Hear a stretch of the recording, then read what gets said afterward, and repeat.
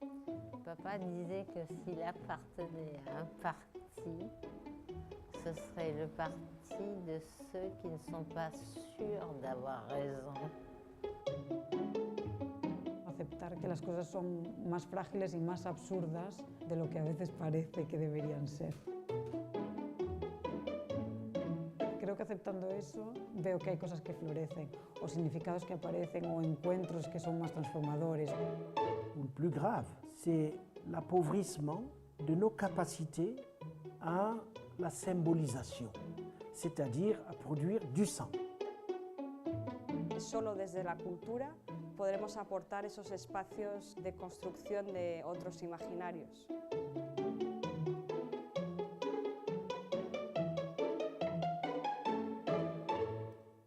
الأدب قادر على خلق عوالم موازية بتعيد إنتاج الواقع وبتطور الإنسانية.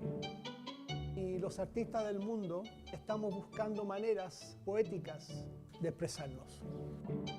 Para mí el arte llega a ese punto innombrable. Es una herramienta que aparte de entretenimiento es mucho más profundo. Puede quitar dolores, puede hacerte sentir libre. No tener miedo, no tener odio y sobre todo no perder la fe en la necesidad de crear utopías realistas.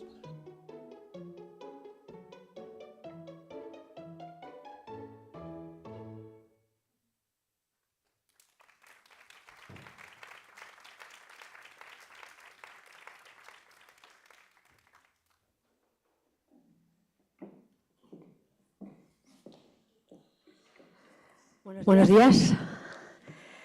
Estimadas autoridades. Good morning, dear authorities, organizers, speakers, audience in general, dear friends. Welcome everybody to this room. Yet again, we meet in San Luis, this necessary meeting to celebrate the heritage of our dear friend Camus. We are still trying to find out about and reflecting about our world, our reality, in constant evolution and alert, giving inequality, wars, power, conflicts amongst different countries in our planet. There are the ones that always lose and the ones that always win, the ones suffering and making others suffer, the ones living in freedom and those also desiring it intensely. This 2025 is devoted to play as a starting point to deepen in the critical thought that Albert Camus defended. I am not a young girl anymore, and I remember playing as a little girl when my imagination just flew, and I imagined these wonderful universes where I was a princess and my dear friends were pirates or warriors killing dragons. It all fitted in our innocent vision of the world. We learned to daydream, with our friends in squares, streets, along those afternoons that never ended, back then when technology had not destroyed our childhoods. However, we need to be aware that we are in 2025, and that innocent childhood that we so much desire has turned a 360-degree. We feel that nostalgia, that wish to go back to our roots with that feeling of belonging to my community, my people. And this is what Camus desires in The Last Man, in his reflection on his childhood in Algeria, searching for this world that is now history. In this world, he understands play as a metaphor of life itself, as in a philosophical manner, trying to understand and inviting us to explore the world with a new eyesight, a new perspective, a clean one, inviting us to be surprised by the unknown with the lights and shadows, the ups and downs. Camus invites us to play, to be at awe with the spark of surprise amidst all difficulties of our day lives entail. In this philosophical, in the Sisyphus, as Leila, the writer, gave us this amazing speech yesterday, Camus reflects as life as play, as a surge in a world that he sees as absurd. The myth tells us the story of a king that needs to keep pushing up this rock uphill to see it roll down again and again in a never-ending cycle. Camus uses this myth to illustrate the idea of the absurd, this constant fight to try to understand what sort of sense it makes to be a human in a non-perfect world. But unfortunately, it's the world where we live and we must learn how to live in it. It's not absurd. Camus doesn't stop battling. He suggests us to embrace that imperfection and live it at the fullest. And this is where the fun, the play comes in. He suggests a Sisyphus he invites us to challenge, to accept the absurd, to enjoy the process, to play without finding an external sense. I mean, instead of seeing life as a never-ending, senseless task, let's see it as a play where we need to participate in total freedom and intensity. This refers to the fact that even though the harshness of our everyday lives, we can always find nice, positive, cheerful, imaginative, and freedom moments through play, through imagination, and our profoundly positive attitude towards life. Camus valued the possibility of finding magic in the tiniest things amongst the great absurd. Camus, the act of playing, laughing, living it intensely every single day is not only a way of resistance against the absurd, but also to affirm, to accept that life that we must live to the fullest.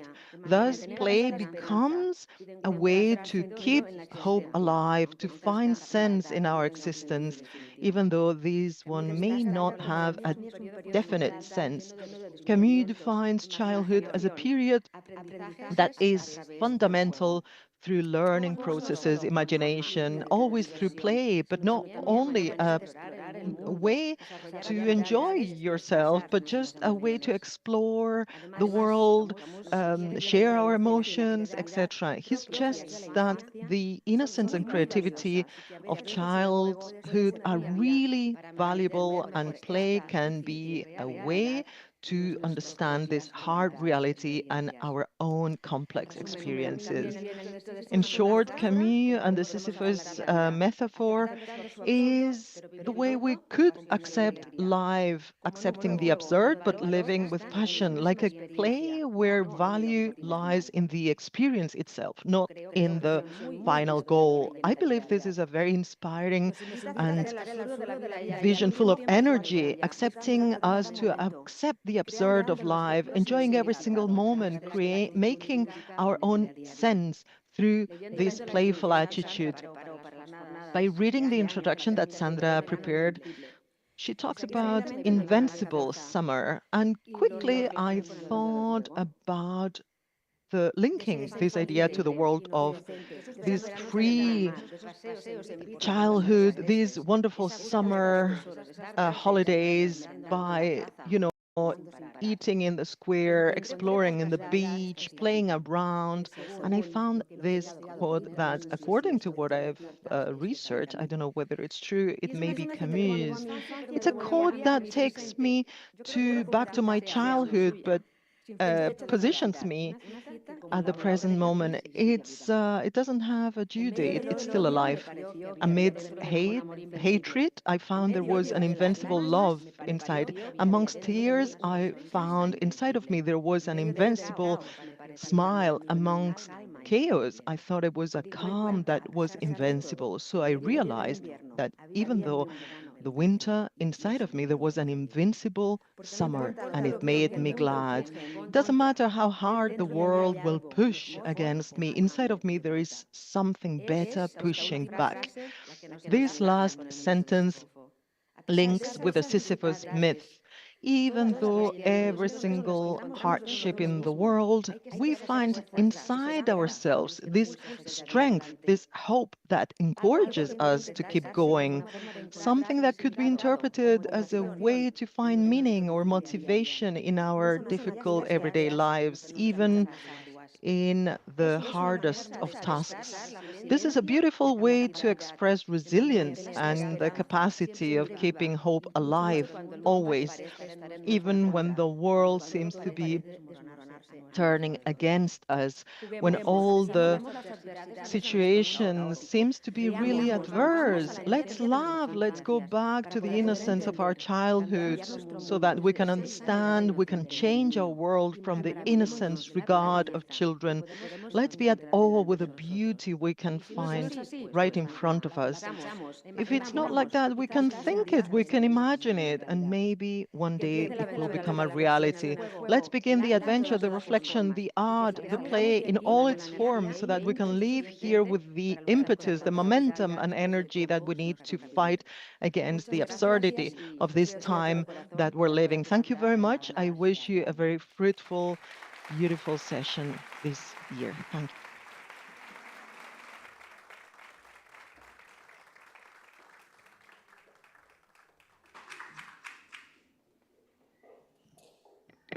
Pues muy buenos días a todas y a todos. Muchísimas gracias.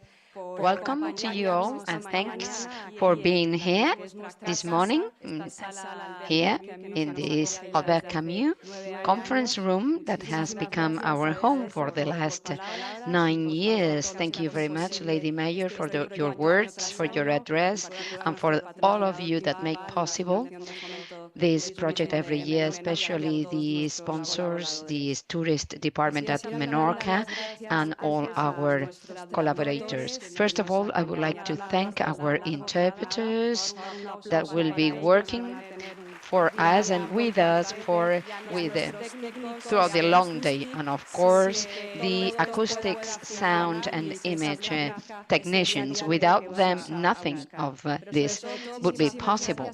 They will enable this dialogue, and especially thanks to all of you for accepting our invitation to be part of our program. It's a great honor to have you all, and thanks to our dear audience for being so loyal. Without you, without your loyalty to the project over the years, nothing of this would be possible, would be a reality.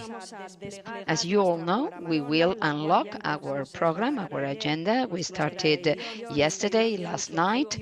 This edition has as a main goal, as a main slogan, to try not to abandon our lucid and critical gaze and vision about the world.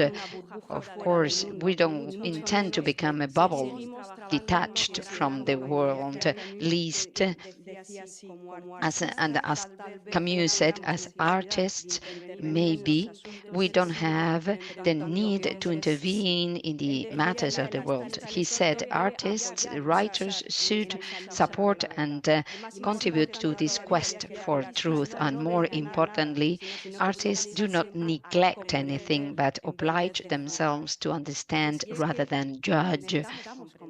We need to understand there are so many challenges ahead of us, so many hardships. We cannot turn a blind eye. So we need to understand that sense of helplessness. But how? Which instruments and tools will help us? Once again, Camus and also all the speakers that will participate in this edition will show us possible paths ahead. One of them is that of creating through play, through games. As Camus said, this is a transforming testimony of the only dignity of man, tenacious rebellion against his condition. This is a serious way of playing with reality. For Camus, artists are actors that give meaning to everything, so they juggle between form and truth. Art becomes a playing ground where men, imposes freedom against absurdity. Camus rejects ideologies justifying violence in the name of a better, a more brilliant future. He offers an ethics of the present, playing without be creating without dominating, resisting without hating. Play is not keying, but an order that is freely accepted, with freely accepted rules. To him, play is another name for this joyful rebellion, this art of living with grace in this epoch of the times of interconnectedness, latent nihilism, entertainment, culture, play and games can become a powerful tool for us to reflect about our liberty, freedom, creation, and existence. Camus invites us to play with ideas without dogmatism, not fleeing but being firm, and commit us with conscience and humanity, playing as a way of accepting the world without possessing it. It's a way of poetic wisdom against the will to control, playing to enrich and to push the limits, expand our realities, because it provides us pleasure and freedom. It's a way to expand our personal space and experience. Therefore, this new edition of the Trobades and awards, we intend to play together to recover that spirit of our childhood, that innocence part, as Leila pointed out, yes, laughter, to install that invincible summer within us and amongst us. That is why we'll start right away.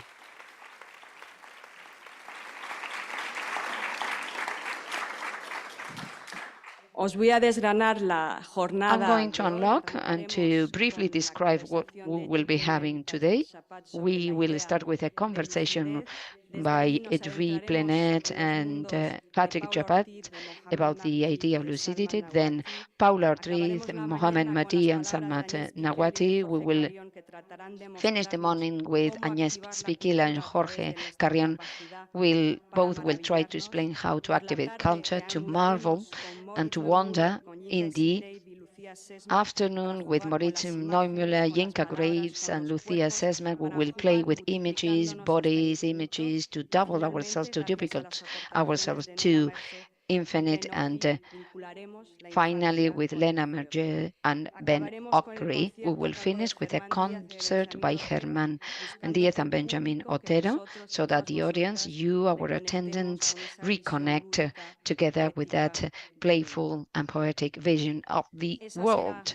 So that will be our agenda for today. So without further ado, we will give the floor to both Edwy and Patrick. Welcome.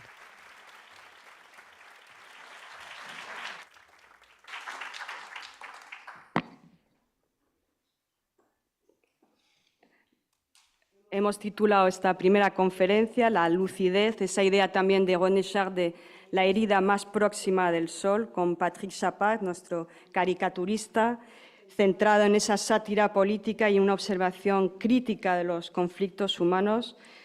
Patrick muestra una sensibilidad ética del sufrimiento humano y tiene una mirada despojada and has a gaze devoid of illusions, with a clear idea of human limits, with a commitment with truth. Our dear Edwy, journalist, founder of Mediapart, has built a creative universe focused on the unwavering defense of truth, freedom of press, critical vigilance over power, great defendant of Camus. Informing and writing is a way of resisting. So we let you with them. Hola a todos. Muchas gracias a Sandra. Hello, everybody. Thank you very much for your invitation. I will speak in French, if you don't mind. We're going to try to help our dear interpreters. You should know where you are in your place and find your place in the world. I'm going to start by talking about this sentence who may have been mentioned by someone here at this Trobades, by Camus. Glissant, he is a great intellectual from my native country, Martinique, and Frantz Fanon. These authors talking to the whole world about resistance against colonial oppression. If I act on your behalf and think together with the other, this is a place of journalism, which was the first job by Camus when he was actually a journalist in Algeria. And in order to clarify or answer to this topic, Sandra, lucidity, I will depart from the beginning of the rebel world of Camus. This concept, what is a rebel man? He's someone who says no, or a woman. And we have 1,000 reasons these days to say no in front of catastrophes that are ongoing these days, that we are all witnessing. Ukraine, Gaza, Sudan, and the whole of every single factor menacing the right equilibrium between the well-being in our planet and all of our well-being. And Camus says this man saying no, he says, is a man who finds his yes behind that no against injustice, no against domination. There's a yes. And things have lasted far too long, and yes, we've gone far too beyond the frontiers, and this no, this yes expresses this no, is the affirmation that there is no more living together if there are limits that ensure sharing, respect. And this way we don't want to break this appropriation, this holding, this avidity towards the absolutism of power and richness, this expression of adding limits since the beginning of the rebel world echoes this sentence that has become something symbolic by the posthumous novel, The First Man, where he asks his father by this helping us understand about this millenary, this long-lasting fight by the masculine gender against the feminine. So this impeding man, this is the concept. This is the first lucidity, this gender conflict, right? Knowing what we have in front of our eyes, what is helping us, well, leaving us paralyzed somehow. It's leaving us shocked. And I just made up this word. I've actually coined a term, the world by Putin, Netanyahu, etc., and so many other dictators, is a world without limits, without borders. There is only a law, the stronger norm, or there's only one legislation, my power, and this is valid for territories, for the domination, the economic domination, the war. It's even imposed on this male versus female domination. So when we talk about this lucidity, we understand that our adversary, our enemy, in the sense of the adversary, has a myriad of faces. We can reach some commitments as Trump saying the understanding with Mohammed bin Salman or Putin and Trump,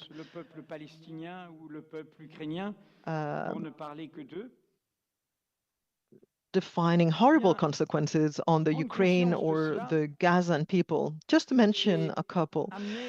Being aware of all this is seeing how our revolt is intelligent and responsible. Journalism should help us see clear. Journalism is endangered these days. The dictatorship. And what's true is what I believe. What is fair is whatever I think. The mission, the social mission, the responsibility of the democratic mission of journalism is not the expression of an opinion. It's just to add information around which we can celebrate a debate of opinions. It allows us to see clearer. This situation that we see in front of us, accelerating with the will to dominate, to predate people and territories, we need to understand that this is our world. What's happening in Gaza didn't begin on the 7th of October. The imperialism, this new form of Russian imperialism invading Ukraine in 2022 didn't start back then. This violence incarnated by Donald Trump, this ideological etiquette has been fed by other forms of American violence, by the direction of other Democrat presidents. In 2001, for example, the answer against the Twin Towers attack, and the answer, the consequences, the destruction of a region and a state, the destruction of a culture, of a people after the 9/11. This change, this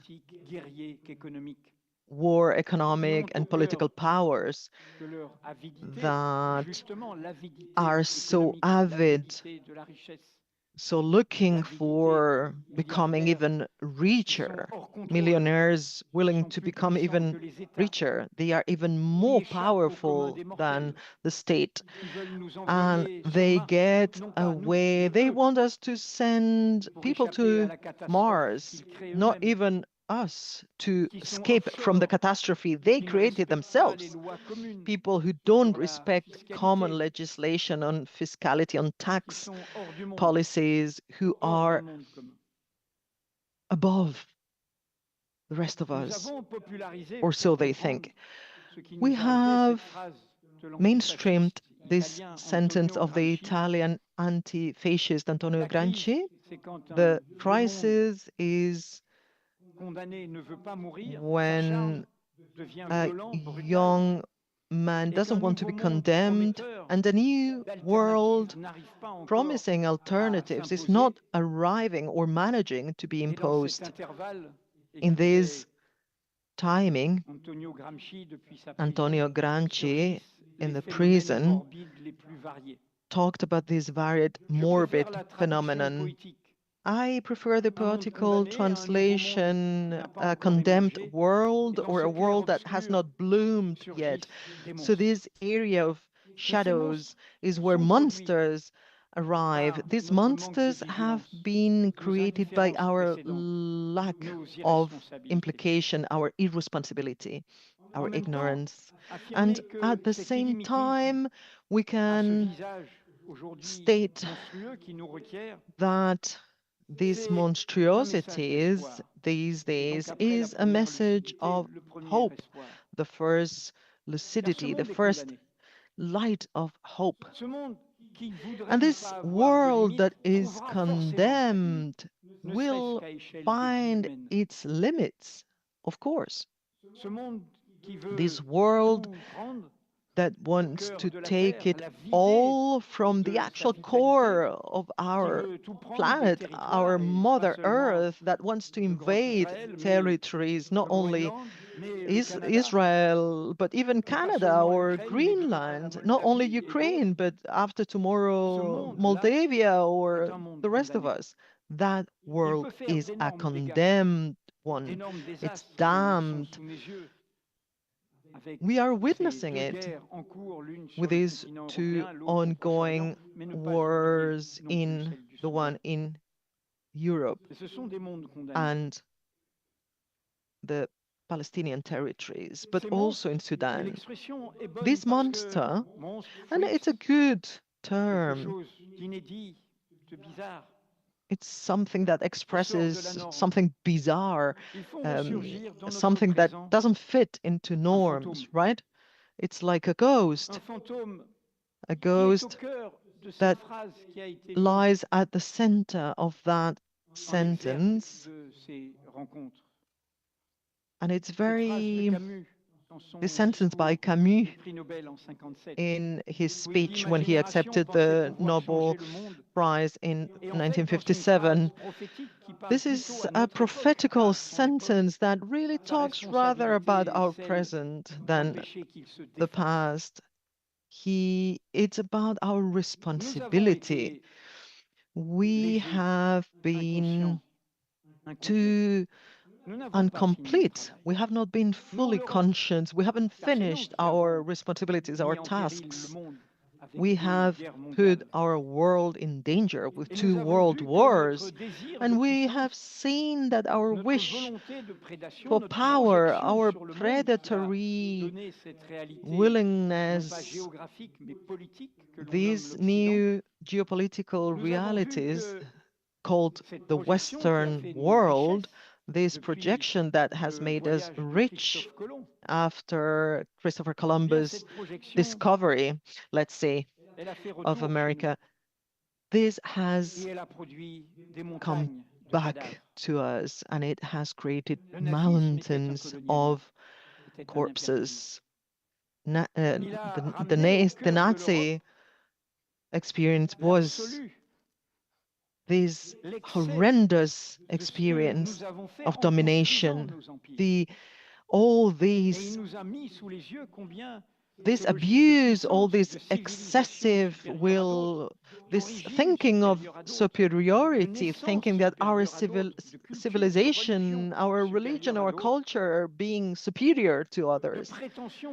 This pretension of others being barbarians and us being the civilized ones has made us the barbarians. The Nazi barbarous experience is the destruction of the other, is a crime against humanity. It's a crime against all of us. The genocide, the destruction of a people, it's not only a crime of war, it's a crime. Genocide is a juridical term, right, that speaks about these forms of catastrophe. Qui se traduit par les Nations Unies, the UN. We have our dear colleague Miguel Angel Moratinos, the Human Rights Declaration. We see it at the International High Court of Justice. This idea means that we cannot blindfoldedly trust nations and countries that pretend to be civilized, being the source of the most horrendous, unconscious barbarity or pretending to dominate. And I say that we have been unconscious. We have proclaimed this in 1945 to 1948 with the Human Rights Declaration. In 1945, we afterwards liberated world from Nazism, but then in Algeria we were killing several thousands of youngsters, people who were defending equality, justice, freedom. We've done things upside down, these double standards. We are talking about Ukraine, but we are looking aside when it comes to Gaza. This is a double standard. The great values, great principles for us, but not for them. And at the same time, right now, we are sweeping down the carpet our crimes. We're ignoring our dear friends, the Palestinian people. This historical legitimation of the Israeli state created by the winners of Nazism began with the Nakba, and after 1967 it has just worsened for our dear Palestinian people. And this colonial concept working right at our present. The apartheid in Southern Africa, all these multimillionaires telling us they come from South Africa. They have this nostalgia of separating, of blocking, of living under apartheid. And we need to search right the very core of lucidity, of the comprehension of what's happening. This is, I repeat, the consequence of our previous unconscious, this hierarchy, this non-respect of human rights and respecting human rights for everybody. And the consequences of colonialism right now show us this barbary, this ghost of disappearance, and the legislative debate and the mandate by the International Court of Justice and the mandate of the International Penal Court on genocide, and the actions by NGOs stating, all of them stating that what's happening in Gaza is a genocide. But leaving aside the legislation term, the colonialism hides the wish to efface, to delete, to make the other disappear because he or she is a barbarian. To cite Camus and reading The Stranger, that has usually been criticized because the Arab going to kill Morceau, he has no name. The European ones have a name, but he doesn't. And certain people have understood it as a colonial novel, but it's the other way around. I believe he is sharing a non-colonial message. In this fable, of course, if we think of Algeria, on the ones who were condemned to death because of, this fable, this unthinkable fable, showing us this hero becoming a stranger for himself, towards his family, towards his community. He departs of the idea that the other doesn't have a name. The other has disappeared. The other has been made disappear. We are thinking of Mahmoud Darwish poem, Think of the Others. When you battle in a war, think of the others. When you want to feed peace think of the others too. Let me finish by answering. I was talking about very important and serious matters. But please let me use humor now. Let's play.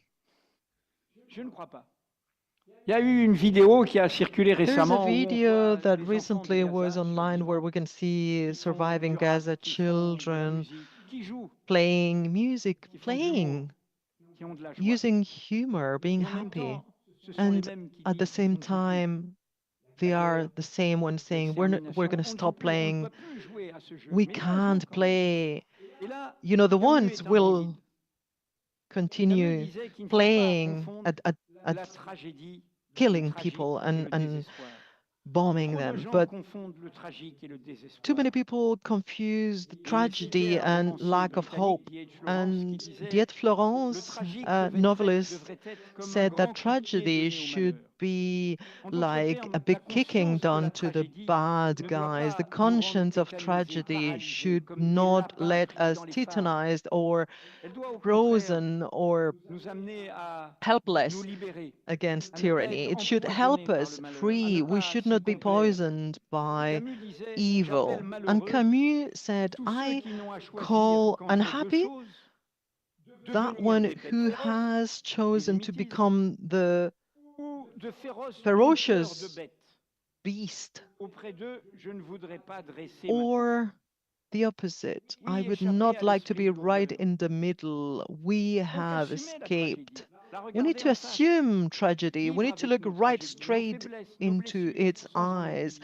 Our wounds, our weaknesses, we should embrace them. And this is a message of hope. At the beginning of the revolution, the Prussian Novelin, the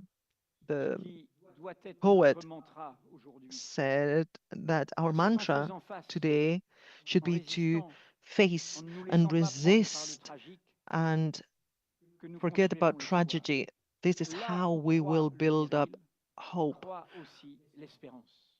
We should have faith in hope. Thank you very much.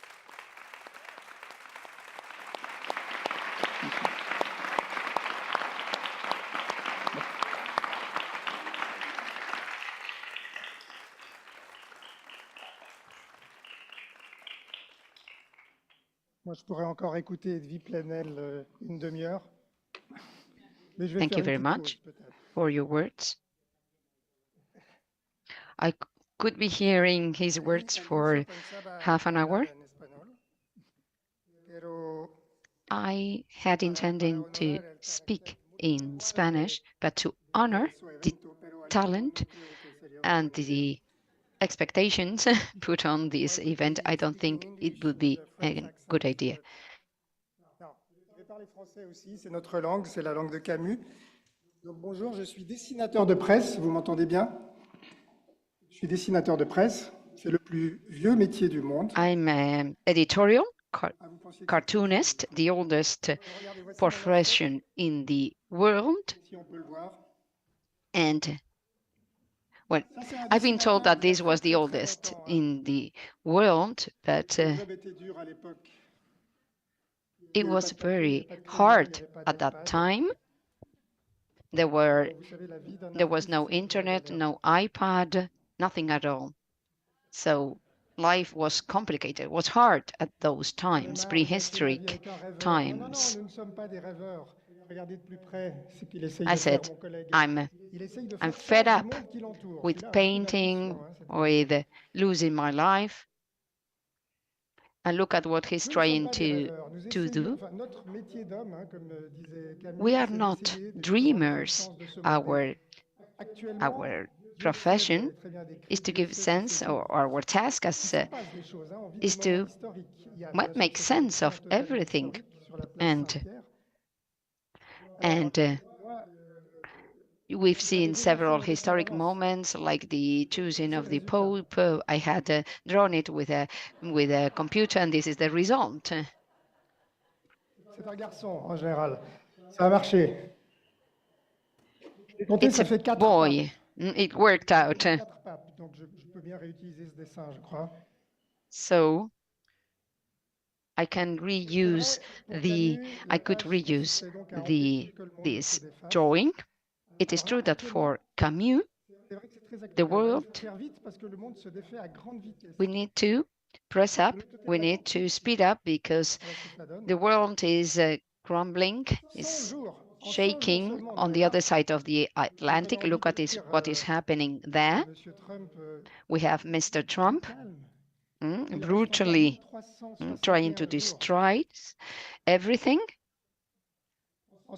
So there are 1,361 days left. That's what he's saying. So this is an indelible trace it left. In any case, for Europe, this has been an awakening moment. Well, let's hope this is an awakening for all of us, an awakening towards responsibility, awareness about, well, what awaits us, awakening to lucidity. So when everything is challenged, Trump, well, will be meeting his best friend.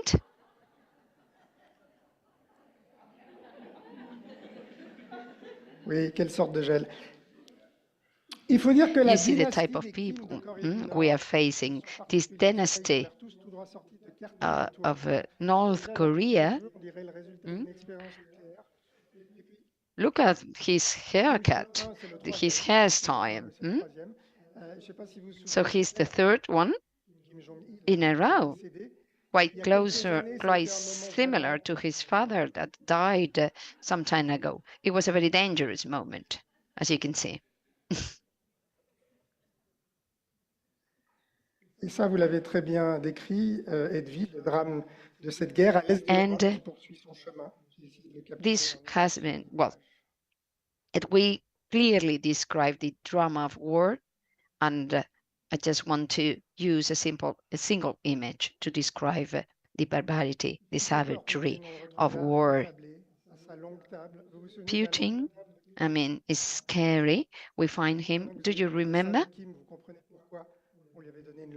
Now that you've seen Kim, the North Korean leader, you understand why he had such a long table.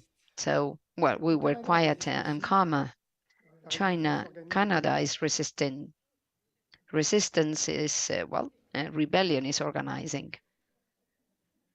Plus vite, il faut faire barrage à Trump. Ça marche mieux en français. Faire barrage. La seule raison we need pour to laquelle build up an obstacle, a barrier. This is a play on words in French, but I felt like, well, like showing for once in my life these animals, these beavers. We feel powerful, ready to react, to fight, to give the fight. So instead of Coca-Cola, they say that Trump drinks about 12 Cokes per day and dreams of putting an immense iceberg or piece of ice, as you can see, an ice cube in his drink. So we, drawers, we are enjoying it. No, when there is nothing else we can do, this is our way of contributing.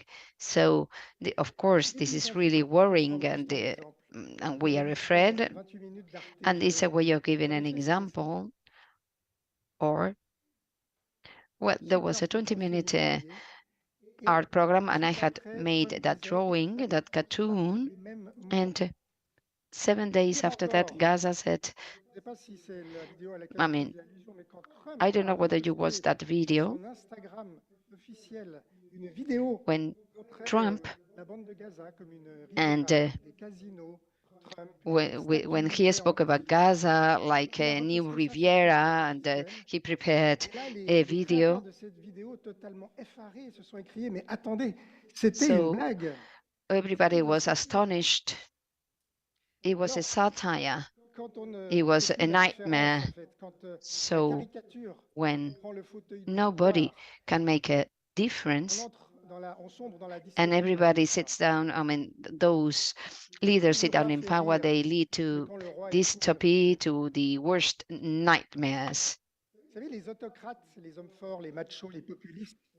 machos, the populists, the autocrats, they build up regimes built on fear, and they fear humor. This is why often when we have autocrats, as cartoonists and journalists, we target them because have a look at this flower, see? They are very innocent but subversive. When Hani Abbas, the Palestinian, posted it in his Facebook, in the Syrian revolution, he didn't know, shall I publish it or not? And his wife said, yes, come on, like my wife, because the flower is the symbol of revolution, and the Bashar al-Assad regime couldn't stand it, so he had to leave. He's actually obtained asylum in Geneva, so he's safe there. And in 2006,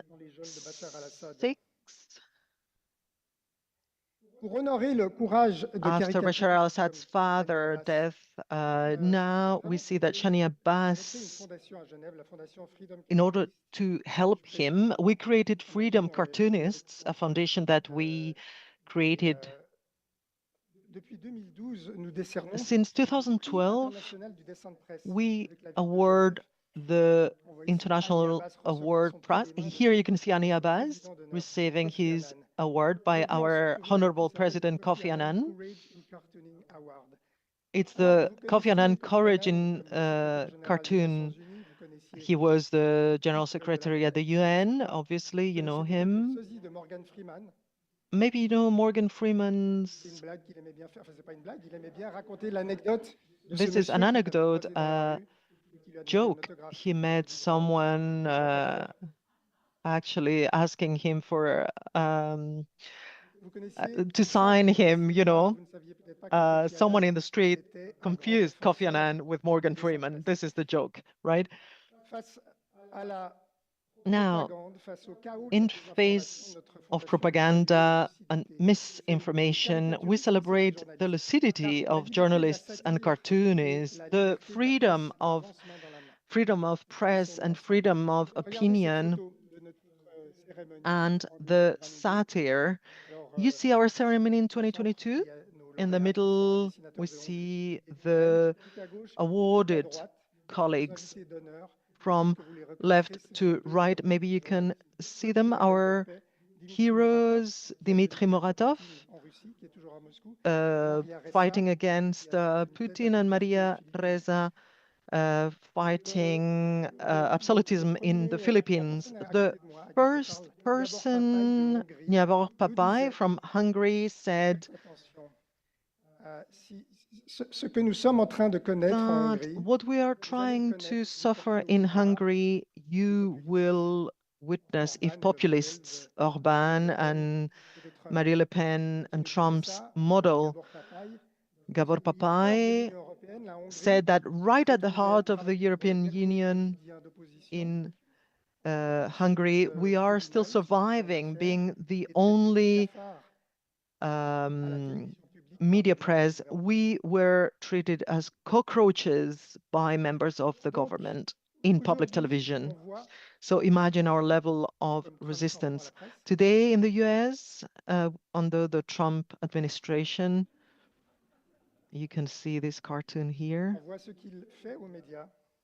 We see what he's doing to the media, right? What the media is doing to themselves. In 2019, the New York Times After a cartoon, I was the designer back then, and this is the cartoon I meant on the Middle East, Trump and Netanyahu. It comes from the Portuguese big tempest. It was considered anti-Semite. There was demonstration, Netanyahu's children and Trump's kid retweeted. And finally, they decided to cancel every single cartoon in this media.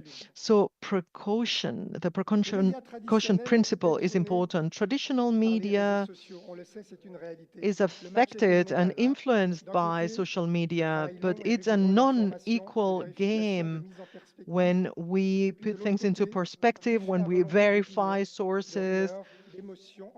We have on the other side emotions and rumors and fake news, always helped by algorithms. We are all intimidated by... I don't know whether we are mature enough with regards to these digital actions. This digital world that we live in, have a look here. Shakespeare says, signifying nothing. Ça sonne très juste aujourd'hui. Unfortunately, we cannot read the quote. We cannot see all the image. It's this Shakespearean quote, life is a blah, blah, blah, the blah, blah, blah, signifying nothing. And the Twitter guy says, it's too long, the quote.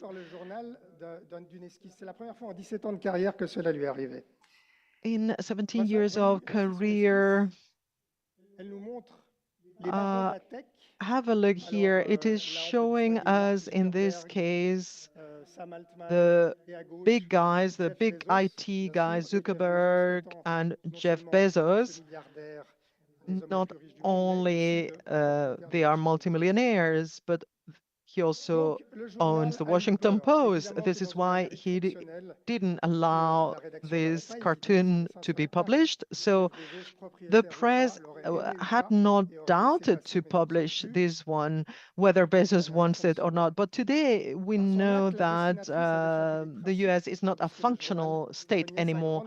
So the designer defended her principle and accused the media. And she has received the Pulitzer Award for her solidarity. And some cartoonists have done their own version. When Zuckerberg said that, I also wanted to add my contribution to support her. And this is it. You can see it now on screen. And this matter, the Eternay matter, has made a lot of noise, but we cannot see what's happening underlying the local media in the US. Plenty of media do not dare to publish critical cartoons against the Trump administration at present. This is where fear and censorship lies, because self-censorship is doing the bad jobs.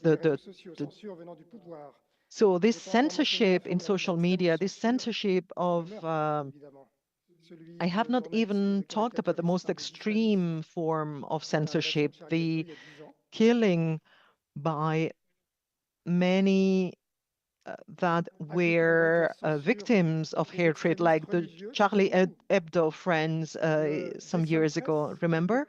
This extremism, the press cartoon lies at the heart of all these forms of oppression. It's a very lonely target. We are at the bullseye of violence. And it's counterintuitive to say it, but the cartoon is also a tool to live together with humor. It allows us to laugh and love others, to create society. Humor helps lack of hope, and it allows us to stand the absurdity of our human condition. Freedom of opinion, freedom of expression is a very nice idea, but it has been really maltreated and tried to be effaced. Yesterday, we wanted to respect freedom of speech, and we had to defend the liberty of humor and cartoonists. This hypersensitivity by others, this censorship, this. Now we must defend freedom of speech against those willing to steal it from us, because far right wants to take it from us, to attack us, to minimize us. So, as Elon Musk said, it stinks, this media, right? He always keeps adding these parallel sentences. He purchased Twitter, and I drew this when he did it. As you can see, this cartoon doesn't work anymore, this image, this symbol of Twitter. But look, have a look. There's a little X here, you see? So our generation at present need to work hard to keep our planet fit, alive. The notion of reality seems to be destroyed under our regard. People cannot even believe what they see. Fake news invade everything. And once reality is destroyed, we can dominate and control humans, of course. So now more than ever, we need to defend professional and independent journalism. We must be courageous, and this applies to journalists, but also the owners of the main media. Also for the public, because value is a collective will. We all must defend the political satire, because we all need this political satire, more than ever.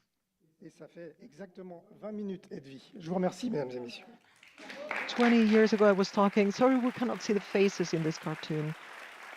The interpreter says. Thank you very much.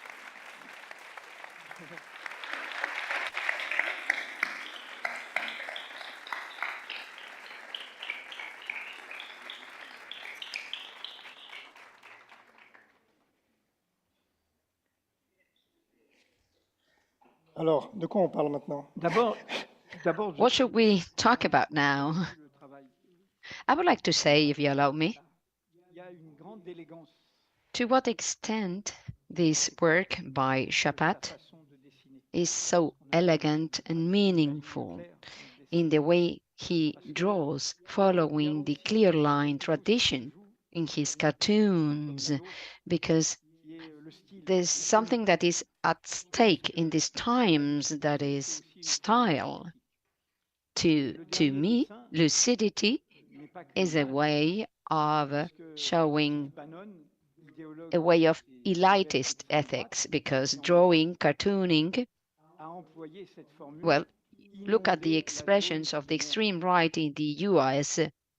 They want to, this shit area. I don't know what was the exact term used by him. I don't know whether he added that term, but at least that's the translation we got. Absolutely. I mean, it is a very precise translation. So they want to saturate, to fill the area with excrement.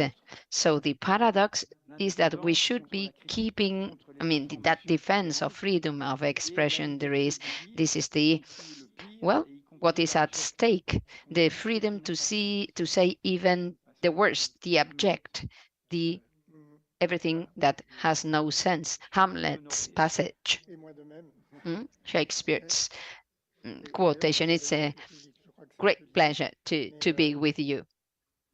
Okay, let's open up the floor to our audience.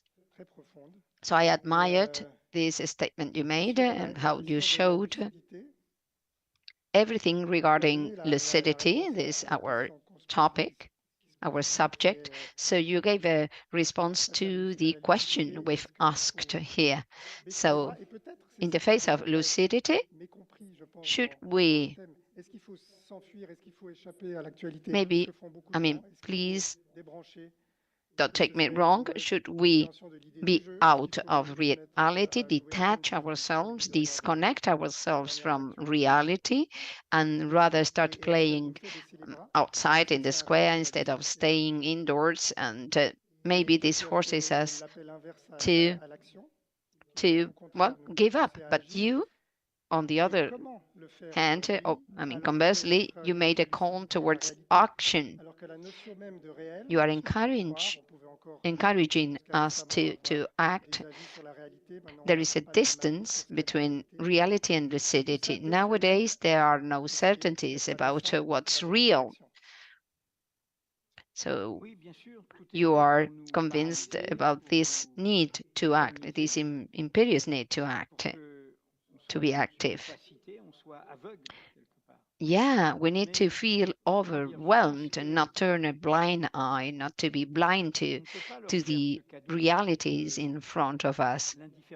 We cannot give that gift of indifference to the powerful, to those leaders, to say, well, that's none of my business, that doesn't affect me directly. Indifference is the dead weight of history. So what I meant with my words and what I said about your work, aesthetics, ethics and aesthetics, what culture, artists, creators, what are they saying? Well, they are kicking, facing, resisting. That is why the video I was commenting on was a different one about the Gaza Riviera, that hideous and horrible clip they've prepared for Gaza to become a riviera. So that was a green light to keep destroying and to keep on with the annihilation of Gaza. I meant those children that keep on playing as a proof that they are still alive, that they are surviving this catastrophe. Medusa, if you look at itself in the eyes, if you cross gazes with Medusa, you will get paralyzed. That's the myth. So we need to combat that by escaping from that aggressiveness, and we cannot afford to get paralyzed. Yeah, exactly. So the world is crumbling away, as Le Carré said, in a prophetic way. So our world is incomplete and equal, and after the Gaza catastrophe, the international law, we have plenty of rules, and we need to proclaim the legitimacy of states or nations, what is fair, what is good for everyone. And obviously, this statement, this sentence, tries to prevent and preempt slavery, what is good for me, for my body. And they don't care, they neglect completely fundamental rights, rights of children, what is fair for me. The philosopher Alarate quotes it speaking about the origins of totalitarianism. It's a banal, a trivial sentence, but this is These are, well, we become indifferent as a habit, as a usual behavior. And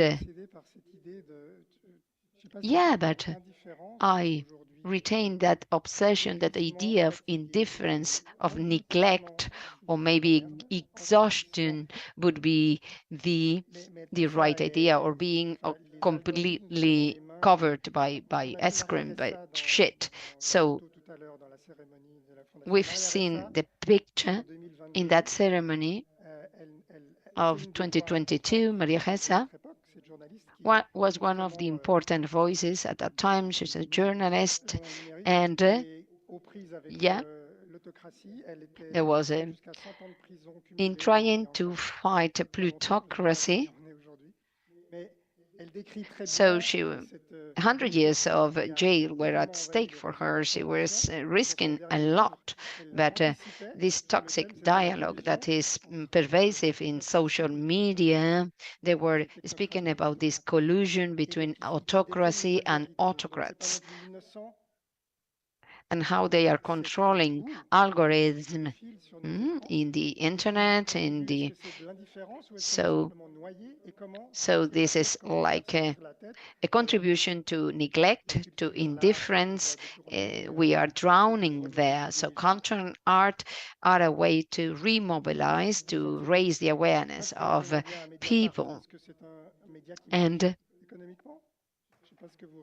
Mediapart is a media outlet that works, and financially even better than others because they are very good. And yes, that lady is confirming, is nodding among the audience. Is it indifference? Is it neglect? Or is it going beyond that? Is it even more serious? Well, we see what's happening in the Philippines. That's a proof, as an example, about the autocrats. It's appearing before international court because they had the problems with their fiscal tax managers. So this is a good image, a good example of what's going on all over the world. So she had no problem. He had no problem in, well, attending and appearing. But regardless of where we are in the West, in Europe, we could face problems and trouble. In response to your questions, I said at the beginning that I think that the problem is that we are too much opposed, and we are helpless. We can't find a right solution. We see the disorder, the extreme right imposing itself. The left has no clear answer, and we can't see the way forward, but maybe because we weren't proactive enough. So inaction, we trusted too much on delegating through vote. On our political representatives, we trusted the other, our leaders, our political leaders. So there is an urgent need to reclaim our place instead of regretting. We need to, we as journalists need to inform properly and take a step forward, being sensitive enough. So instead of lamenting and regretting, being active. So, well, showing, elevating our voices, putting forward our way of seeing the world, our gaze, the fact that we need to be out of isolation, of fear, detachment, and mass media, social media. Look at what we are doing, building a new world, and everything is linked to what's going on in our societies. This is a pressing need, but of course it will take time. this is a possibility of a better future. So think about the world, be proactive, think, well, maybe in the audience there are new proposals, suggestions, and solutions to get out of this deadlock and being capable of influencing others. Are there any questions? Of course, we shouldn't live in chaos. Please use the microphone so that we can hear you and interpret you to the different languages. Thank you so much.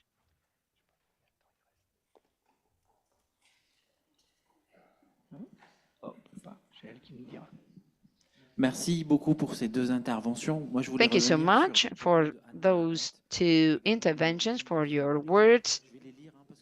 I would like to go back to the words of Hannah Arendt in her analysis. I'm going to read it aloud. It's a bit loud, sorry, because I need to find my notes. Sorry, give me a sec.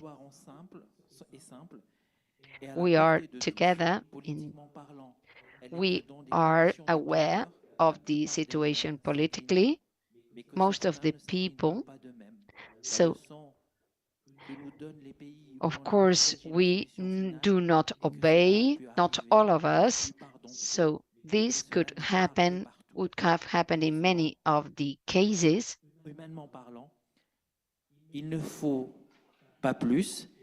So we cannot accept it any longer. This planet needs to be livable now and in the future for future generations. But where are those people that resist, that rebel, that go against, do not bend and lean, that put a hard face against these systems? Well, in Switzerland, we are surrounded by this financial world, by banks and financial entities and stuff. But I think that quotation from Hannah reminds us of neglect, and Jewish people in Europe have been neglected for so long, ignored. Catastrophes start by words, then are followed by deeds, and I don't mean to be trivial here. All that challenge of combating with words, the role played by mass media. They can say the worst, the abject, but thinking about xenophobe, racist opinions can be, legitimate in some cases. So the sense of this quotation you just read is an invitation to reflect. Well, we have a duty to ourselves. Mr. Moratinius meets as a diplomatic practitioner, in his practice, play a role there. Sandra, when organizing these Trobades, does the same. We have the word, dialogue to face and to challenge those, powerful. And in these times right now, this can seem a little bit academic, scholarly, but there is a virtue in showing by example the fact of facing, not giving up. This is a vulgar world, an ugly world. Trump is a physical aggressor. He's against women. He's violent towards women. He's a violent man in word and deed. So this is part of our ethics and aesthetics. So from my point of view, in France, there is a voice. Well, it's not easy to classify, to label. Dominique, it's an unprecedented type of voice because she's, echoing what's going on in the world. So it's a call against madness in the EU. It's a call to action, and it's an old continent. This is the reference, but it stays in our conscience, and we need to. It's an old country, an old continent full of, full of lesions or of wounds, wounded. But we need to raise up, to emerge with words and fight catastrophe. That's what we must do at all cost. We need to play by example, because the rest of the world is not leading by example. I'm not being demagogic. If we look at Spain, comparing it to France, what they are doing, so maybe we are being more active compared to other European countries. But this is, well, the moment we need to bring hope, because there is no other choice. This is the only thing we can do. This is the only way to support the suffering. This is the role we should play. We have the climate catastrophe that creates. They keep extracting gas, fossil fuels, keeping on this madness. Everything is good. They don't care about anything, but they will crumble, all of them. So we need to resist. We have no choice but to keep on going, to keep fighting. We saw that cartoon. Not everything is dead. Bravo. Congratulations.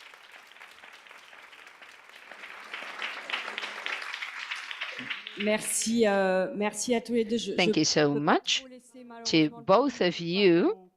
Unfortunately, we cannot give the floor to our audience. We need to keep on going. So in any way, thanks Edwy, Patrick, for allowing us to, well, open a window to the world, to your world, and to, well, let us know what you do, the important, the invaluable role you play in your everyday work. Thanks again from the bottom of our hearts.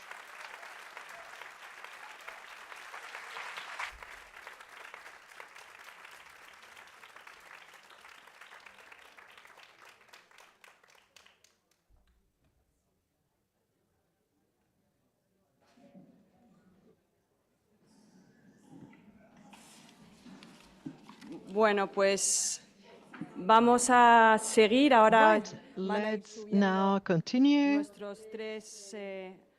We shall resume the session with the three next speakers.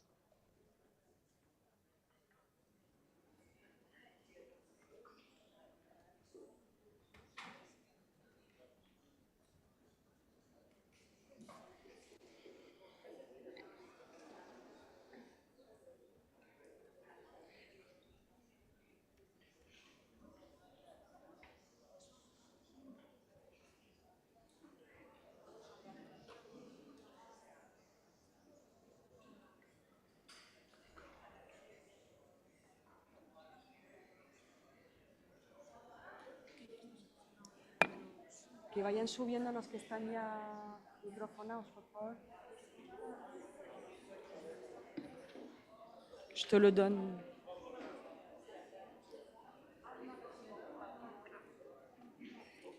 Ya.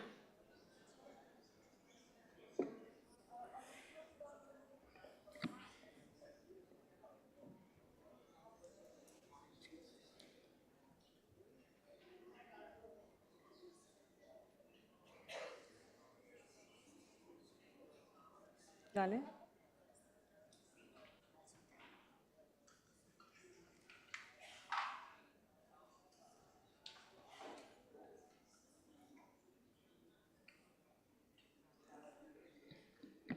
Bueno, cerramos puerta, por favor.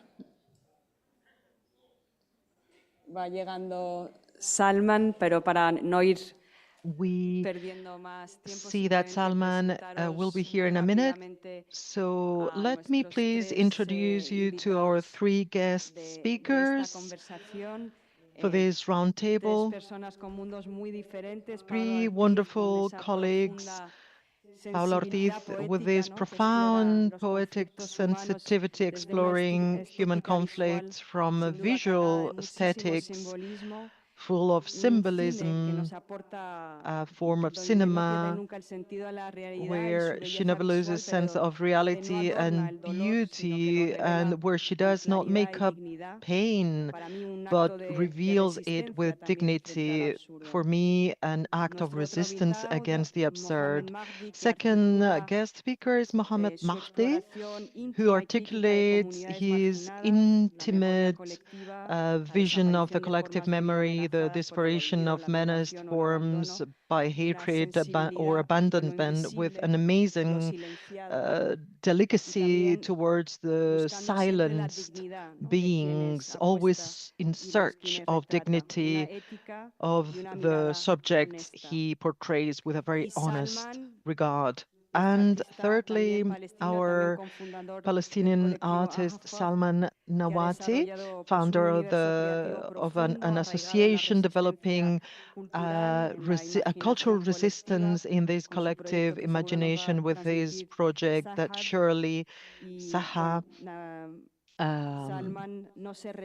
Salman does not surrender against domination, but he uses creativity as a form of resistance.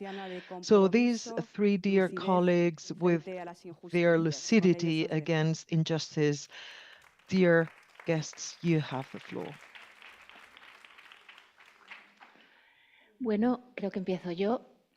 Voy a hablar en español. I'm going to talk in Spanish, but we just I will speak 1 minute in before I come in here, and then I think we can share our conversation in English in order to be more to be easier. Bueno, estoy muy contenta de estar aquí. Es realmente un auténtico privilegio. It's a true privilege to be here. I'm really happy to be here. Thank you so much for those making these Trobades a reality. It's amazing that we can enjoy this moment of reflection and thought and thinking of all these concepts that Camus gave us are a must, a true need, an uncombustible necessary reality. And I believe that being here now sobre la desesperanza, el ruido, la tragedia, noise, tragedy, hopelessness, and the commitment towards this not easy to understand world, you know, trying to wander along these paths. Meeting in person these days is an achievement, a true achievement. I believe that it has something extraordinary. It's not ordinary. It's not the norm anymore. Being together, gathering in person, sharing, sharing flight ideas, displacements, languages, ways to come out the mud, rethinking and re-wandering again. And here we do it from the visual arts. And the rest of colleagues, la cultura como lugar para inventar espacios nuevos, culture as a space where people share culture. Culture should not be degraded because it would lead us to becoming slaves somehow. It's this desperate effort. Let's hide away from servitude. Let's go for this search, this clairvoyant quest. Collectively, how is it possible for us to be able to do this weird thing of living together? Every single artistic step is what Entonces, he's claro, looking for.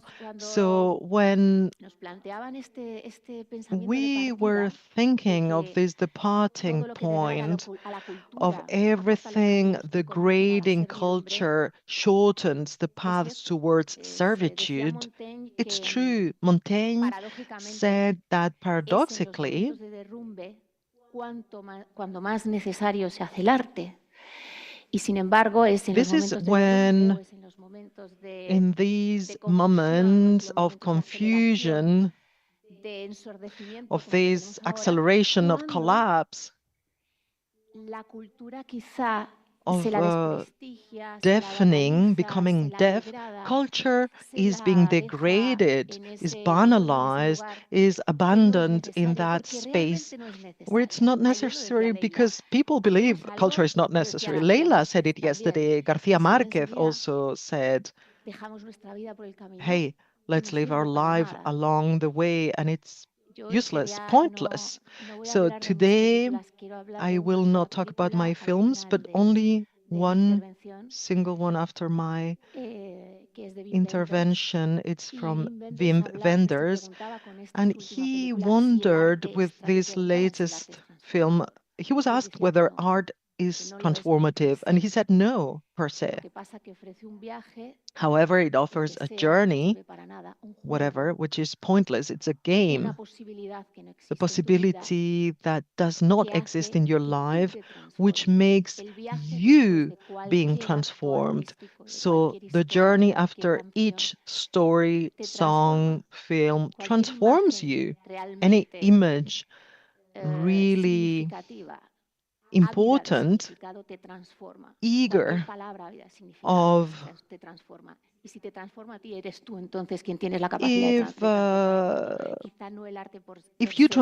Y transform, cuando if le you are quites eso al transformed, then you have arte, the se lo capacity to quito también transform a the que realmente world. podamos volver a ese So lugar de juego, this a ese is lugar donde no es where we necesario can el go back to resultado, that donde place no se of gana y se pierde, playfulness, donde where no you se, don't no se win or obtienen lose, where you do not beneficios obtain directos, no se direct obtienen benefit, utilidades directas, o no se debería, not sino que direct es un acto utilities or useful suspendido things. It's just en a suspended act algo muy serio, que es una in something very felicidad serious, honesta which is an y que, honest y state que of crea algo que no estaba delante de joyfulness. ti. It creates something that was not in Aunque front of ya sé que you. lo sabemos todos, I know that we all know para preguntarnos sobre si nos if acercamos we a la servidumbre sobre la wonder, cultura, sobre el arte, if we reach rather no está de servitude más towards art and preguntarse culture, it's useful qué to es lo que ask pretende el ourselves, arte, lo que what pretendemos does en art nuestro caso pretend? What do we con la creación de pretend mundos desde la by imagen. creating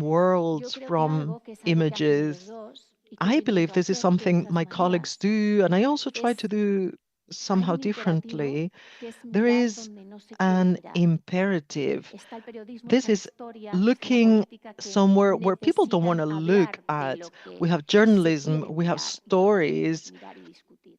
that El talk arte about tiene what que mirar el everybody abismo, tiene wants to que talk, but mirar art donde looks no at the se quiere, abyss. donde no se puede, Art should girar be la cabeza looking where a we donde, can't or si todos where estamos we mirando para don't allí, el want hacer, to. esto, hacernos esto permanentemente, ahí está Art el dolor, ahí should está be la vida, ahí doing this. está This is la where alegría, pain is. This is where ahí joy está la is. This chispa, ahí está is lo where inexplicable, the ahí están las spark is. preguntas que no pueden This is ser where the respondidas, questions that cannot be porque esto answered es lo que es reside. el arte. This is El, what art is about. el camino a la servidumbre, The por tanto, path towards creo que se servitude, genera cuando en el arte I se mira believe, donde no quiere mirar y que tiene la happens when capacidad, art, como tenemos, porque somos, si um, volvemos a la base, if somos we algo continue tan to, absolutamente increíble, que es ser seres simbólicos, it's proyectivos. Somos incredible. We la have única these criatura projective que beings. We se are the only adelanta, creature. que genera algo que no existe And enfrente this de ti. generates something Y en that eso consiste todo lo que estamos creates something hablando that hoy. doesn't exist in front Es of la you. génesis de algo que And no this is the existe, que es jugar. genesis of something that doesn't Jugar es exist. ensanchar tu That is existencia en forma de play. vida,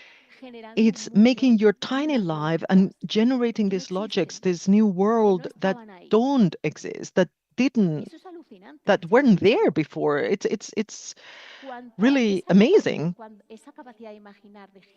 This capacity of imagination, of creating these new beings, these new worlds that they are not you, being you yourself, living those time and spaces and possibilities, physical, spiritual, that are not you, even these different moods, being suspended in that area that cannot be named, this poetic capacity of vision and becoming these exceptional creatures. When culture becomes degraded, it is destroyed. It doesn't matter whether it's done in a political specific, by removing channels or financing, or it doesn't matter whether it's being oversaturated. More channels, more spaces, more discourses, more images, more stories, creating this beehive of too much noise, pushing this swarm of this mud, this spiral of noise, ending up with these a sentence beginning, culture is, art is. Nobody can fit that in a single drawer. It has so many possibilities, a myriad of them. So what is, what should be,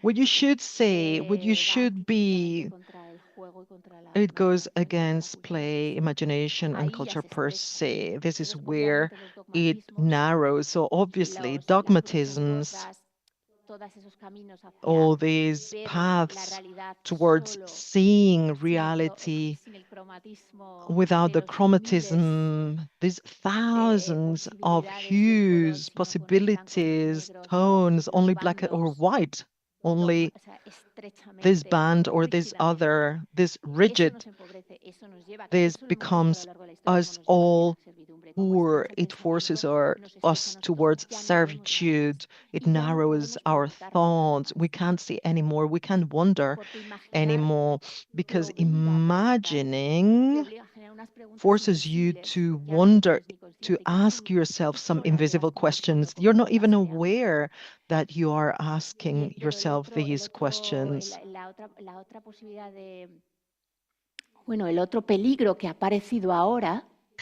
The other danger or threat that emerges with this simultaneity, this modern society, this beehive and this digital beehive of social media that prevents you from actually seeing, from actually talking, establishing a dialogue. So it detaches us from, and it degrades us, degrades culture. So it puts us in a place closer to servitude, a kind of invisible and highly painful servitude. There is something, this is something that moves me and shocks me. We are pushed with deafening noise, visible, invisible toxicities, sometimes even with sweet words. Sweetness pushes us towards abyss with a really painful ductility and docility in immediate ways. So we are whitening and softening culture, this role, because sometimes violence and noise, we focus on pain, this negative side, this painful side of our imaginary, looking at savagery, looking at barbarism, looking at, focusing on violent art with an honest dystopy that mirrors an image that is equally nourishing and helpful to understand yourself and the world. The problem is those swarms that speed up reality that prevents you from seeing that that tie you up and you get entangled in servitude. There is something, the way as I see and understand it, and this is the only way I know how to act. And I want you to of course, let us know about how you react. I do film. I'm a film director. So, Sandra, it was beautiful. I mean, there is only one impetus, one drive in film that I insist on. I learned it from Leonard Cohen, and he learned it from Lorca, the poet. You need to work from the drive within the limits of dignity and freedom, and instead of unlimitless, without dignity and beauty. They show infinite possibilities, endless possibilities. So in my case, this was wonderfully and very precisely said. Leila, in a subtle way, when she spoke about play, childhood, of ending yourself, or saying that maybe a way of inventing worlds, the way I understand something that really transformed me and helped me shape my personality from the very beginning since I was a child. Maybe we can find a quest for light in images, that we can build and construct a light that opens up your gaze and allows you to see the invisible, that which cannot be seen. It's not an epiphany. It has a religious connotation, but please allow me to say that this is a discovery that is given by the world, the presence of consciousness about beauty. And it's really a breath. It gives you air to the extent that you believe that everything is possible. It's like, even mystical, such an effort to Sisyphus when climbing up with the rock. The effort had been so big, so large on the way up, when breathing in, when from that exhaustion he undertook the way down in a beautiful. So, to the extent that there is a possibility of having a happy Sisyphus, I do film, and it's essentially suffering. Fernando Trueba says this, and I concur. Doing film and being a director is about solving problems. You want to create a world, a universe, but the reality puts many obstacles.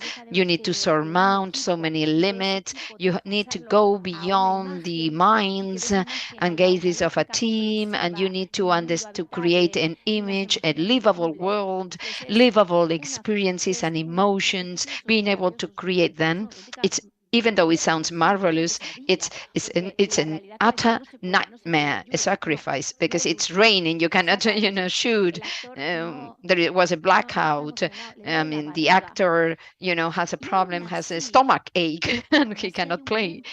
But even so, there comes a moment when this joint collective effort, teamwork, films are processes that take 4 or 5 years of creative processes, work since the very moment you start writing your screenplay.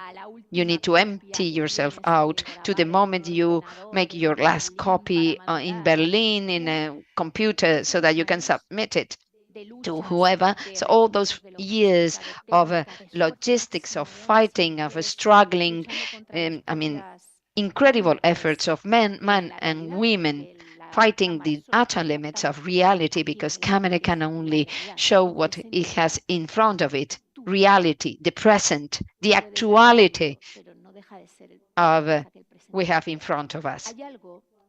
It can only capture the moment, the present moment, that when this, Martin Scorsese labels it as a spark,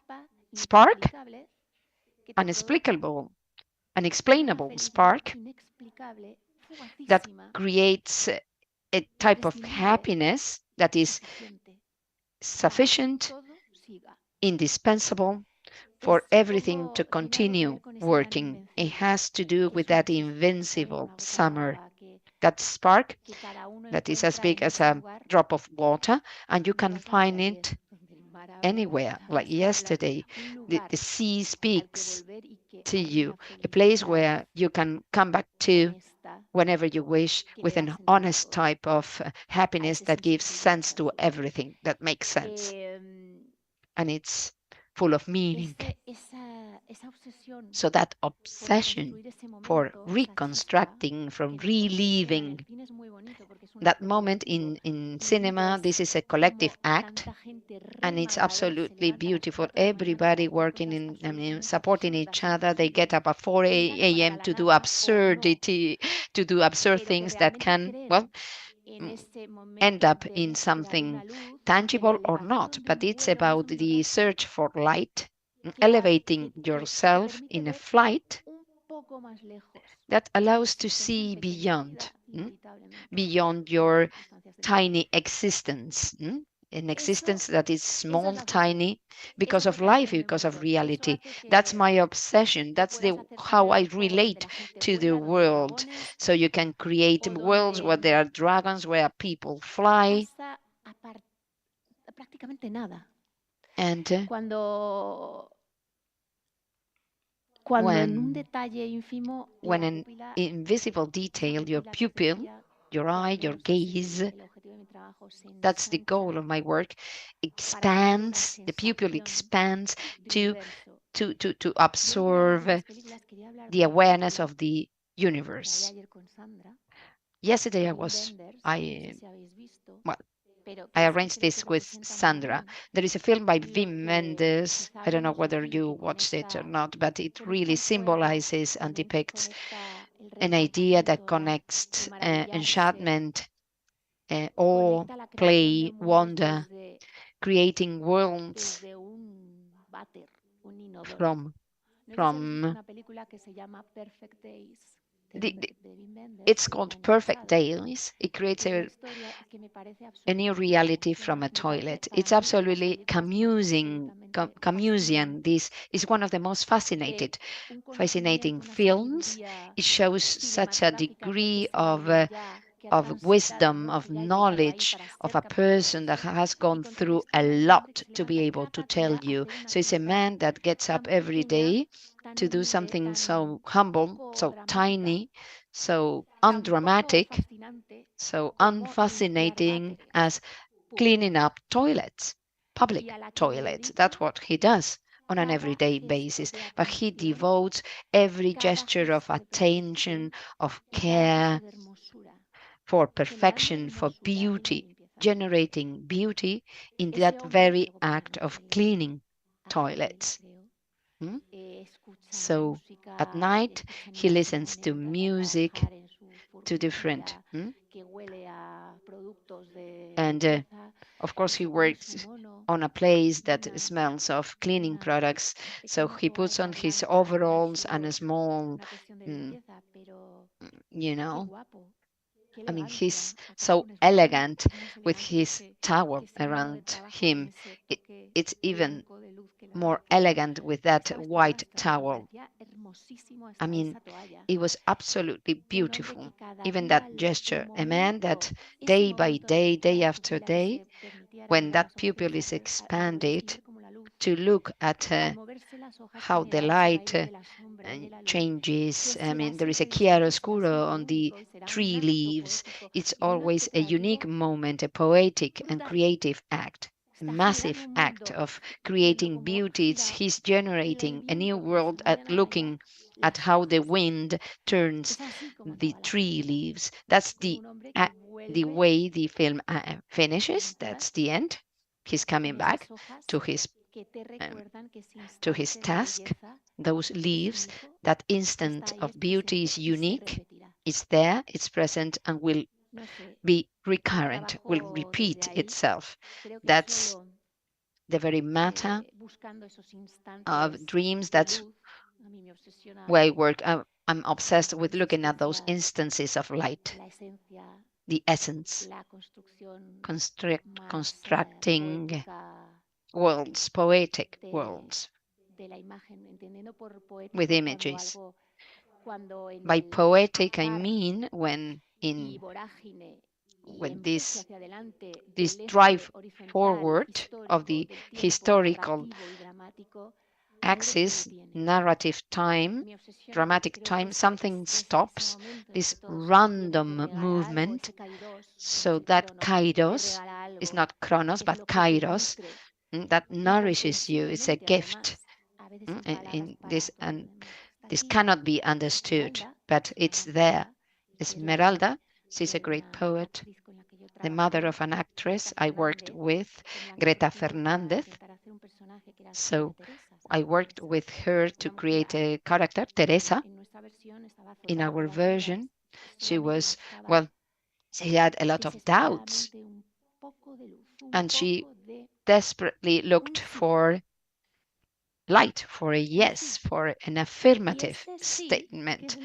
So that eternal yes, what Nietzsche pointed out when he encouraged us to embrace the darkness of the soul, that yes, when Sisyphus, when he's exhausted, when coming back, he undertakes that with happiness. With Greta, we worked in the middle of a forest. He looked at her fingers, and she saw flames coming up from her hands. This is the way of creating all possible worlds from a hand, with fire coming out of its fingertips, to a man that cleans public toilets. He's looking for a poetic habit that keeps him alive. That's the goal I work for, from the margins of dignity. I'm a great fan of Federico Garcia Lorca. I would like to conclude by reading a text and two more ideas by Simone Weil. Next, she was a mystical poet compared to Camus, but they are, so close. She expressed that quest for light, that eagerness to find light, that even wishing and that longing creates light. When you pay attention, like Sisyphus puts care and attention when climbing up the mountain. So that's that longing, that desire. So even that seems sterile and pointless, going up that mountain once and again. One day there comes a day when you don't know how those efforts, that longing, are not a day, but every day when coming down the mountain, you realize that there is a light that is proportional to the effort you made when climbing up, when pushing up that rock up the mountain. Just because of that, because the tree leaves turn with the wind and change their color with the incidence of light.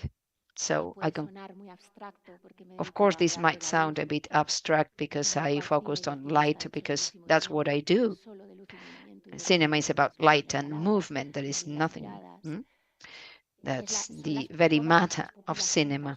It's all of our pupils together capture light, make movement possible on the screen. They are capable of exploding the universe if we want to do so. When looking at the screen, we can understand and transform everything. By listening to the previous speakers, journalists, cartoonists, and coming down to mud, to the ugly, Wim Wenders represents and embodies ethics and aesthetics by Camus. That man, that cleaning man, that has inside him an invincible summer. When he's performing that act of cleaning toilets. Mm. So creo que una de las cosas que es una clave también en todas one estas of the reflexiones siempre es no medir la no key perder la escala del ideas humano. is not Parece una losing the tontería scale of the y human. una obviedad como It una might casa, seem ya lo sé, nonsense or pero too obvious. es que I know, perdemos la I'm escala de aware, lo humano. but sometimes we are losing up the scale of La what is idea, human. la We maquinaria detach supera, ourselves olvida too la much. When we escucha del que overcome, tiene enfrente, we la neglect pérdida de lo a that escala active del ser listening humano, to the other. aparece el We, fanatismo. Los that's fanatismos when aparecen por la fanatism pérdida de la escala emerges, humana. because we forget what it is to be Entonces creo que human, toda esa to poética que relate parece to que other hemos human logrado ahí a las beings. hojas, en So that realidad todo poetic, únicamente when I está spoke about siempre leaves, en light, esa pupila, everything en esa lies in that escala, pupil, in that reflejado gaze, en estos in keeping up mundos, to the scale, to siempre human scale, en las utopías más always honestas in the y las most distopías más honest, dolorosas y más honestas también, en los utopias extremos and de los the mundos most más invisibles painful que dystopics, the jamás estos impossible mundos worlds. se Never, imaginen ever perdiendo la in escala those del humano. worlds, you cannot afford Esta to lose conversación the sobre los scale of mundos what it is to be posibles. human. And that's all on my part. Thank you.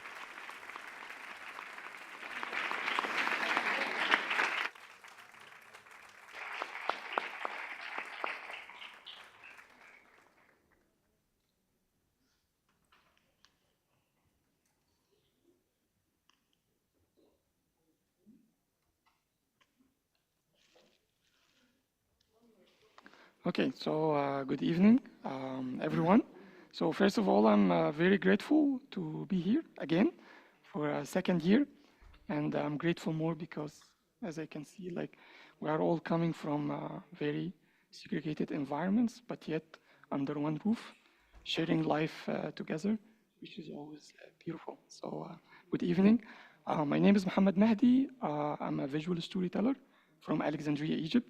So I do projects usually about marginalized communities at a risk of being erasure because of demolishing, displacement, political neglect, but also projects related to culture and culture identity, environmental changes. And usually, like as you can see, like I do specific stories. I don't do the current, I don't follow the current. I just do whatever I feel it's right to do and where my heart and my journey will lead me. And usually my projects start with a very simple question. Who the hell am I? To have a point of view. And this is the polite version of asking the question to myself. And also, sometimes I wonder like, who gets to be remembered and also who gets to be excluded from the narrative. And usually by asking myself that question, it always pushed me to think about, again, who creates these new narratives, a new world, and who to be remembered. And also pushed me to think about the ethical responsibilities of me and other storytellers when representing others. So usually in my projects, I'm like trying to co-create the project with the protagonist in a sense of like rethinking always the approach of documentary image making by giving them the power to choose how they want to be represented, you know, how they want their stories to be out there, which is always, you know, changing the power dynamic of me coming, you know, from, even if it's my culture, you always feel like you are an outsider. So I'm trying to do that in my projects. And actually, when I was thinking about like the title of our panel today, like culture as a way of inventing new worlds, I was wondering like, what world? Like mine is different than yours and hers and a lot of people. And usually like we coming from a very different and segregated environments. So different ideas, different perspectives, different point of views. So storytellers have the power to create beautiful stories and beautiful world to share, but at the same time we can also destroy world, like how that mountain or island would be beautiful if my brother died there, or if someone said there is a criminal, there is psychos, or someone pointed as another human being and said he's not a human. So I'm trying to, actually my approach started to change where I'm trying simply to use a technique be a child again. And that means like I go to an environment. I'm not just an observer, but I want to immerse myself. I want to live and I want to perceive as much as I can. Like a child in a new world, you know, to listen, to smell, to touch, and to taste. And to be honest, this feeling of surrendering, it kills that ego that we have, not just as an artist, but also as a human. You come and you think, or you carry your ideas, your perspective, and it could not be true. You could destroy a culture, even if it's your own culture, but you could destroy it by just having a point of view that is not totally correct. So I'm always trying to surrender. And again, like you found out that it's always there, the narrative around us. You just have to listen and just to have, not to have an opinions, especially when you start a project. So I started as a street photographer when I was 13 years old, and I did that for 6 years. Now I'm 28, I grew up finally.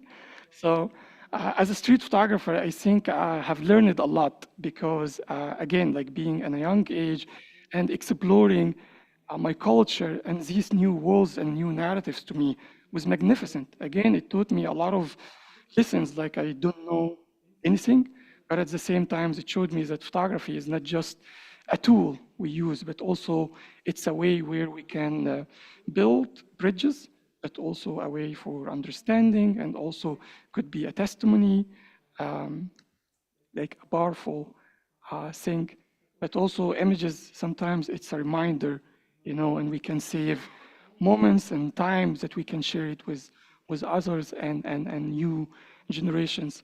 So I have been doing that for 6 years, where again, I have learned a lot of beautiful things from the interactions with this world and those beautiful people, until I remember that I have met Ami Said. And Ami Said, like usually I learned like to give something back to the community. So I used to print a picture and give it back. And I remember like I took a picture of him. I promised him I will come back after 1 week. And then somehow I got late. I came after 2 weeks. And then when I entered the area, one of the protagonists or like the resident of the area, he actually saw the images and he took it from my hand, and then he looked at it, and then people started to gather around him.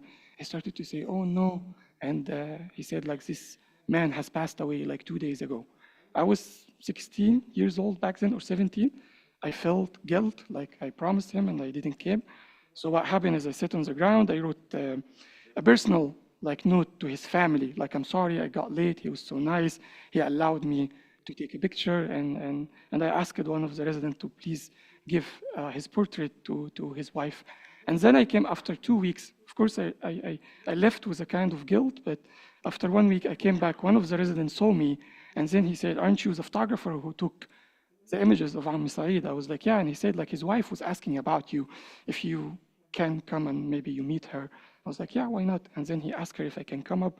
I went to her, and she was sitting, and her daughter right next to her, and she asked her, "Can you please bring the photograph?"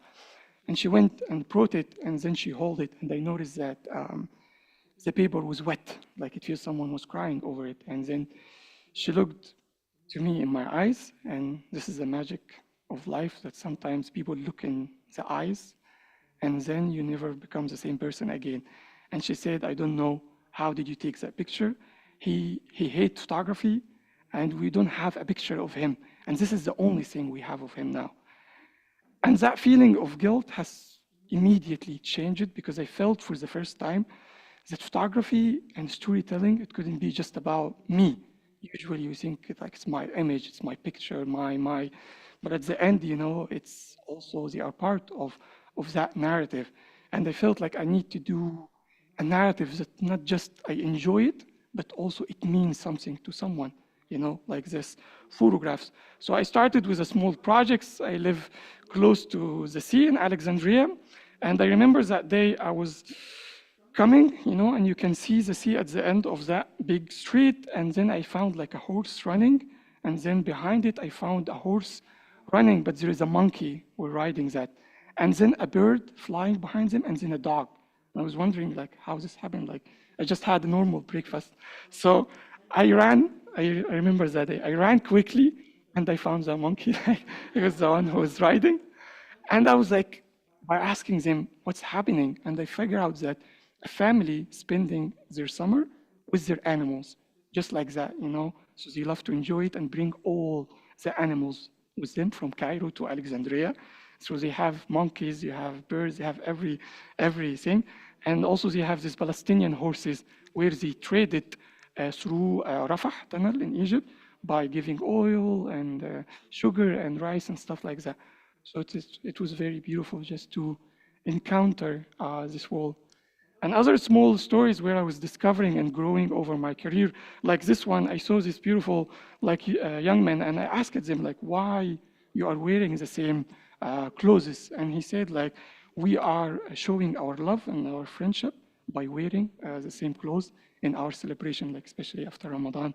And again, like in our culture, no one knows that, but it's usually you get to know a new world and a new narrative by just asking a simple question.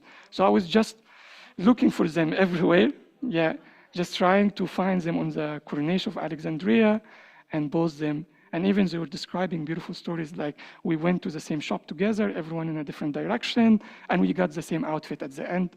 We don't know how, but we are synced. So it was beautiful. Even sometimes you feel like they are twins because of, you know, how they were same. So this drove me again like to my first long-term project called Moon Dust, and it's 5 minutes where I live in Alexandria. And again, like I felt, what I feel that the stories sometimes choose me. And then I was meeting with one of my friends, Muhammad Shawi, and he said like, we are moving from that area because my young sister was about to die because of asthma. And I was like, I have asthma, but how it kills you? And he said like, you have to go there, you have to see what's happening. So I felt this is something to do, something to follow. So I went to the area and I figured out like, if you can see, this is the area, 60,000 residents lives in it. And there is a cement factory was built 10 meters away from the residential area. So it's surrounded with also petrol factory, chemical factory, and salt factory. So they call it like now, it's not Moon Valley, it's a Hell Valley. So what we figure out collaborating with doctors that, you know, children start to born with asthma since the first day. So it become something in their gene. They take it from their mother.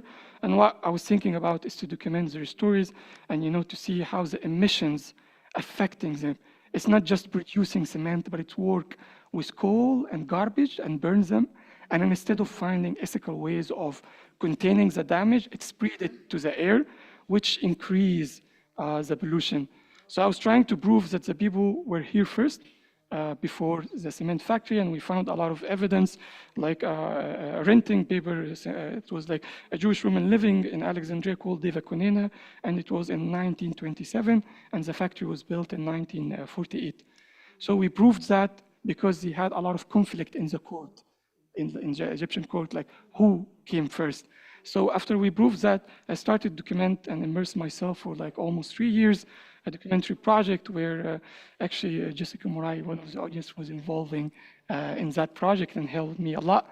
So I was documenting people's stories, you know, and personal stories and how cement affected them and destroyed their life as a children. You know, you cannot go out, you cannot play. And I remember like Am Adri, he passed away, Allah yarhamu, and he called me once. He said like, you have to come and see, like I forgot my window open for a week, and this is what happened. Come quickly and document that. So here, like Amal, she just opened the window for half an hour, and there's 1 inch of cement and dust gathered. And here on the other side, like I forgot her name, Farouk, and she said like, I got tired from just cleaning every 1 hour. So usually people are putting plastic bags because of the cement, but increase the heat. Like I showed that in a documentary movie. So also because of the oven is very close to the houses, so all the cracks that you can see, it's coming because of the vibration that crack the houses, and sometimes the roof fails.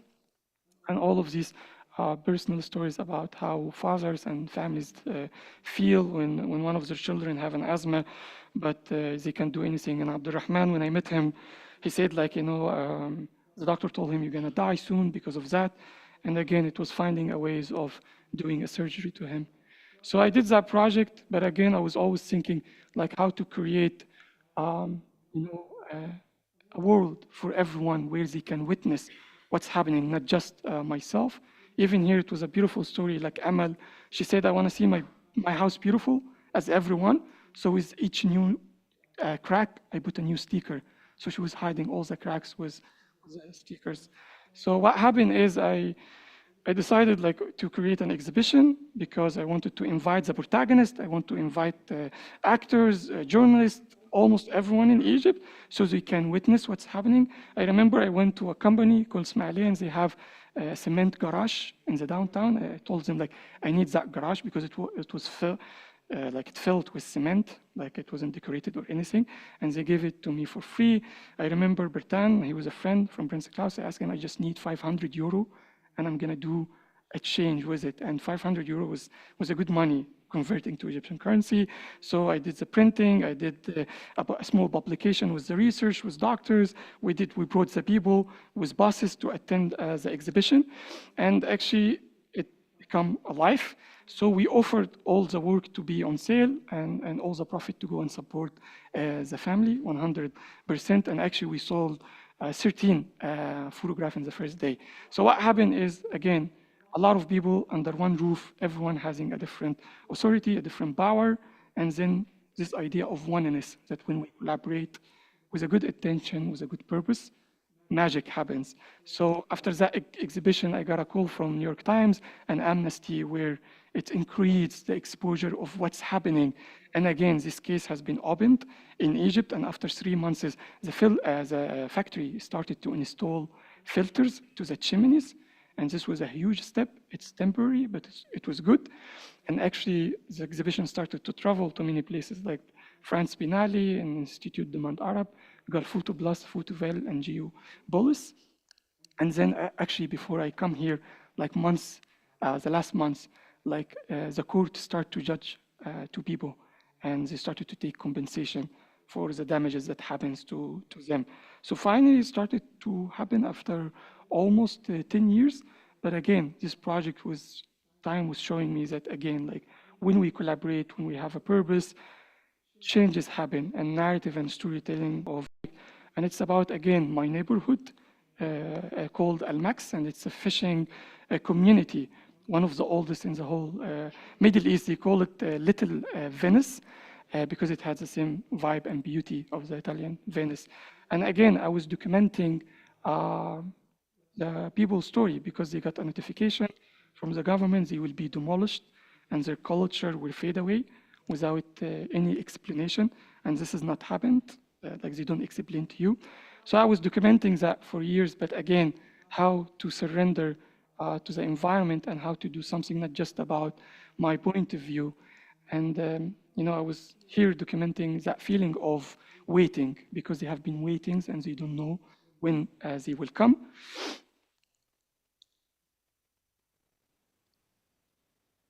And you can see it's a very beautiful area. Actually, I used to go when I was studying art to just practice there, like drawings and a lot of things. So people were very angry, were very mad, but also very sad. They don't know what happened. And then the demolishing started to happen until now. 1/3 of the area has been demolished and the rest will go soon. We don't know when. So the beautiful thing, again, by surrendering, and I remember I asked of one of the fishermen, we were having a discussion, and he said something very beautiful about the cultures that they used to throw letters into the sea, because they believe in my culture that the sea is a creature from God, and he will take all of your words immediately to him. And they started to narrate a beautiful story about Amm Balouti, who went to someone he couldn't write, and he told him, please, I want to write a story to God and a letter. And he told me, okay, tell me. And then he said, like, hey, God, like I have a very old boat and very old equipment, and I have 3 daughters. I want to help them to get married, but I want you to give me, not because I have equipment, but because you can, and you created everything, so you can do anything. And they said he took that letter and he threw it to the sea. And this is a year he is the most fishers who got fishes, even with his old equipment. So when I was researching about the idea of letters, I found it usually has been used at war when someone about to die in the sea and he writes his last letter and then he put it on a bottle and he threw it. So what was happening in the area back then, that our media usually defaming, communities and neighborhood that they want to demolish. So when they demolish them, no one feel a sense of compassion. So we wanted to change that and again, give them the power to narrate their own story. So I started to give them blank papers and asking them, this is your last letter, just write whatever you want. And actually it was more authentic than what I was doing. And actually, like some of those letters, it's beautiful. It's about the individual memories. Someone writing a daughter about his daughter, someone writing a poem, someone, a beautiful woman, Karam, she wrote like that she builds a house with her husband and she remembered he was so kind, filling the holes with paper to protect her from cold, coming at night, wrapping her with a plastic bag. And she had a tree that she planted in front of her house. And every morning when she read or recite Quran underneath it, the birds gather around her. So it was her heaven. But when they took that house from her and they put her into a temporary room, she said, if they moved me again from here, I don't care. Here the doors do not know me and the windows do not recognize me, which shows that people are connected to their environment, to their memories, and to their houses, not just an object. It's a living thing. It's a part of their memories.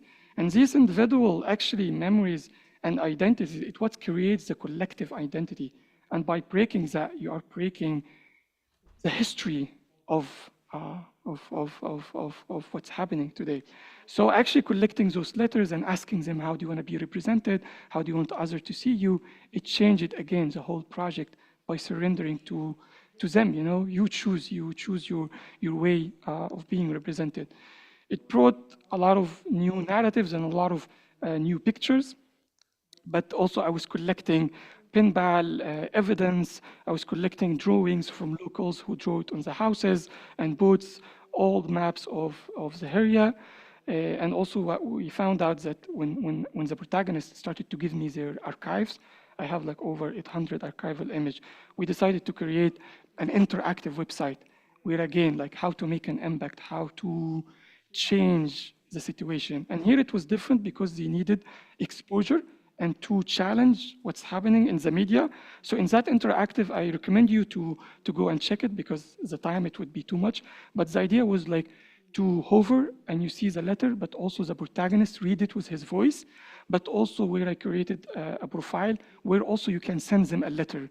And we created a group for them. Now it's very big in Alexandria, where we are sharing all of these letters with the community so they don't feel abandoned. And actually that project won World Press Photo, both regional and a global award. And actually Jessica again was involved in that project. Jessica, you are in my life, all the steps. So, and the magic happened again by surrendering. We started to receive thousands of letters across the world in English and German and French and Spanish and Chinese and a lot of language, and people sharing what does a home mean? What does a memory mean? People sharing the same experience that happened, because in World Press, it travels to all over 100 countries and just asking them to have a writing station. That's it. I didn't do anything with those letters, but we hope it's gonna be in the book that we are creating now. So again, like the protagonists become very enthusiastic and they faked an ID to me, so I'm officially a fisherman now, so I can go and live with them in the sea. And again, I wasn't expecting all of that, but this opened a door to discover another layer of the project, another piece of a bigger portrait. Because to be honest with you, no matter who you are, no matter what you do, you will never convey a full portrait, a full image. It's always like fragmented, it's always fragile, and we try to bring pieces. So what I'm telling to myself, I have to gather as much as I can and allow the audience to, also create their own narrative and see as much as they can. It's part of the responsibility. So it was very beautiful, again, to have a new layer in the sea. But also after that, I felt like, usually when I was showing the archive images of the project, like people used to look at it in a nostalgia way, like I want to live in the past was so good. But again, I was always feeling like if we are breaking, the individual identity now, the individual memories and the collective memories of today, this is the history of the people, and we are afraid that we're going to lose that because we actually are losing that. So I wanted somehow to create this terminology called a broken memory. What does a broken memory means in a broken society, you know? And I thought if I broke their past, the nostalgia that we get from the archive image, with the present, which is the demolished houses, I can get close to that terminology. So it was an experimentation by merging the archives. I have over 800 archival images with the demolished houses, you know, that has been gone. And, you know, and we started to get a new layer of the project. No one has seen that work before.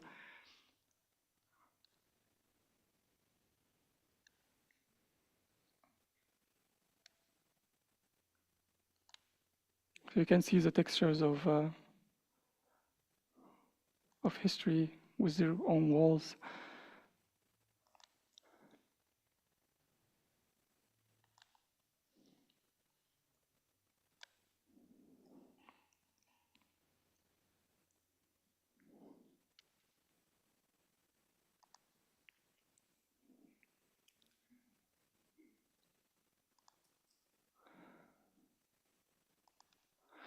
So yeah, I just want to end that so I don't take much time.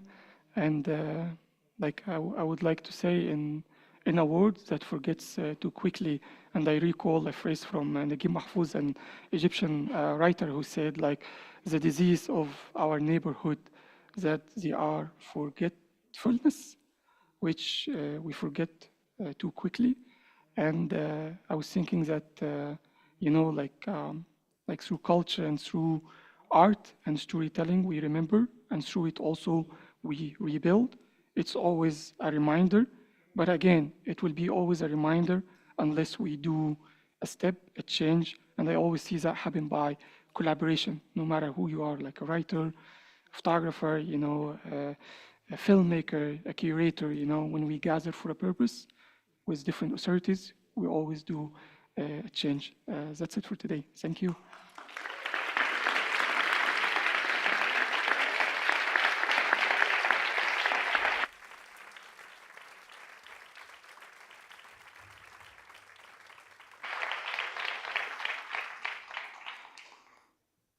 Hello, hello, hello. Hola, hola. Hello, hello. Can you hear me? Hola, España. Hi, Spain. Hello, greetings. My name is Salman Nawati. I feel you are tired. Sorry. My name is Salman Nawati. I'm from Gaza, original. I left Gaza in 2021, the end of 21. I'm a survivor from 5 wars, but I missed the genocide, but my family is still there.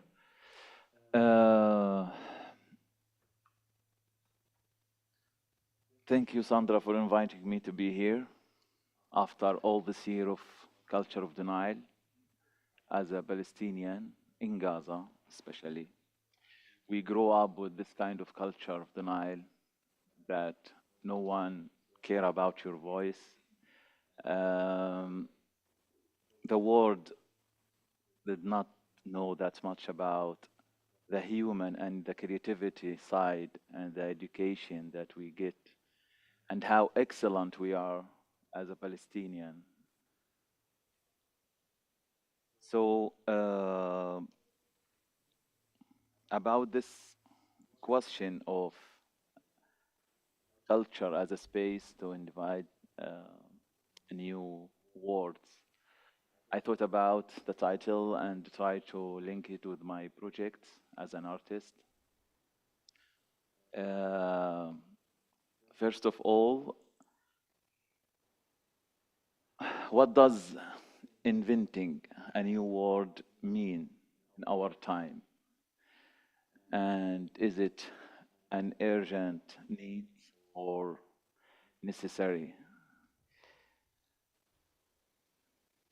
To answer this question, I will get back to my experience as an artist. I was wonder that I didn't grow up with this kind of situation to feel I'm always wanted to survive. I was wonder all the conflict between any people in general. It's just a game or just a play. So I create a project, call it Conflict, and I try to embody the different perspective of this kind of conflict. And I use the chess as a tool. Like why we cannot use a chess just if we wanted to fight as a people or different culture or different religion, I don't know. And at the end, no one will die. So just there is a loser and there is a winner, and after that we replay. Here in this artwork, I try to ask myself a question. Could we survive in an imagination? And that's me and my wife, my children. As you see, like, I'm still in the situation or in the environment of this kind of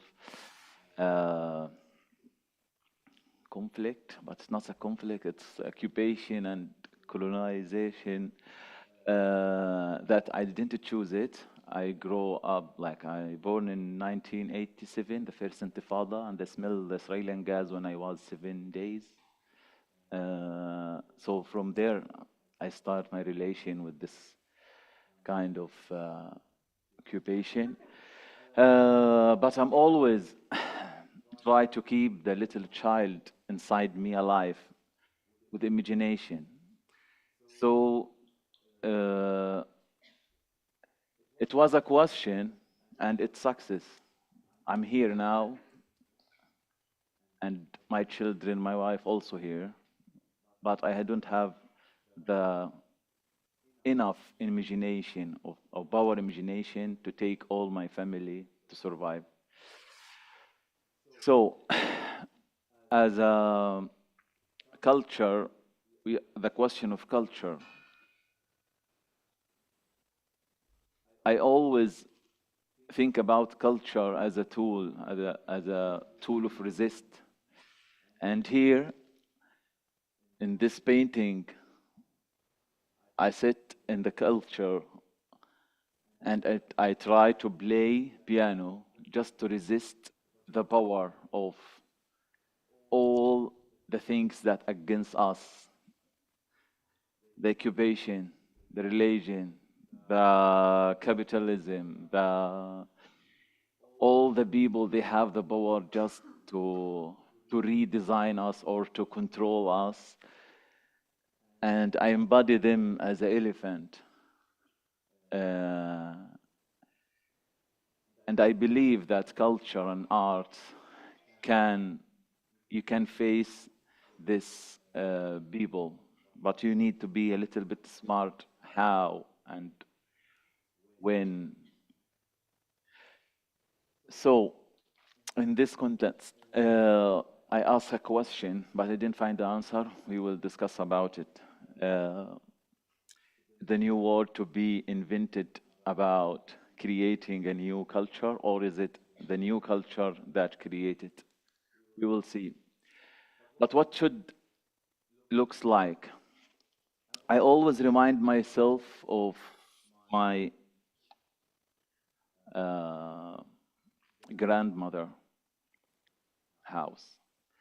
It's one of the most important house for all of us, like each one, I think, because it reminds me about first place that has everything: family, the culture, the empathy, the museum, the education, the beauty, and etc., etc. So what we are lost in this time, from my perspective, that we lost the kitchen as a culture. we have very modern kitchens, but all these kitchens didn't have any of empathy, any of collective family, any of like really collective cooking together. If we back to the past, that when I remember my grandmother and all the women, like my mom and others, they met and they cook together, and they, in around this table, they create the culture, they take decisions. And in the hide part of this house, my grandmother hide all the very expensive collection, and it's a little museum. So, in my opinion, if we find a way to get back or to restore our old kitchen as how it was, we will have established ground to start from. But if we still like very far away of the meaning of where the culture started from, we will continue lost. Another question about the ability of shaping the future through culture. I think everything is possible. For me, since 3 years I left Gaza, I discovered like why we are communicating English. And I start to realize more and more and observe like why we should continue in English. I hate this language. I appreciate that the Spanish people are not good in English. I feel, wow, finally, I found my people. I hate it and I don't like it because of the colonial culture they dominate in all the world. How they just collect all the information and publish it in English. All the resources will in English. The AI in English. Everything in English. So when under the genocide, we try to go up of the censorship. So we try to create some words against this to access and to send our messages, but it doesn't work. So I have a project. Let's create our own new language against all these languages. Everyone can keep his language, but we should create language for all the free people that they believe there is no need for the English language or any colonial language. Like we wanted to do when we want like to make a demonstrate. Why we demonstrate in English? Like we free Palestine. We need we should have our own. So the reason came from here, and I met a lot of people, my friends and other people that I met, and we discussed that. And after that, I find it's very useful. So anyone can join. And here in Italy, I write Free Palestine in my own language. Or it's not my own, our language, because this language, it's the we or nahnu in Arabic. So it's not for anyone, it's not for one, it's for everyone. And it's very, very easy and very simple. So this is about the ability. No one will ask. We live in a world that one can go and it change all everything in the world in the world in 1 day or 1 hour. And he said, let's make this, and all they said yes. And another morning he changed his mind and say, let's do another. So I think we all have the right to do whatever we want. But what we need. I realized that if we still work individual, we will never achieve our goals. So if we really wanted to succeed, we need to work collectively, together. As much as we have this kind of collective work, like as you say in your film, you feel this kind of collective, and you say also, and Sandra mentioned the collective that make this happen. So we always talk about collectives, but we don't keep it as a methodology to continue like lifestyle. Why we just became a collective when we have an object, when we have a subject or a project, we wanted to do it to make success, we remind us, let's work collectively. And after that, everyone goes his phone and we became individual again. So this is my thoughts that, and because of that, I try to do something 100% collectively and out of against all this kind of power of capitalism, occupation, etc., etc. And we create our own museum. Because as an artist, when I was just a dream to present my artwork in fucking museum, sorry to this word, because I was educated that if you achieve and your painting or your artwork became exhibited in a museum, you became, oh, this is the last stage. So and we grow up with this culture of denial, as I said, so we don't have galleries to achieve exhibition. We cannot go out of Gaza. So the idea became, let's make our own museum, and we give this opportunity for everyone, for the artists in Gaza, for the artists in the world, for the people they believe in the freedom. And we broke all the rules about the museums. Like we are not agree about how the museums looks like now. So we create our museum to redefine the meaning of the museum. Sahab, it's cloud.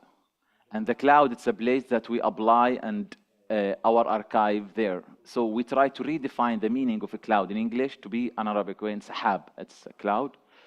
So Sahab, it's a museum, imaginary museum for Gaza. Start like this, but now it's became imaginary museum for all the Palestinian and all the people they support Palestine. There is no war. We build it as a real just floor, and this is the first one. The second rule about you can touch the collection inside through the VR. There is no security, there is no tickets. You can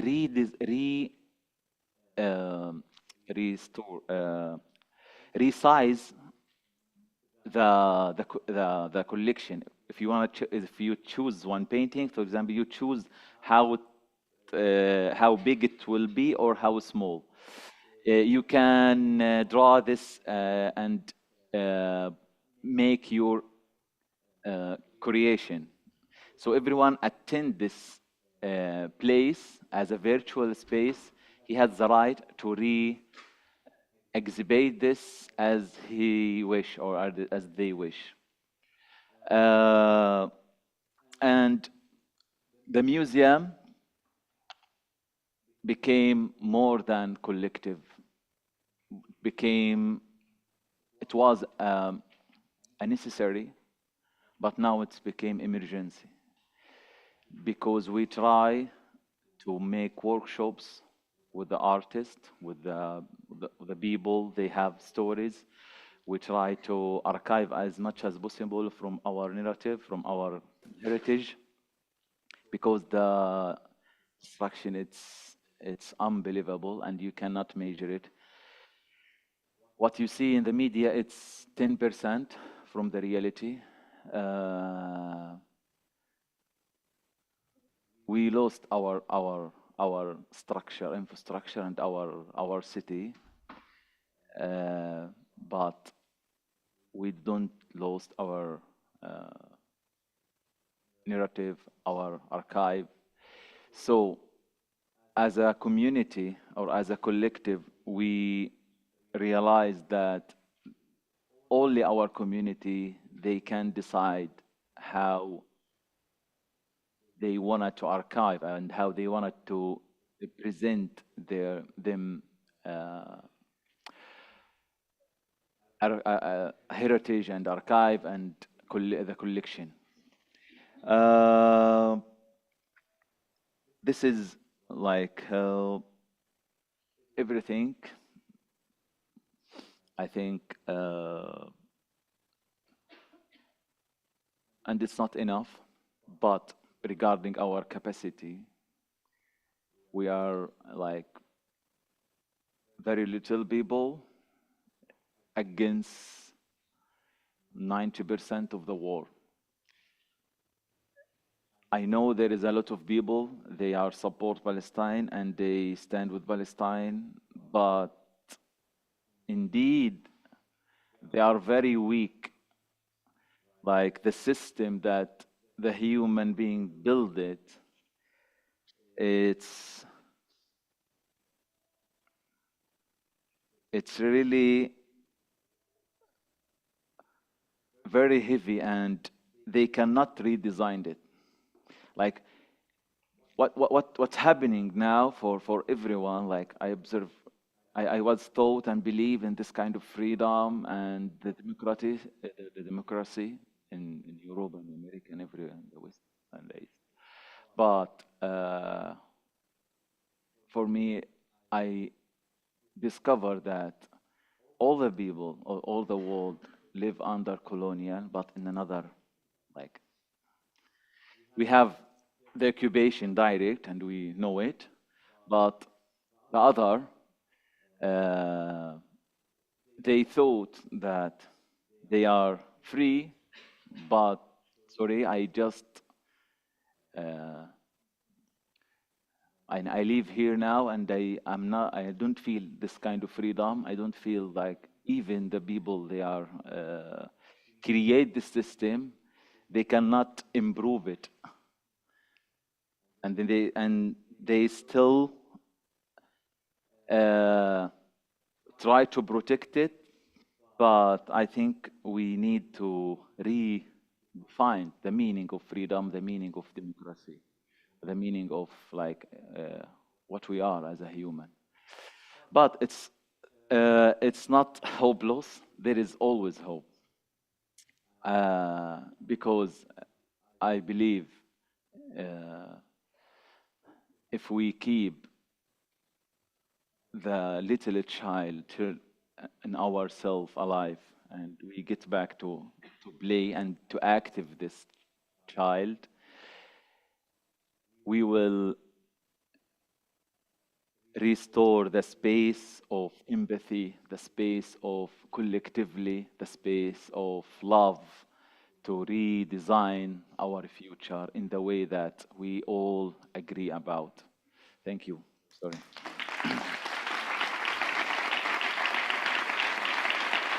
Thank you.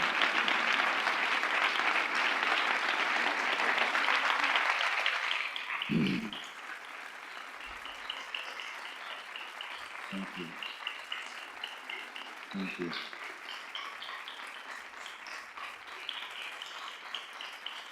Thank you. Thank you. Thank you.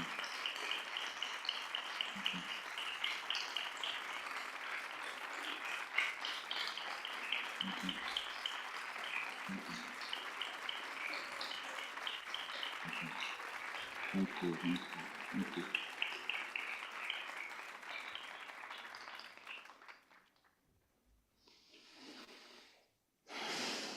Thank you.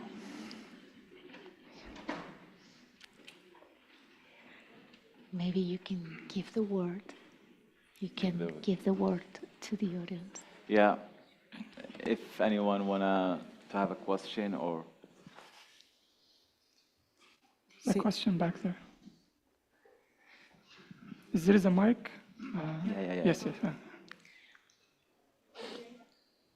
Can I have it? Yeah.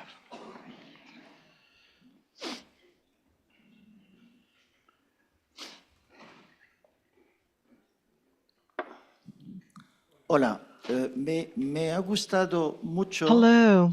I really liked the intervention by Salman because he dealt about a very important topic for small kids, the mother language, the mother tongue, because being able to transmit the mother language is the best way to work against violence. And I will give you an example from Menorca. Since I live here in this island, everybody talks to me in English, every single person.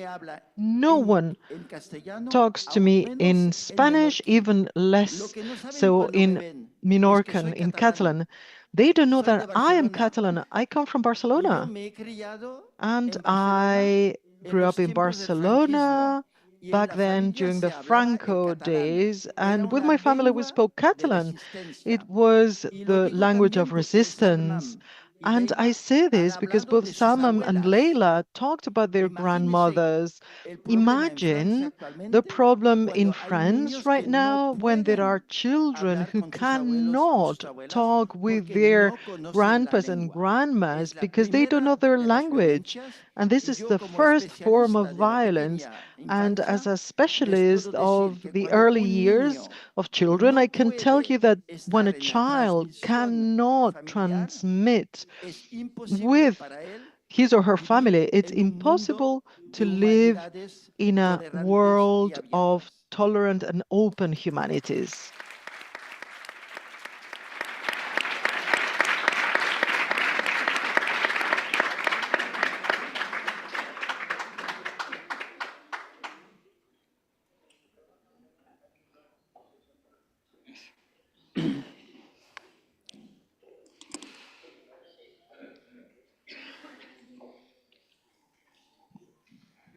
Muchas gracias.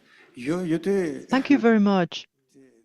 Me sumo a tu idea I join your idea that through a kitchen we can change the world. Do you follow me? I mean that according to what we eat, our kitchens, we can change the landscapes, we can change the world. During the lockdown, during the COVID, we learned how to cook again. We cooked slowly. Nature was back there again. Can you remember all those animals walking around like this ecological Ramadan? You know, people should learn to cook everybody again and enjoy. And around this collective kitchen, we should all learn to cook our local produce. We should all use season produce because our planet is warming up, and depending on what we eat, we should eat less meat. We can eat loads of vegetables and fruit. We will all be more healthy. Thank you. Thank you. Bueno, vamos a cerrar y agradeceros Let's realmente close this first roundtable. Thank you very much, dear guests, for having opened these spaces full of light, having helped us understand that we need to work collectively. We need to play this necessary role as each of you are implementing in your different disciplines. Thank you so much for having shared your experiences. Thank you so much.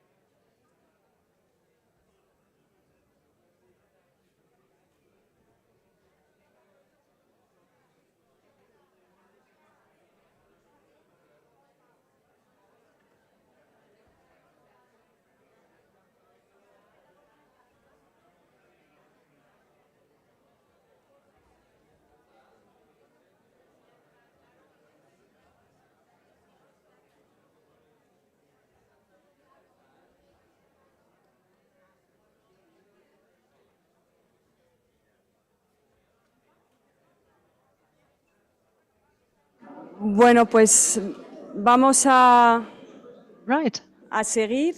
Let's resume with this next round table.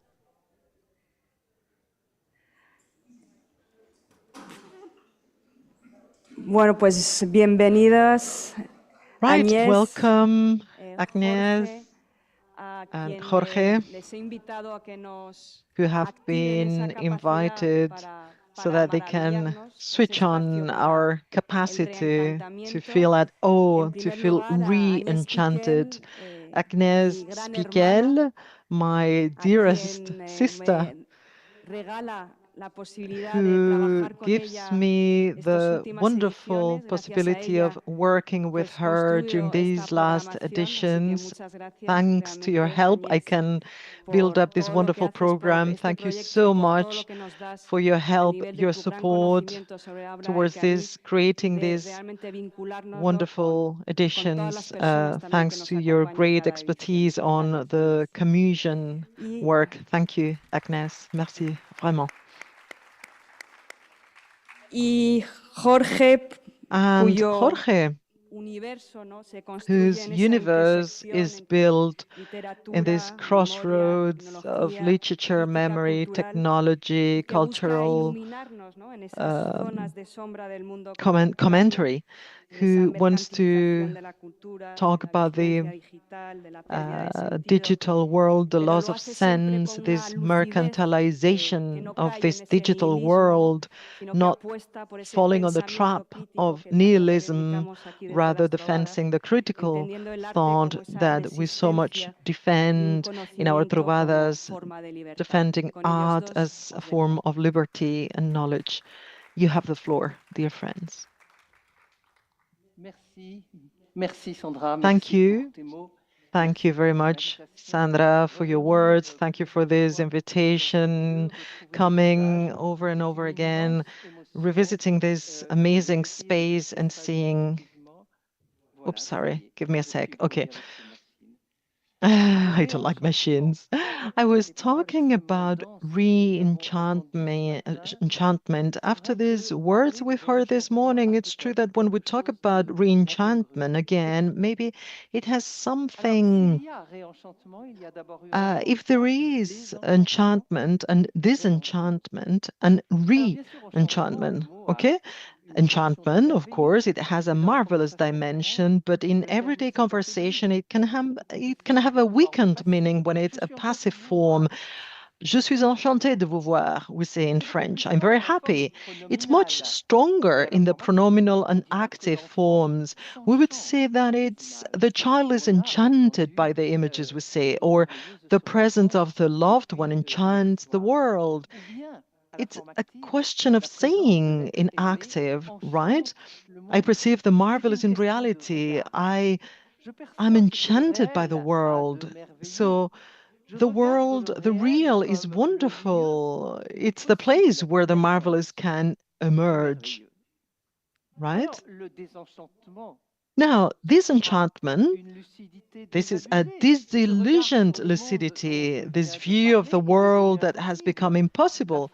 The verbal form only exists in the passive form. For example, I am disenchanted with everything, or the world has become disenchanted. This was the very experience by Romanticism in France at the beginning of the 19th century. After the revolution, poets looked at the fresh perspective of nature and the history of humanity. After the current failures to prolong the revolution, the loss of hope in poetry itself. Let's think of the great critical Paul Bellechou, who could design this concept in the second Romanticism as the school of the disenchantment. The ideal has become inaccessible. Reality is ugly. People only thought of money and business, and poetry is no longer in touch with reality. And even more so these days, art and culture, I believe, have become objects of commerce. And now let's talk about re-enchantment. based on this experience of disenchantment, how can we rediscover our view of the world? A resolutely active form of the verb. It's about recreating that gaze on the world and on life to detect the marvel of it. I love Baudelaire, the poet, and he no longer wanted to shut himself away at night in his attic under the roof in Paris. And he wanted to rather be in the suburbs, in the life of the city. And it's very meaningful, his aesthetic, Le Soleil, the sun. It's the first poem of the Tableau Parisien, the Parisian. When he says, along the old suburb where hangs the hovels, the shutters shelter of secret lust, when the cruel sun strikes with redoubled strokes, on the town, on the fields, on the roofs, and the wheat, I'll practice with my fantastic fencing alone, sniffing out rimming hazards in every corner, stumbling over words and over cobblestones, sometimes bumping into verses long dreamt of. This beautiful poem can be found, you see, talking about the cobblestones of cities, the marvelous springing up everywhere. It's all about the way we gaze, our regards, our looks. Works of art are thus a powerful aid to this process because they are themselves the result of a process of re-enchantment of the part of the artist. When I look at a painting or a photograph, I sharpen and refine my gaze. It's this re-enchantment by the artist, you see, and by looking at this photograph, I refine my gaze. I try to enter into painting, and by doing so, I enter into the artist's project. What has he or she captured of this reality? What did they want to show? In the case of literature, the same process is mediated by words. This is particularly clear in poetry. I go to the words, I let the images dwell in me, and a philosopher of lucidity to flush out of the absurd and keep the perception of it intact, even in the continuation of the philosophical journey. Grenier, when he republished his book in 1958, he reflected on this term. In 1933, he was only 20. He read the Îles, the Isles, by his master and friend Grenier. He was very impressed. And in 1958, as we said, a few decades afterwards, Grenier republished this book in an expanded edition, and then Camus wrote a preface. And he became famous, as we know, and he wrote the preface, the Îles, as he wrote about this 25 years, and he said that after the enchantment of his childhood and youth, which was nourished by the sea, the light, the faces, Grenier's text comes, and I quote, to say in an inimitable language that these appearances were beautiful, but that they had to perish, and that we then had to love them desperately. In short, the islands had just introduced us to this enchantment. We had discovered culture. The rest of this beautiful text explores this enchantment and the way Camus combined it with his experience of reality in all its form. I quote again. Grenier reminded us at the same time of the imperishable flavor and transience of the transport, the moment of yes that we had experienced obscurely.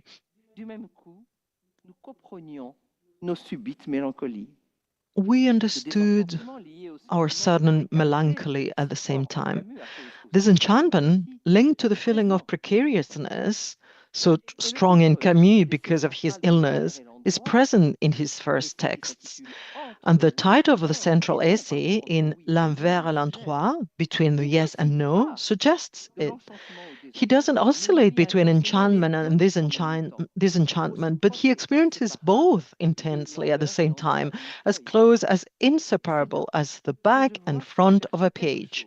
And that's where I see the search for something like a Camusian re-enchantment is the very first fact of becoming aware of the proximity between enchantment and disenchantment and finding the term to express it. We should reread it in its entirety, the magnificent ending of the last essay of Nos, entitled Le Désert, where it's not a question of the desert of sand, but the solitude imposed or chosen of modern man. Solitude, where at the very heart of beauty, he experiences the ephemeral and his own finitude. From this comes a song, I quote, a song without hope. And this is where Camus, many years later, explores explicitly in the preface of The Islands. I quote, I needed to be reminded of mystery and the sacred, of the finitude of man, of impossible love, so that one day I could return to my natural gods with less arrogance.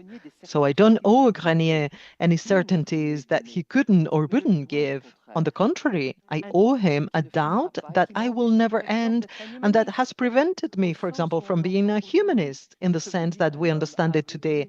I mean, a man blinded by short-sighted certainties. This trembling in the islands, from the first day in any case, I admired it and I wanted to love it.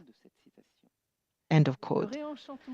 The re-enchantment doesn't have the same tone as the initial enchantment, less arrogance and certainty, more doubts, and this very beautiful observation of a trembling, as if in front of something that amazes us and that we know is going to stop, even if we would so much like it to last. There's something on this in two texts from the 50s that I'd like to mention quickly now. The first one is entitled L'Enchantement à corde, the enchantment in chord. In June 53, Camus spent a few days in the village of Chord, today called Corde-sur-Ciel, in the area of Tarn, in the Occitanie. He was invited there by a friend from Algiers, Claire Darbebaer. In 1954, she published a beautiful book about the village where she now lived. Camus agreed to write a preface. Here we have a few extracts. You travel for years without reality, knowing what you're looking for. You wander through the noise, entangled in desires of repentance. And then suddenly, you arrived in one of those or two, three places that patiently wait for each of us in this world. You get there, and your heart finally falls silent, and you discover that you've arrived. The traveler who looks out of the summer night from the terrace at Corde knows that they need to go farther, and that if he wishes, the beauty here, day after day, will take away all solitude. Light veils the sand from the night sky toward the mists of the valley, mingling with them for a moment, then sinking lower. The smoke from the earth, one by one, rises again and finally dissipates under the clear stars. The silence becomes vast and light over the all deserted city. I didn't have the intelligence to wait there some longer with this passion in the beautiful pace of Corde. I owe my encounter there and one of the most beautiful regrets of my life, for therein lies the enchantment of Corde. Everything is beautiful, even regret. End of quote. The trembling of hopeless beauty is certainly best summed up in Retour à Tipaza, written in 1952 and published in L'été the summer in 1958. In this short essay, Camus explores his desire to rediscover the exhilaration of Tipasa after having lived through the harsh years of war, and for him, exile far from the light of his homeland. He recalls a first abortive attempt on a rainy December day. Nothing happened. He tried again several years later, and this time the miracle happened. He discovered his sense of wonder. I quote, "It seemed to me that I finally returned to port for a moment, and that this moment would never end." But that he understands later goes much farther. It's not a question of coming back to Tipasa indefinitely, choosing days of good weather to forget the ugliness of the world. It's a question of keeping intact with oneself a freshness, a source of joy, loving the day that escapes injustice, and returning to the battle with this conquered light. End of quote. And we all know the famous line, I quote, "I was finally learning that I had an invincible summer inside of me." But all too often we forget that this is not the end of the essay. The last two pages, which are less triumphant, say that this is a secret that has to be relearned over and over again until death. And what is desired is not a death in Tipasa.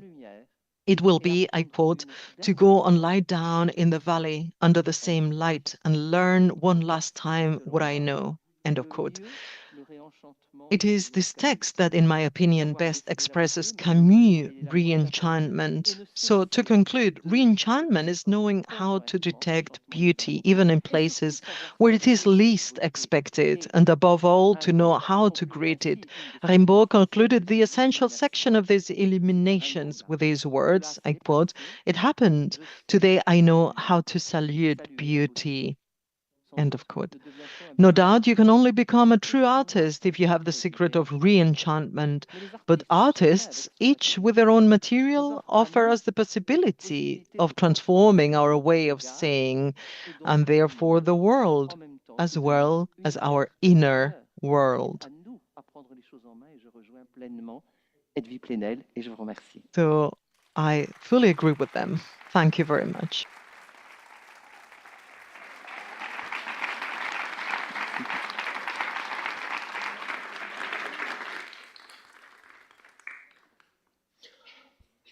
Hola, bona tarda. Gràcies per Hi, la invitació. good afternoon. It's a great pleasure and an honor to be in Menorca again. I'm seeing it's quite late before lunch, so in this circumstance, we are living a moment when our stomach is enchanting us, and I have the duty, together with Agnes, to re-enchant you so that you stay here over half an hour before lunch. When Sandra generously invited me to speak here today, I thought about several topics. The first thing that came to my mind was a topic I'm working currently on, because in recent years I've co-written and I've thought about artificial intelligence and the paradox that we are living a historical time, extraordinary times. We've created a type of a technology we've been dreaming about at least since Mary Shelley published Frankenstein or the modern Prometheus. So with that technology that is capable of translating the language of proteins or to make sense of old and long dead languages that had no translation. So we should be marveling and enchanted. Instead, we are disenchanted and really suspicious, highly suspicious about the powers of this new technology, with a collective way of opposing it. That is quite astonishing, because I insist we've been awaiting it for years, for decades, if not for centuries. So I was thinking about how we can re-enchant ourselves with AI and contemporary technologies, generally speaking, those small robots that can even travel through our guts, our intestines, new synth materials, or or the outer world exploration, but everything is imbued and surrounded by suspicion and disenchantment. I want us to reflect collectively about some figures, leading outstanding figures of the 20th century that can lead us to thinking about disenchantment. In particular, there are two iconic figures in the Italian cartel of the world of art and education, pedagogy, that we can invoke collectively to help us somehow to think about our current times in a more optimistic way. On the one hand, Maria Montessori and Louis Bonari, two great pedagogists, educators. Bonari was also a designer and artist, creator of the famous pre-library, pre-books for very small children that can hardly read, but instead can start playing with books as a format, as a language, educating them in a way that they can interpret the world through books.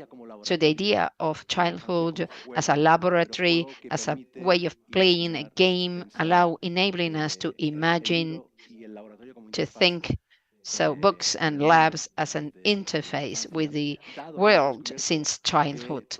As we've discovered that all technologists that invented the current world, Zuckerberg and Bezos, Jeff Bezos, and all their acolytes take their children to Montessori schools with no screens at all.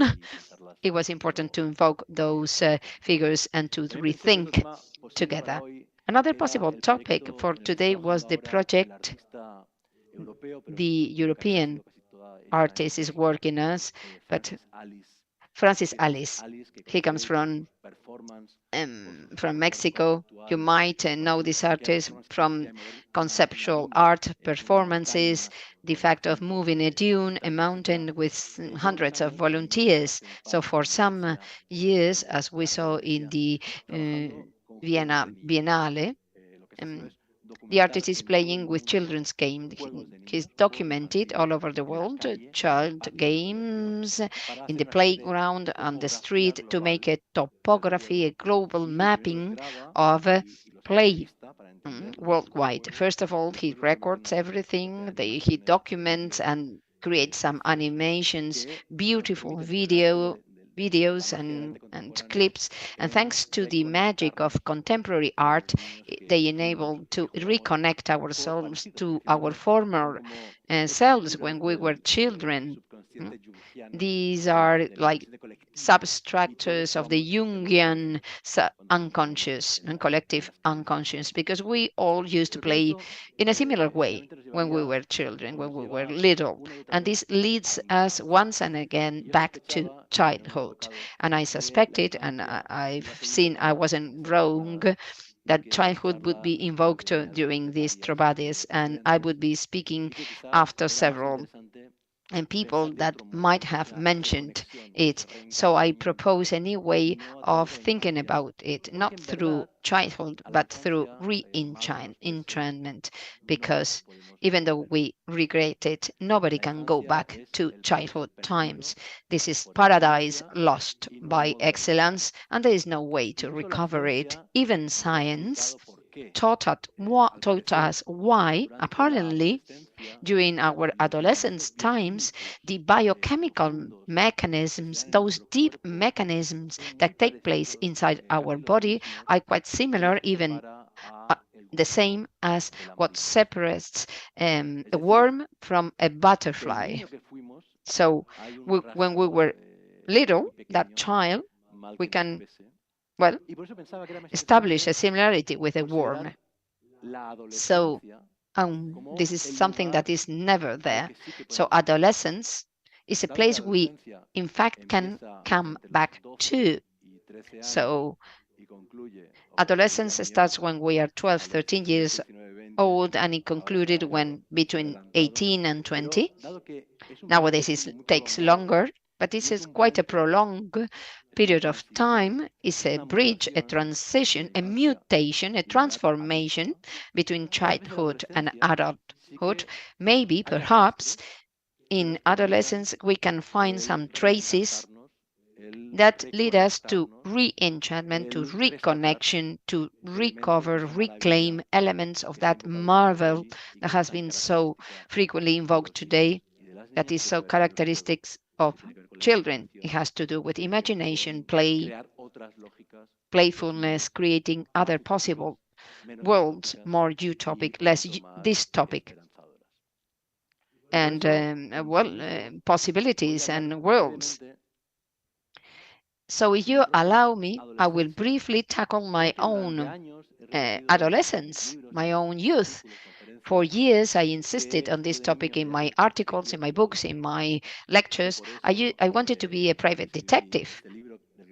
When I was a child, that's why I wrote this world, like this inquiry, this detective inquiry, to understand the sense of bookshops. In recent years, I made some podcasts about science, technology, and culture.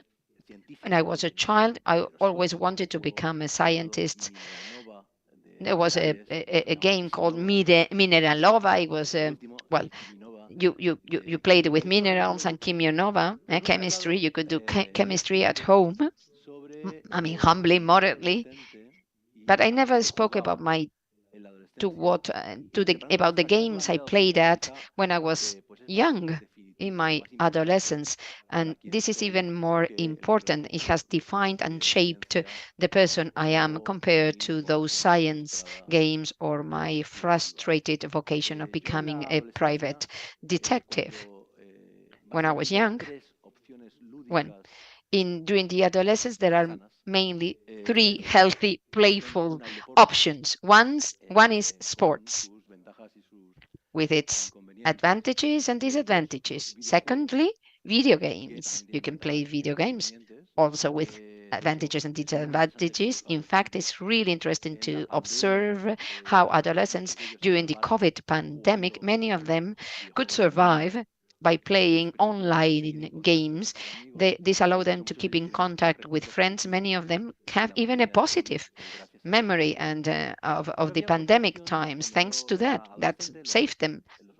Another way of playing in those times, when I was young, you used to play role games. For those of you that are not familiar with role games, first of all, it's a book that describes a world. In the first role game is very famous, Dungeons and Dragons.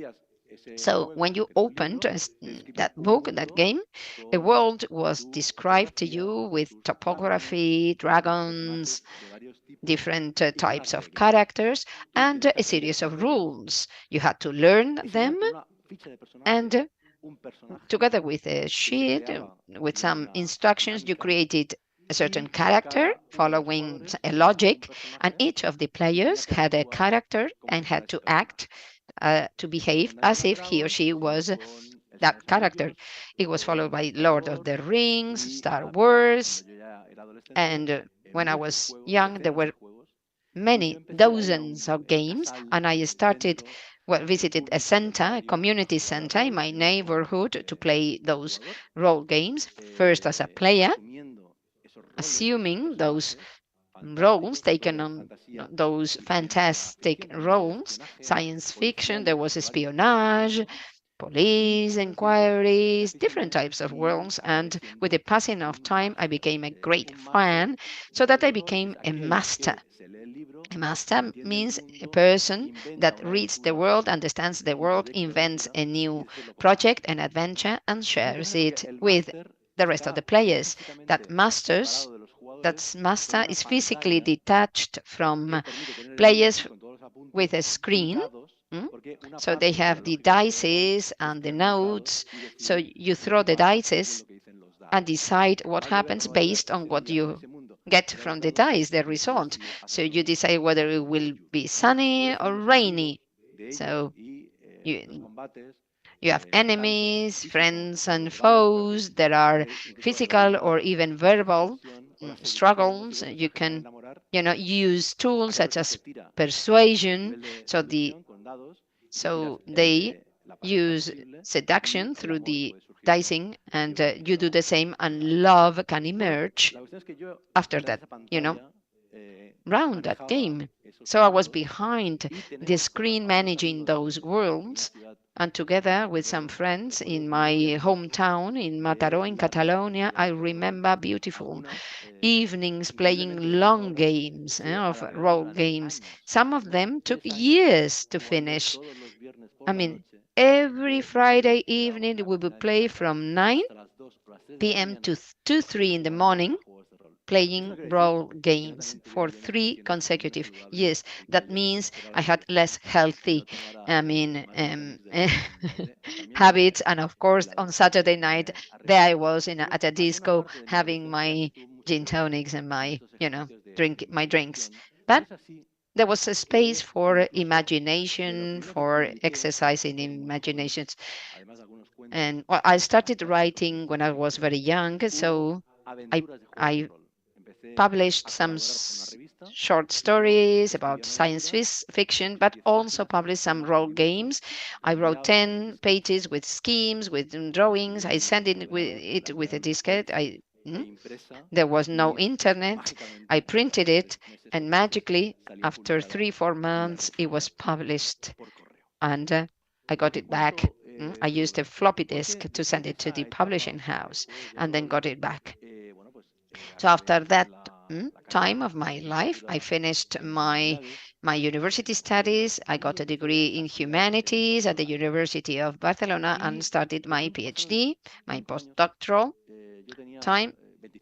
I was 25 years old at that time, and I read a book. I came upon a book written by a friend of mine, the philosopher Eloy Fernández Porta, and it's entitled After Pop. It's a book about what came after pop, that is my time, our time. So Eloy spoke about literature, philosophy, but also about comic strips, science fiction series, TV series, pornography, all sorts of topics. So I started up a slow process of thinking. I realized that during all my university studies, I only read high literature. Jorge Semprún, Walter Benjamin, Susan Sontag, Primo Levi, all those great scholars of contemporary thinking. However, my background was that of role games, superhero comic strips, reading science fiction, etc. So I tried to recover that part of myself. And everything I've written about since then, I did based on creative freedom and without an academic, a scholarly vocation. That was my express decision of writing books with not such a long list of references, bibliographic references, with a type of uniform language, not with the typical academic language, but with formal freedom, because formal language is very much alike what we read nowadays in ChatGPT. So that was my intent, researching, being aware that essay, novel, literature are creative labs, and every project needs to be unique and different from the others. I'll show 2 examples. This is one called Librerías, bookshops. I wrote it 15 years ago. It's an essay about, bookshops all over the world. One day I realized I had visited the 5 continents, and for I don't know why, but I had visited bookstores in everywhere I visited, every country I visited. So whenever there is a creative project, there is an archive. Paula Ortiz, her readings of Lorca, neighborhood stories, Gaza stories, there is always an archive behind, underlying any meaningful project. So my archive about bookshops, it was massive. Books and boxes and boxes of notes, cards, books I found all over the world. And with that archive, that was the starting point for writing this book. It could have taken the shape of a doctoral thesis, but it's the opposite. I really enjoyed it because I I try a different type of style, I use different metaphors, I ask different questions, and I, well, go through the history of bookstores from ancient Greek to Amazon in the 21st century, looking for ways of enchanting and re-enchanting readers through this important physical space, bookshops, the same as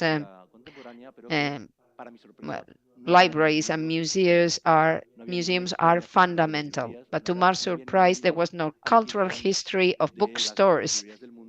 There was no no book that had compiled the history of bookshops. That's why I decided to write it. The problem of having written several books, I really struggle not to repeat the same formula in my effort to find enchantment. If you do not fall in love, if you are not very much interested in your materials, in the way you do, it's hard you have any meaningful impact. So I try to find stimulating projects and to raise the interest of my readers, and never with the will to trap people. I hate that verb. I don't want to trap my reader, to captivate. No, I want to captivate them. I want them to get inside and outside and get out whenever they wish. But I want to persuade them to feel attracted and interested in what I'm telling. So after drawing some comic strips that were somehow conventional, I came up with an idea. I realized that the life of Abi Barbour, this famous art historian,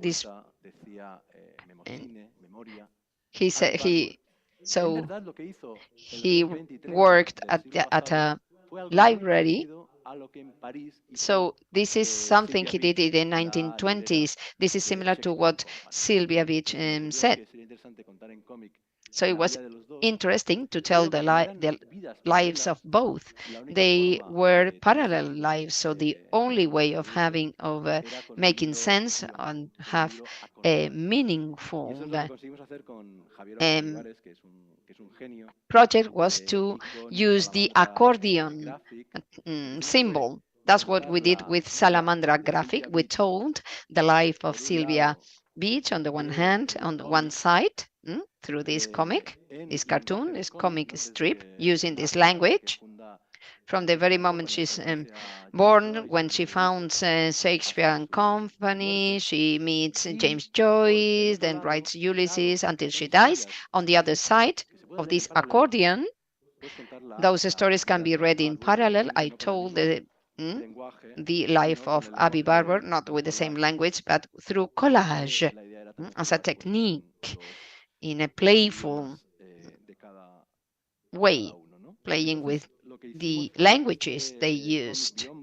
So this accordion this folding book was created as a way of connecting concept and form.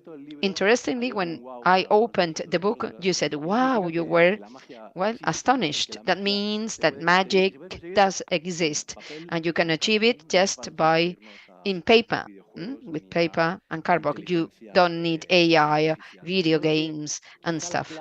So the key, lies in thinking, of course, that childhood is marvelous.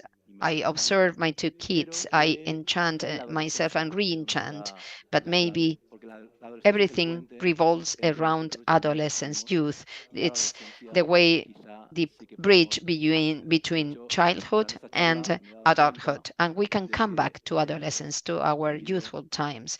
And while I was speaking, I realized that this book is a master's screen for a role game. So that reminded me of when I was 18.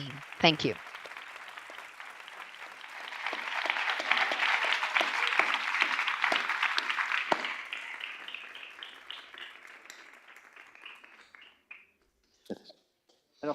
peux me permettre de parler tout de suite, je voudrais dire que If you allow me to say some words, j'ai un fils qui a adoré les jeux de rôle et j'ai vécu là-dedans du point de vue par rapport à mon fils. I have a friend who was passionate about role games, but he didn't write such interesting books, so magic, full of magic.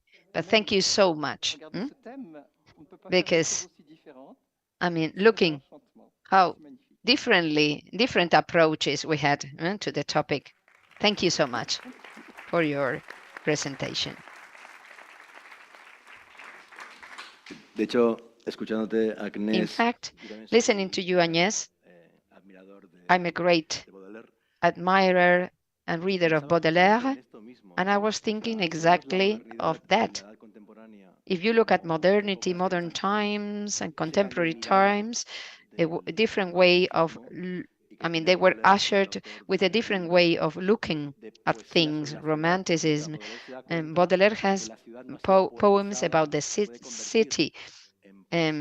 He realizes that the city hadn't been expressed with the language of poetry.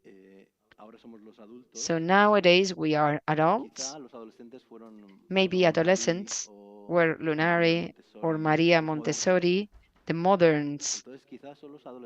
So maybe adolescents will allow us to connect with the spirit of romanticism. I was reflecting on this, that has a direct connection with what both said. We have a lot to learn still from Baudelaire,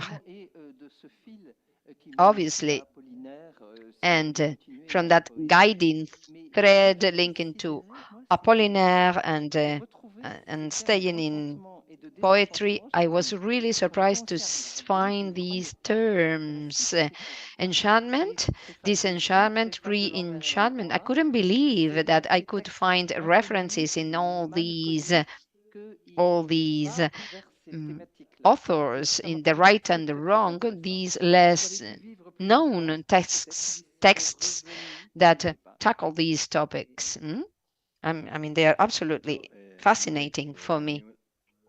In fact, for me, one of the moments of his life I most enjoy is his childhood and how important his teacher was for him, a key figure in his life.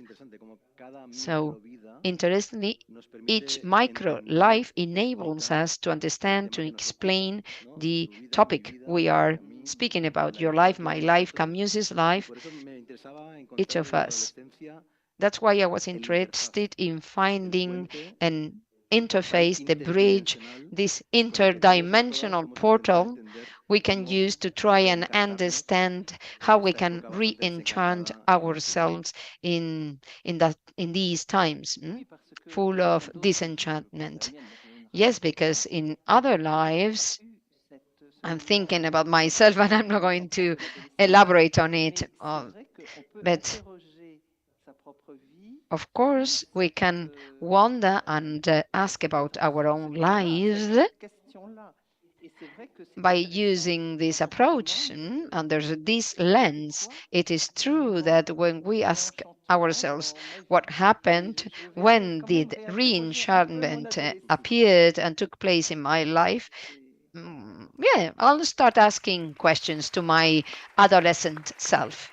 I think it's something we should all do.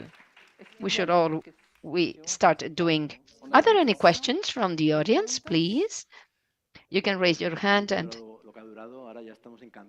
so we are enchanted again with the prospects, what awaits us. I would very much want to thank you both for your proposals. You spoke about the need to reconnect, to act as a bridge to what will come in the afternoon after lunch, and to this interface between the morning and the afternoon. The need to reconnect. I'm sure that last evening, we reconnected with our childhood, and after you, Jorge, will reconnect with our youth and adolescent times. So the need to reconnect is always there. Thanks to both of you. We are immensely thankful. So see you after lunchtime. We'll be back sharp at 5 maybe.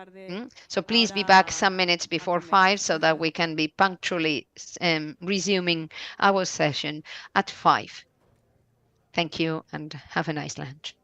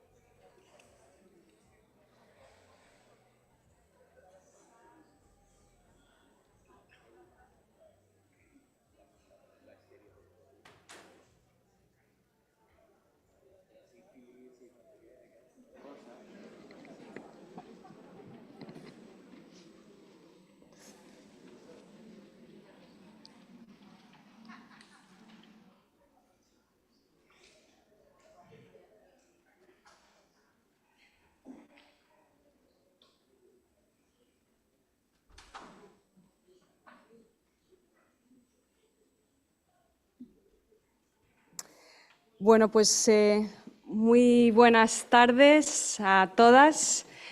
Parece un maratón, ¿no? Queremos jugar, pues sigamos jugando con las palabras, con las imágenes, con las voces. Y ahora simplemente a presentaros a nuestros tres invitados de esta mesa que, como os decíamos, buscará pues, que juguemos en toda su multiplicidad.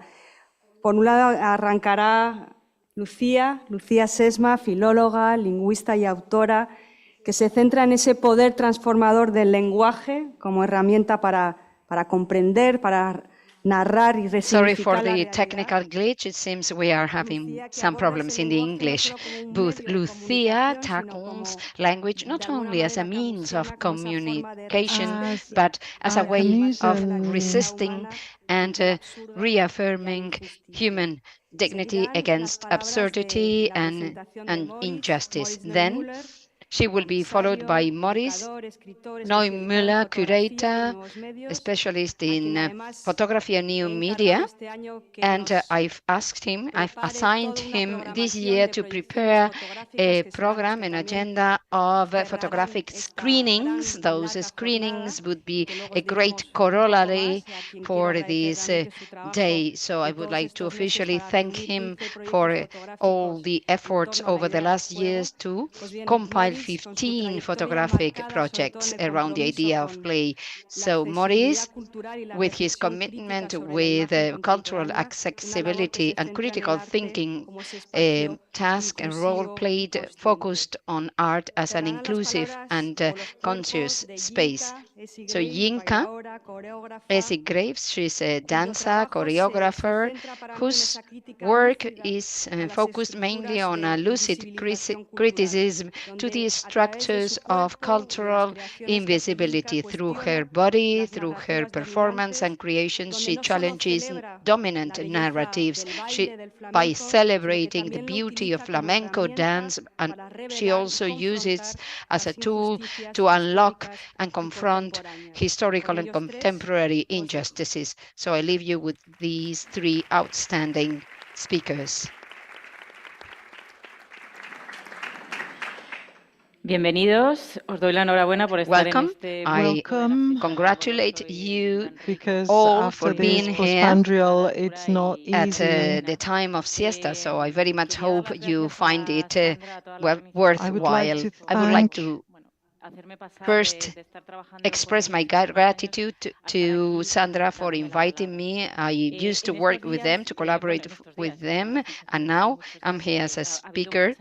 In the last days, it's been an intensive time since we started just yesterday with Leila's words. Several important terms have been positive, such as resistance, resilience, and absurdity. I would like to encourage you all, to congratulate you all as attendants, because yesterday we played a wonderful role by, attending Lila's presentation. You, played, you resisted when there was a ship, a luxurious ship, a yacht behind Leila, passing behind Leila, while she, made a beautiful and exquisite speech. And we stayed there and reaffirmed ourselves by listening to her attentively, and thus emerged an equally absurd and equally act and moment.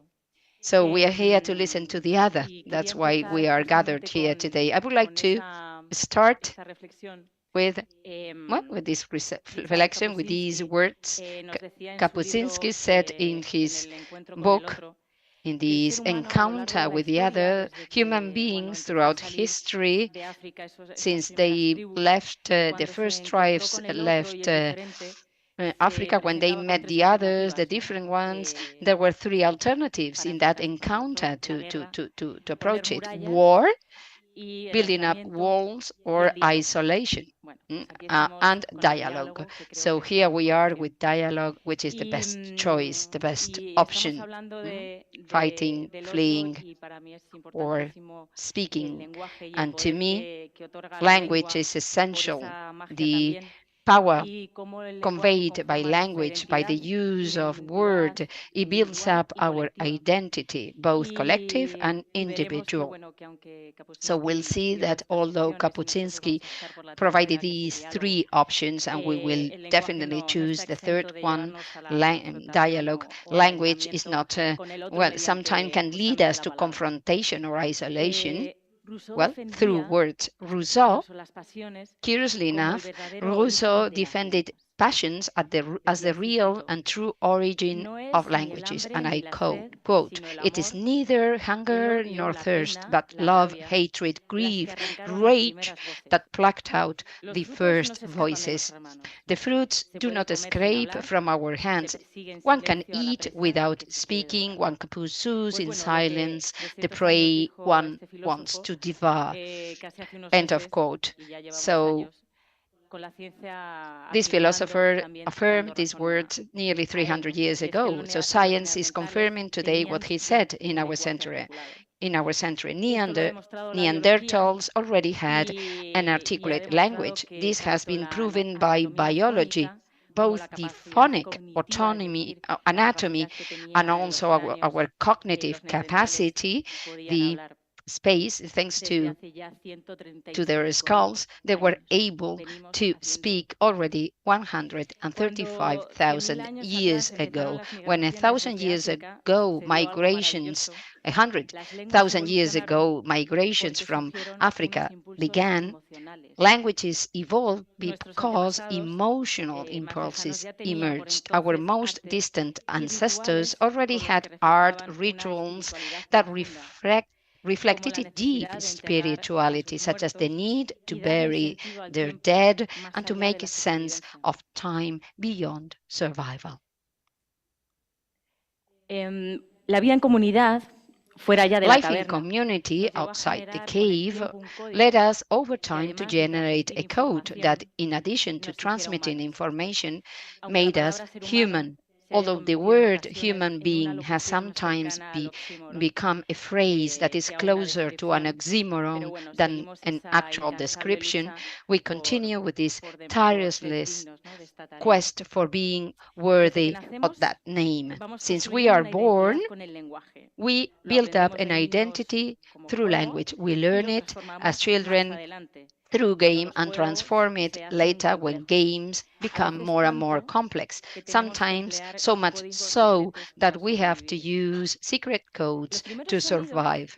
The first articulated sounds we utter refer both to the need for nourishment and to the need to communicate, to show emotions. The word mummy, mum, is usually one of the first words uttered by babies together with papa or dad. This bilabial position of the M, the most natural one, is linked to the sound of the A vowel, the maximum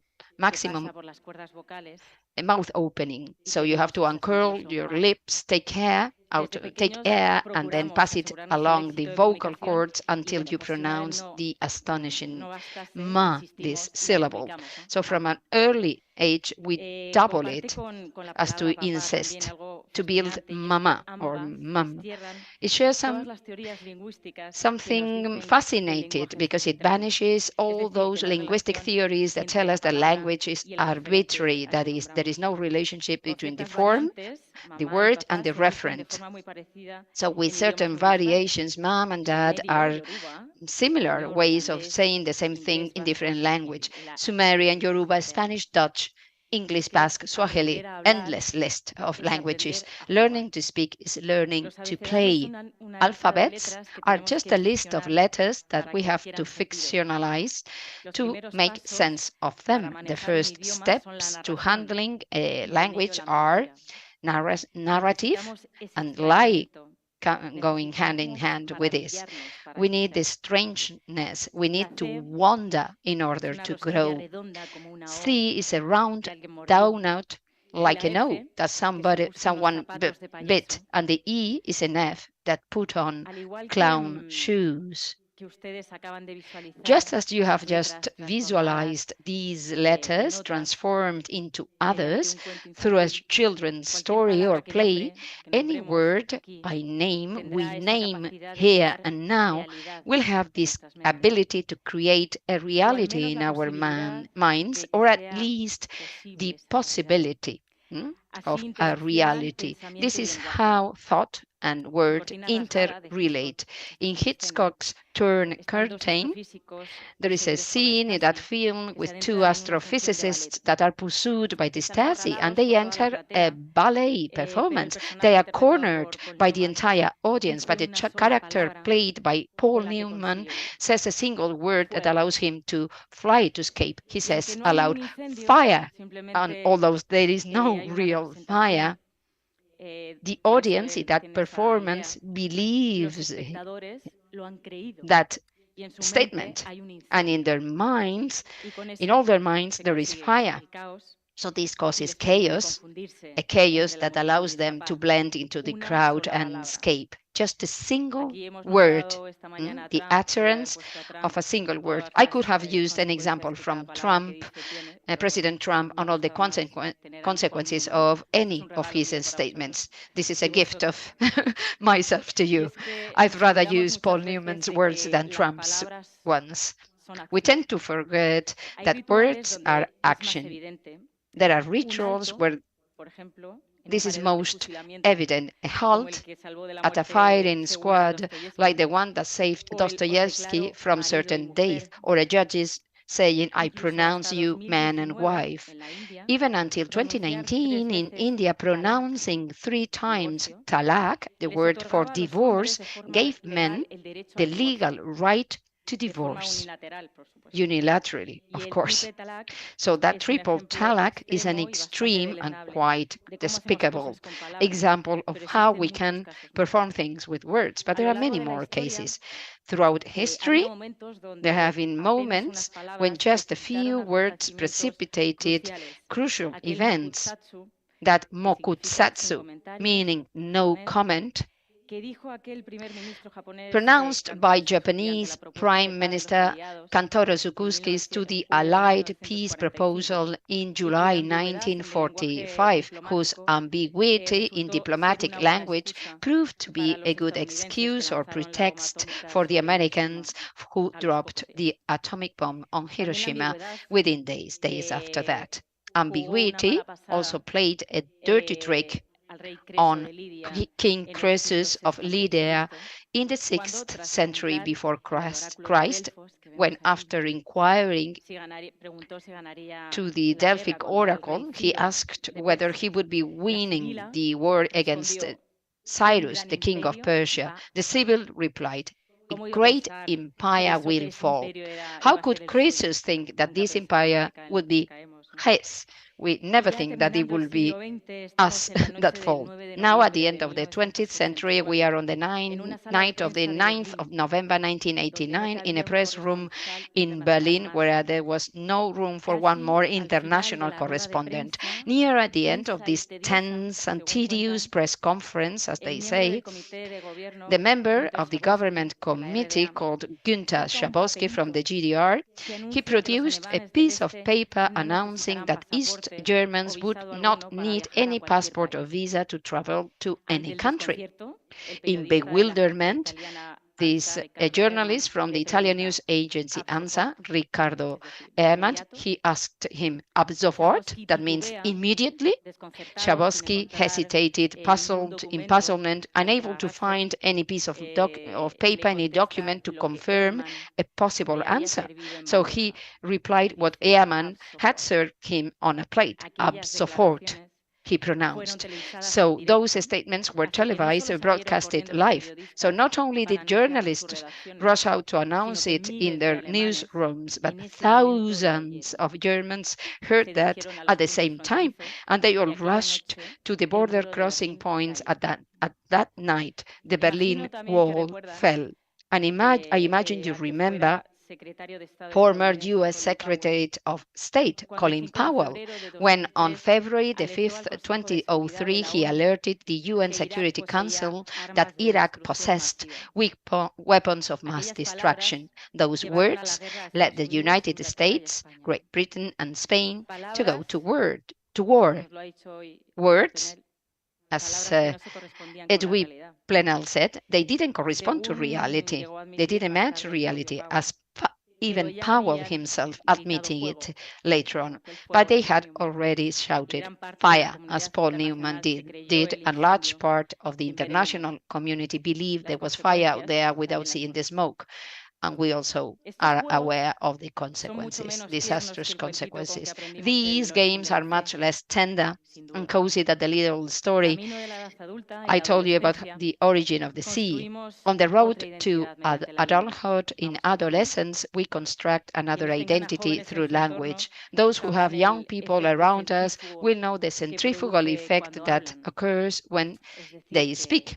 That means the terms, the language they use to relate to their tribe, to the members of their tribe. They create vital complicity among their peers and expel the rest, knowing what estar en tu prime, estar living, or stalking somebody in the social media, or ser la cabra, being the greatest of all. If you are old enough and still know this, know what these statements means, has a lot of merit. Youthful friendships make up one of the first tribes we choose in life. Later on, we follow this adolescent impulse, although we give it a more sophisticated.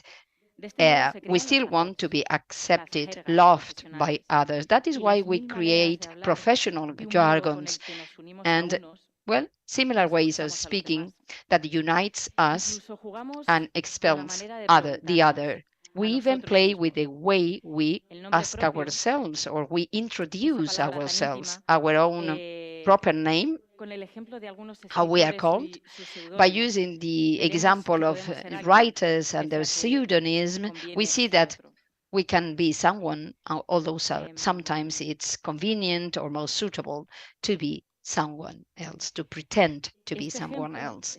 This example, you can see this picture of the Navajo Indians. This played a decisive role in the Second World War when they were recruited to build a squad, and those are historical moments we found out about many years later.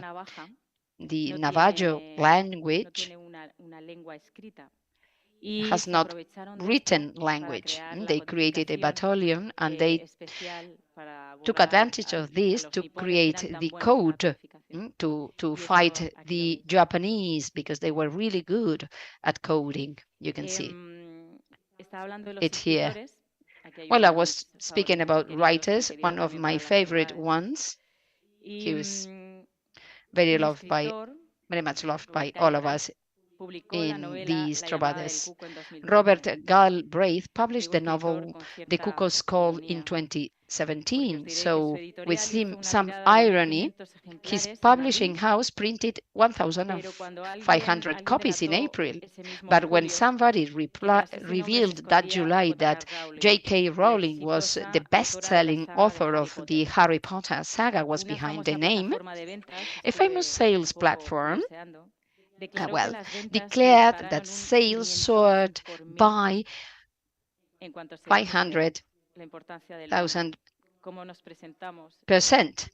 So here, the importance of our identity and how we present ourselves to the rest of the world. Behind the pseudonym Carmen Mola, I'm sure you know about this literary phenomenon, there are three male writers. Carmen Mola is three male writers, and their identities were only revealed in 2021 when they won the €1 million worth Planeta Prize.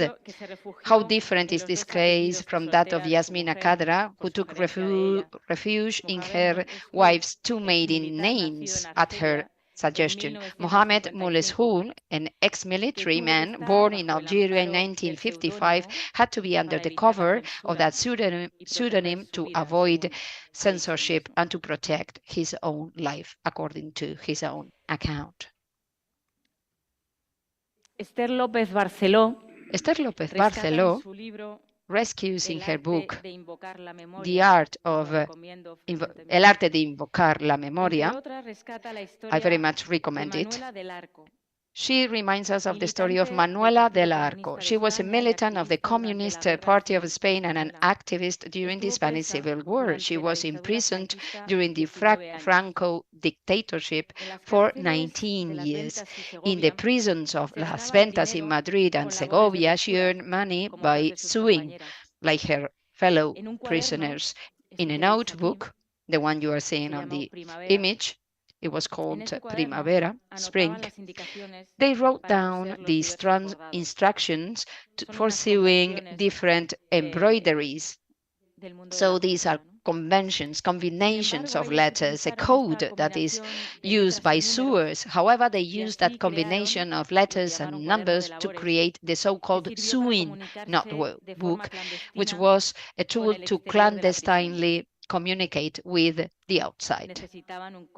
They needed a different code, as we saw this morning. Speakers presented different codes. Sometimes we just cannot speak openly. We cannot use the language as it is, and we need to create our own language with our own codes just to survive as these female prisoners.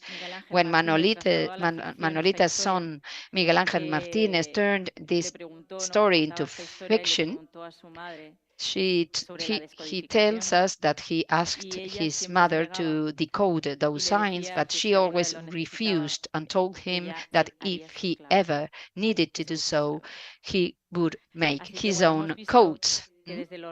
He could find his own way forward.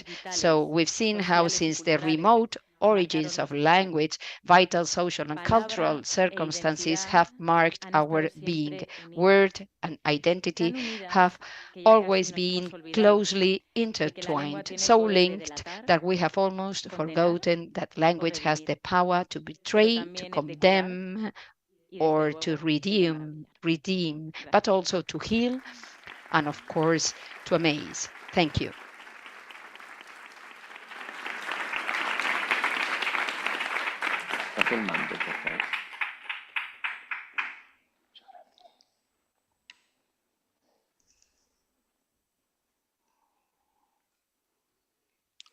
Esta proyección ahora está en la última. Por favor, vayamos a la primera. Let's go to the first slide, please. Muchas gracias. Thank you.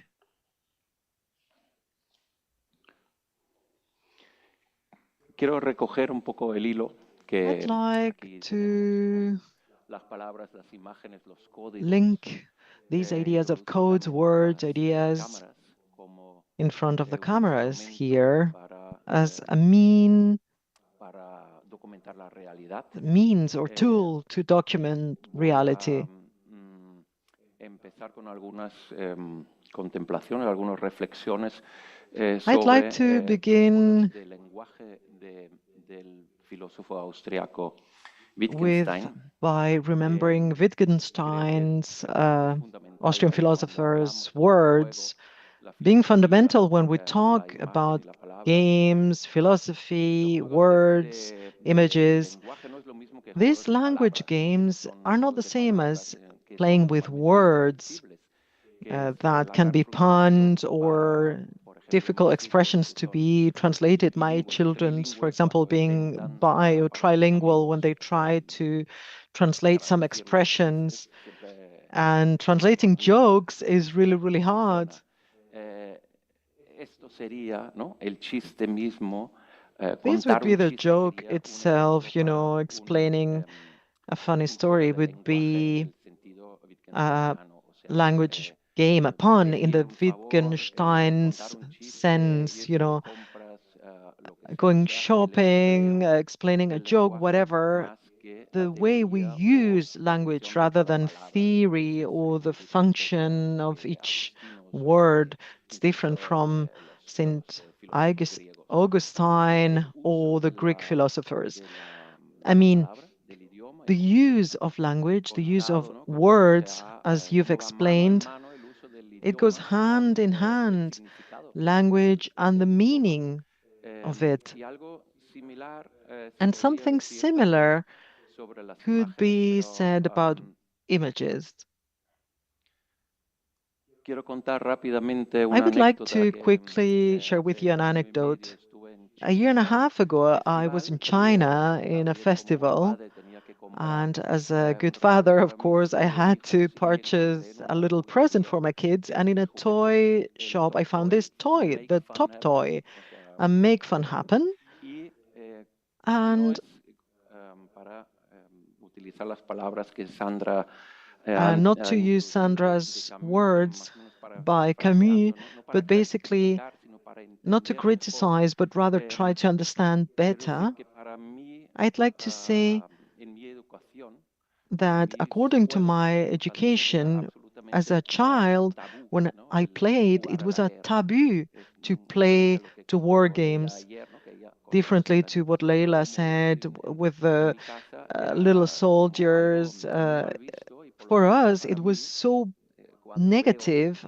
I mean, when I see a Lego tank or it just doesn't fit on my, it's, of course, I purchased it as I also did with this book in Chinese also. Maybe it's a pre-book, as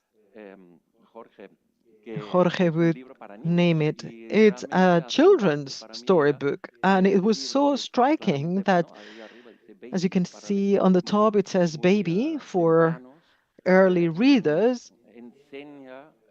It shows to the young Chinese child how to write and how to pronounce a machine gun, a grenade, a nuclear submarine, a torpedo.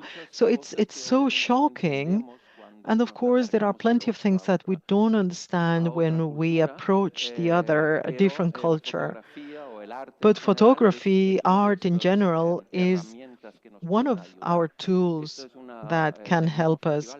In the same festival where I was, this is work by a young photographer on today's China.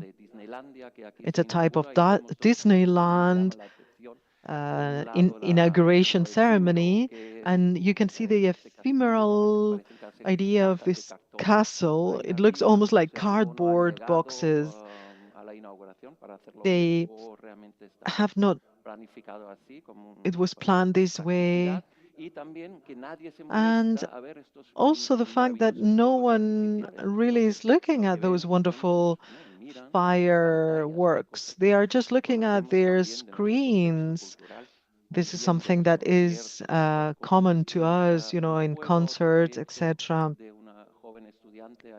And this other project by this young student in the festival, she wanted to document a day at IKEA in Beijing, drinking the morning coffee, brushing your teeth in this IKEA universe. This is another student that I asked him to pose in front of his photographs with his interpretation of our contemporary world, living in this plateau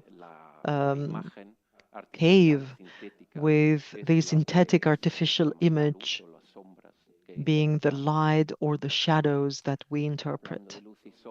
And talking again about light and shadows, here you can see a very well-known image, the black hole.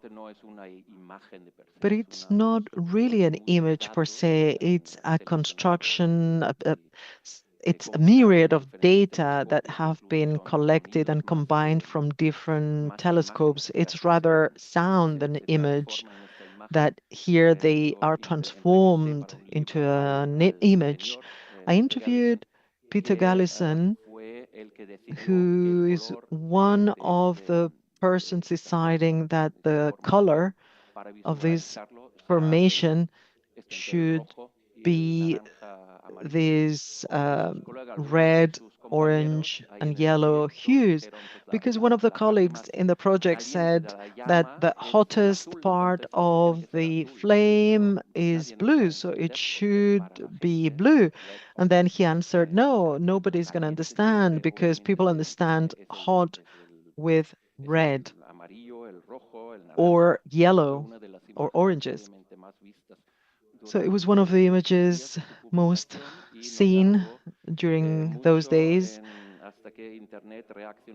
And then internet reacted as a game with all these memes, as you can see, with all the different interpretations of this black hole.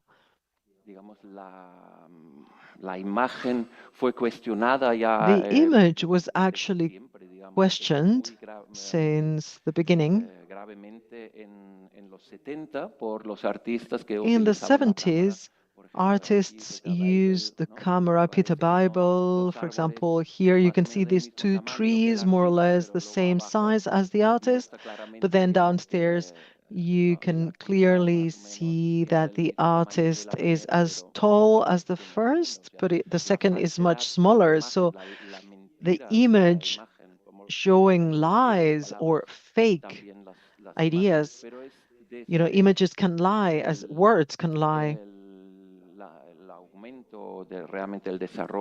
And here, the way the synthetic image and how it's evolving, and this new epoch of misinformation, of these days of lies or fake news, these synthetic images,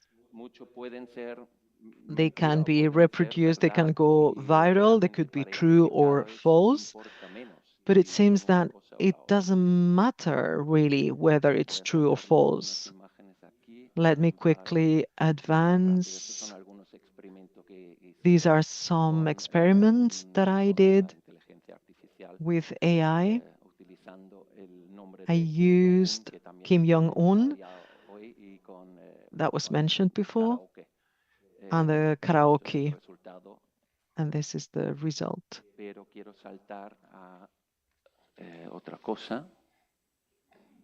Bueno, esto es, bueno, no, es que es tan bueno que hay que decirlo. Let me please tell you, it's pretty good. A few years ago, Iran, in a press release, they announced that they had done a test with several nuclear heads that could transport, that could be rocketed. And a day later, online, someone analyzed that this image with 4 rockets has been cloned, and maybe it was only 1 or 2, but surely not 4. So again, the internet reacted with plenty of memes and exaggerated or cartoon images. This criticism, this visual, harsh criticism. A year and a half ago, I interviewed this German author, Boris Eldagsen, who had won a photography, Sony World Photography Award with an image, synthetic, I mean, an AI image. He was transparent about it. It was almost a performance to foster dialogue, to talk about whether something is photography or not. And during the interview, we openly spoke about what the difference is, and we showed step by step how he had built that fake image. Because it's not true that an image in an artistic image can be done in 5 seconds. Usually it's a process that takes many steps and requires the use of different techniques. Maybe for an image is enough to have a brilliant idea, but in order to achieve a series of artworks and a series of ideas that are consistent in Liangzhou in southern China, we see the exhibition of Boris Eldagsen's photographs. I was curating part of the international aspect, Chris Jordan's work, that you will see this evening in the projections later on. And you can see this famous Japanese wave of the 19th century that he translates into these microplastic, millions and millions of microplastics, having formed an island 3 times the extension of France in the Pacific Island. Again, more microplastics killing seabirds and being part of the food chain. These are, again, examples of Chris Jordan's series that you will see also in the projection later on. Another artist that plays with the image and the concept of plastic in art as a message to raise awareness is Vance Gunzel from Germany.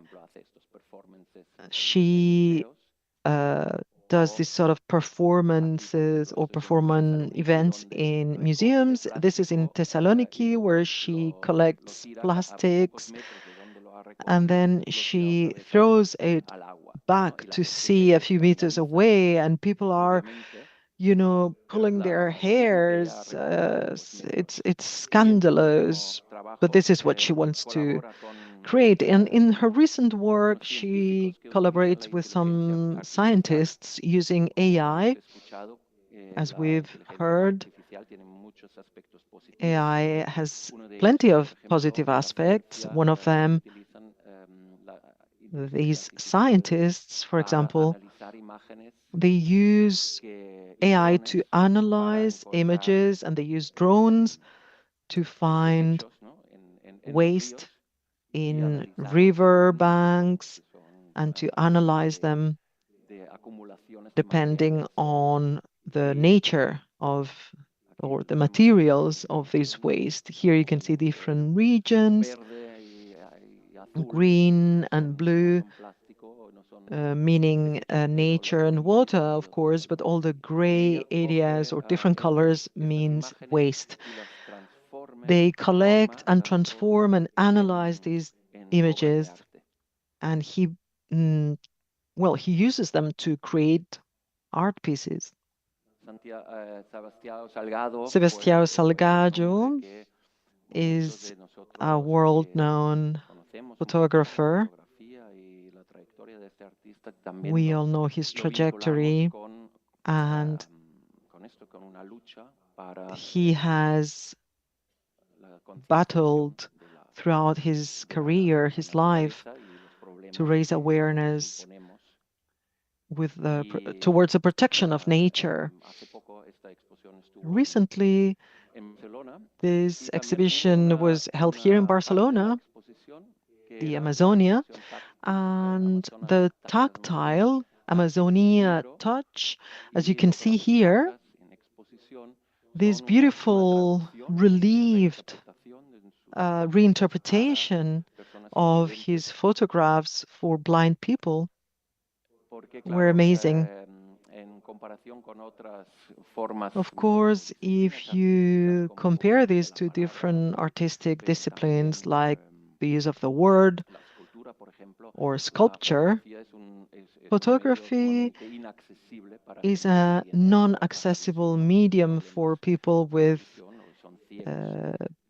issues, sight problems, or blind people.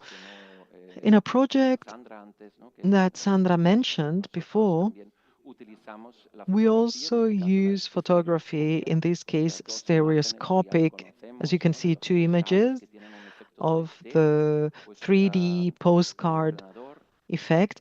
The computer and the digital printing techniques can translate this 3D to tactile relief, you know, these little sculptures, let's see, to help blind visitors. This embossed technique.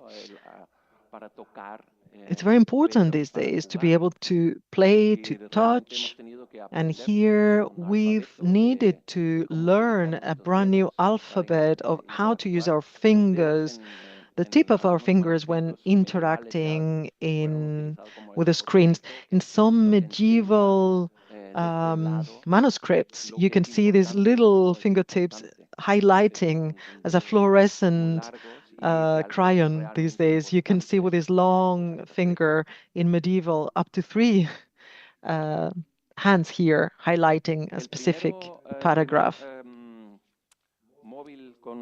The first mobile phone with tactile screen was in the market in 1994, 13 years before the iPhone. But it didn't have plenty of success. It had maps, email, everything a smartphone needs these days. It had almost as many things as an iPhone of 2007, but it was not very successful. And Milan Flusser, the philosopher, back then wrote that this new species has been born, and this new species has no members. It has just been reduced to a fingertip, one finger only to type on a keyboard or touch a screen. This is a big contrast because children, when they play, they not only use one finger, they use their whole body to interact. We see this in the parks where kids play. In Spanish, we say parques infantiles, but in English, it's playground, right? So it's the space, the ground where they play. It's not only a park for children, as in Spanish, but an actual space. And let me use my last minute for you to see a playground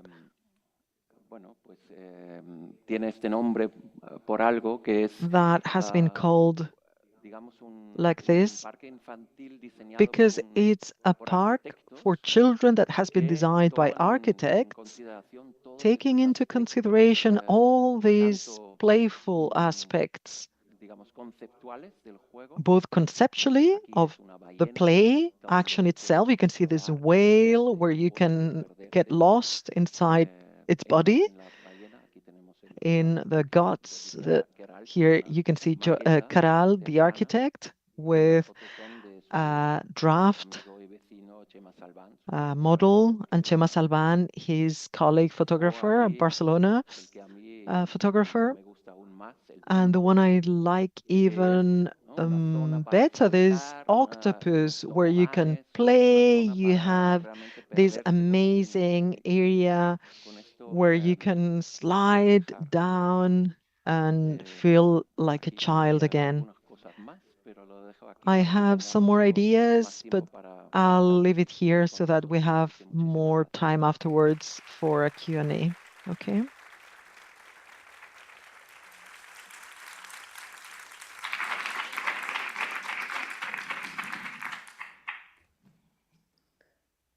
Muchas gracias. Buenas tardes. Thank you very much.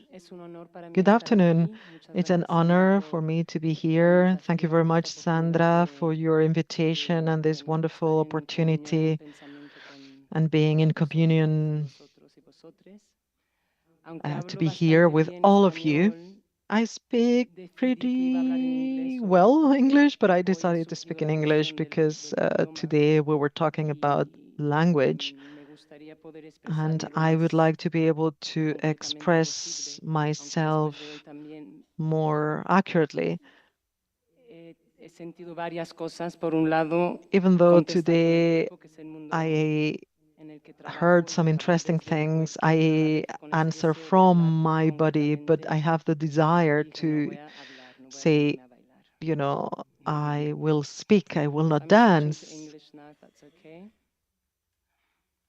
And I love that we ended with this idea of a playground because I wanted to share some of the ways in which particular games or the ideas around particular games have been relevant in a particular work of mine, which I wasn't going to talk about, but Edoui today mentioned the idea of the need for certain people to disappear, and within this sort of colonial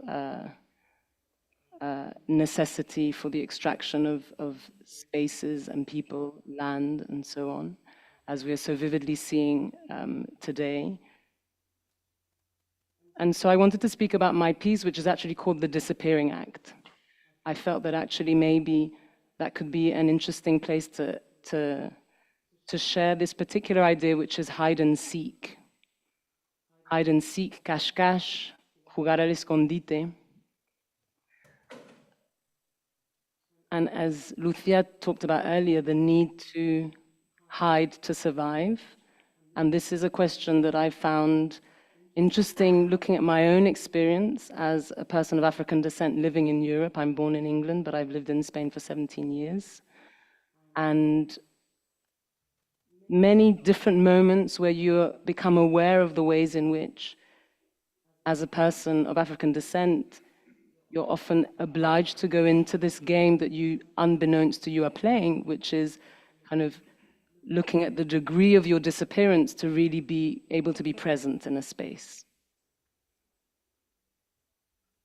When I think about my personal life, I also then think about the way in which I have been taught and understood the spaces that I have inhabited. And more specifically, when I moved to Spain, this became very concrete, and in particular, when I moved to Andalusia. And I felt that, again, I was coming up against this idea of visibility and invisibility almost as something that is material. And so I want to speak to you about two particular moments when the kind of the personal experience is confronted with a sort of a greater question of space and history.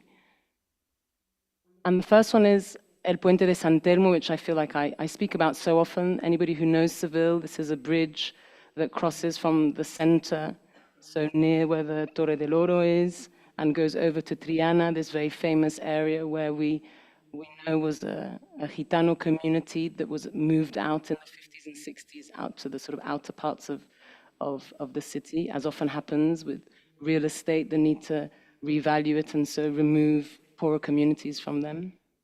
And I used to cross this bridge every day to go to a class at a school called Ángel Atienza, so a flamenco class. And I very genuinely would often have this sense of being pulled down into the Guadalquivir. Somehow every time I crossed the river, there was a sense of like something in the waters that had something to do with me. And a few years after, I found out that that was actually the port of the Indies, era el Puerto de las Indias.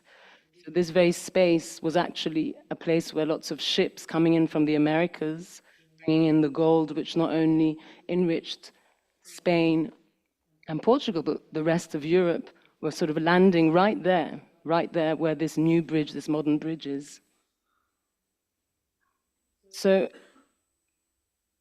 immediately for me, obviously this isn't something that is commemorated. There is nowhere that you can see that this bridge was what it was, or that that space was what it was historically.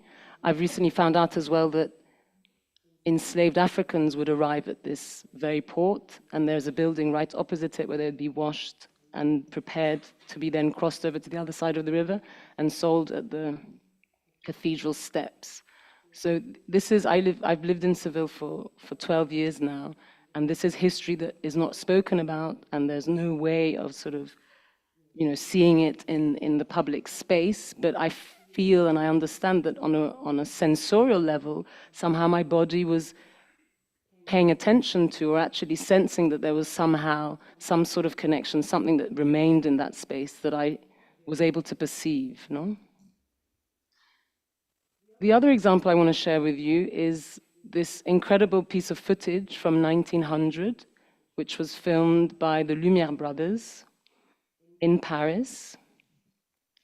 And I saw this footage in 2013 at a conference in Seville.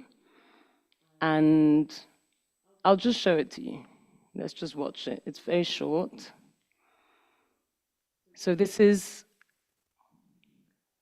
a supposed cuadro flamenco. This is the first ever recorded image of a cuadro flamenco.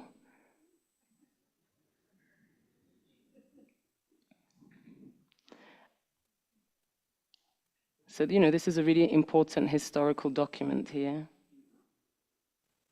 Even though this is filmed at a World Exposition in Paris, so we have to understand the framing of Spain at that point there's a question around that in and of itself. But I'm going to play it again, and I'm going to just speak over it. So when I first saw this image, and when I saw this man jump out, I believed that I was seeing somebody of African descent on the screen. But the person in the conference kept talking about El Maestro Otero, who was a well-known teacher at the end of the 19th century in the Escuela Bolera style.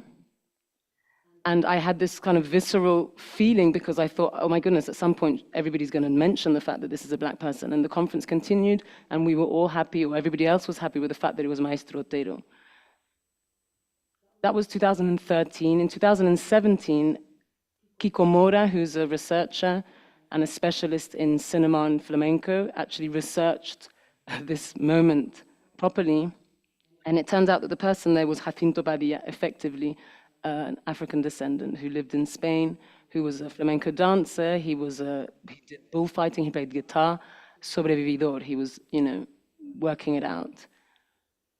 But what I found fascinating was that somehow I had seen something that everybody else around me, the optics with which they were looking, the optics of the normality of this as a cuadro flamenco, found it impossible that this person, despite him physically being there as a black person, was completely invisible to them. Let's say it wasn't possible. The impossibility made it optically, not there to a certain extent. So again, for me, it was very interesting to think about the invisible as such. This disconnect between how images are constructed or we think we're seeing versus what can potentially be there.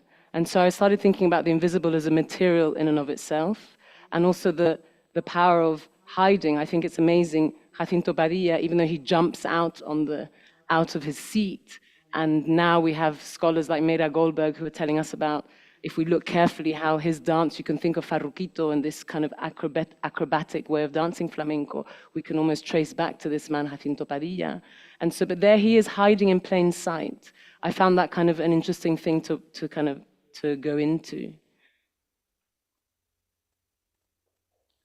And so this idea of residence time, this idea of the past and the present, residence time is a term that I saw when I was reading this amazing book by Christina Sharp, which is called In the Wake on Blackness and Being, the idea of the colonial past that still isn't resolved, that we're still sort of suspended in. And when I say we, I don't only mean people of African descent, I mean all of us, all of us who are on either side of that equation. And I found this really interesting, the idea of the amount of time it takes for a substance to enter the ocean and then leave the ocean, and then thinking about human blood, and thinking about the sodium in our blood, and thinking about the fact that that material takes 260 million years to disappear as such. So in effect, on a certain level, this idea that things are still suspended, still there, despite not being there, despite being invisible, for me kind of suddenly became material. So that is one of the kind of sensations that I actually wanted to explore then in my dance. I wanted to make a piece about this idea of invisibility, invisibility not only in the sense of my own presence and those of people of African descent and many other peoples who are minorities in different cultures, but also historically how that is repeated to a certain extent. But I understood also that it was very important to try and find another way of accessing this that didn't reproduce the way I had learned flamenco, which tells us the sort of official narrative and so therefore is exclusive in and of itself. And this is where I started working with Dr. Amaray, her practice of embodiology, which I wanted to share with you today and see if we can have a tiny little moment to kind of engage in that, which is this practice that really puts knowledge to the center, or centered in the body. And one of the reasons for me that it's important to bring this to the space as well is that often knowledge from the African continent, as well as the people from the African continent, not its resources, and even the resources, the huge resources that continue to support and allow the West to have the wealth it has, is never given the name of where it comes from. It's like there's this reluctance, and I think Glissant spoke about this absolute reluctance to be able to actually give value to the things that come from the African continent. And so as we're all asking these questions about as the world is being destroyed, for many of us, we never were part of that world, so we understand we've been hiding and seeking. And so for me, it's important to kind of try and engage with these other ways of understanding, the other ways of creating knowledge, these other ways of being in ourselves, so as not to myself even reproduce the optics that are unable to value and unable to see everything that I'm talking about. What did this mean? This meant actively going into spaces. Actually, there's something I want to share before that, which is the idea of Sese Selame. And this is, Dr. Ray's practice is really focused on the people of Eastern Ghana, the Ewe people. This is like near the Volta region in the southern eastern part. And they have this understanding that you feel in the body in the same way that we understand sight and hearing and taste and smell.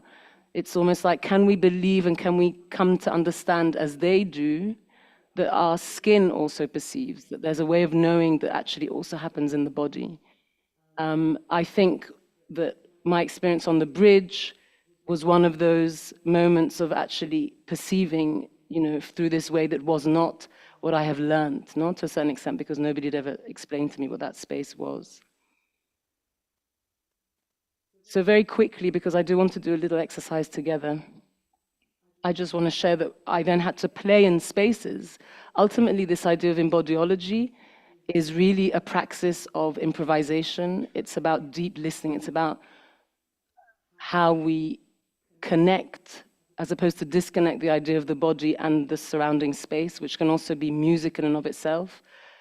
For the Ano Ewe, there's no separation between dance and music. They both coexist, and flamenco is very similar. You can't do it by yourself. You are in constant kind of listening to the other. So I placed my body in these historical spaces. This is in Ghana. I'm going to zoom through it because it's quite long. But the idea of listening, and so coming into this space where I don't know what it is I'm going to hear. I'm not looking for anything specific. I'm only allowing myself to be in the space to hear what maybe is still suspended. Also as a way of finding the kind of that secret in the hiding, that is that whether you can see me or not, I'm still here. Jacinto Padilla, it's fantastic. You thought I was El Maestro Otero all these years, but here I am. Farruquito is somehow remembering me. So it's that sense of there's a power in the hiding, and questioning the ways in which we, and all peoples, hearing Salman earlier on talk, the way people resist, the way we resist erasure, despite, as Edwy said, the last thing is when we are no longer there. But until we're no longer there, there are these different ways in which we have always persisted. This is on the actual bridge. This is El Puente de San Telmo. This is a space of escape in the forest. I went to very different spaces. This is in Oporto, where they had the colonial exposition in 1934. This is the island where they had Guinea-Bissau recreated to kind of appease Western notions of an African town in Guinea-Bissau. And then this is the door, coming back to this idea of the door of return, the door of escaping these optics. I'm kind of zooming through, but just to posit these two ideas together of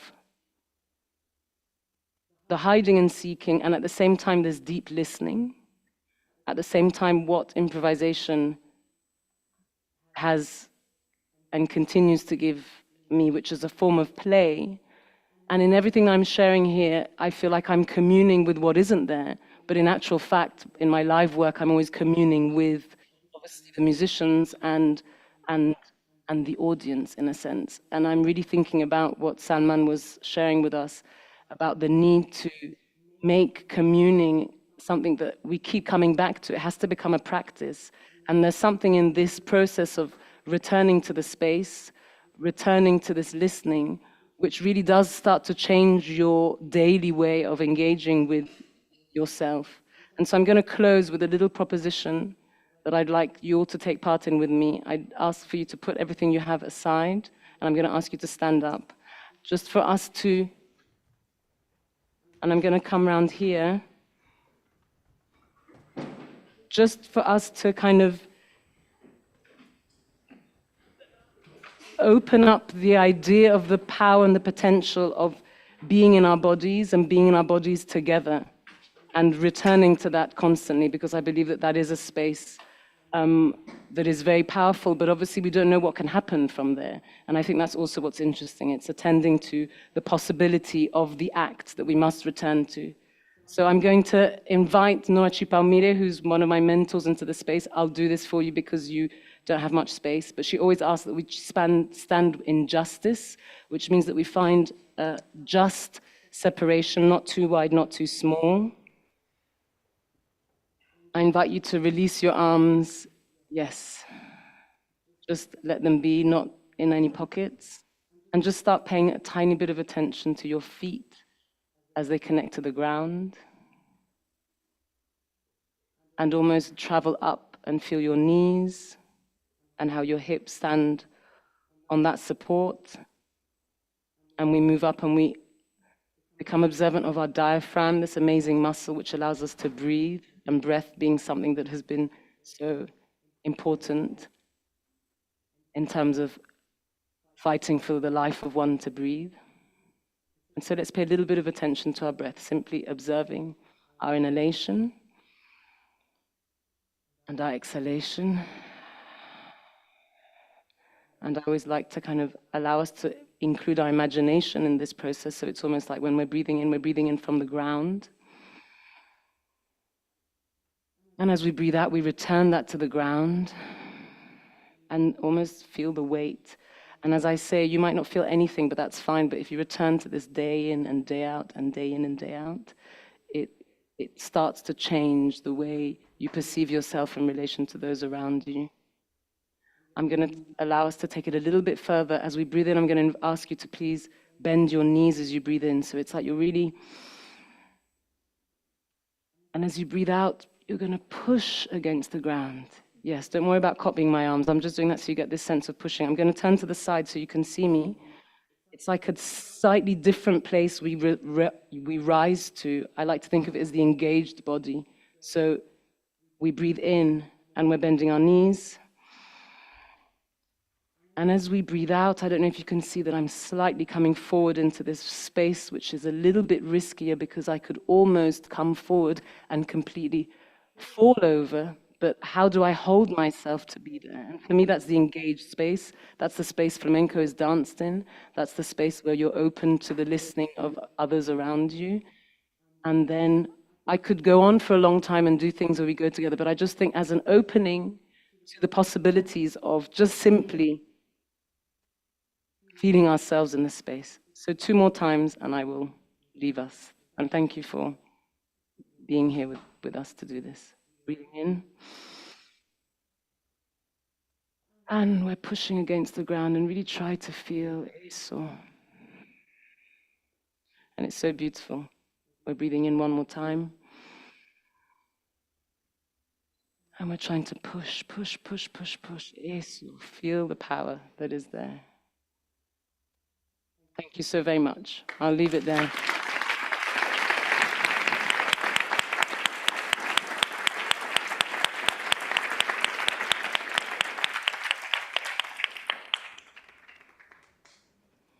No sé cuánto fue de largo eso. Bueno, tenemos 10 minutos, más o menos. Qué bien.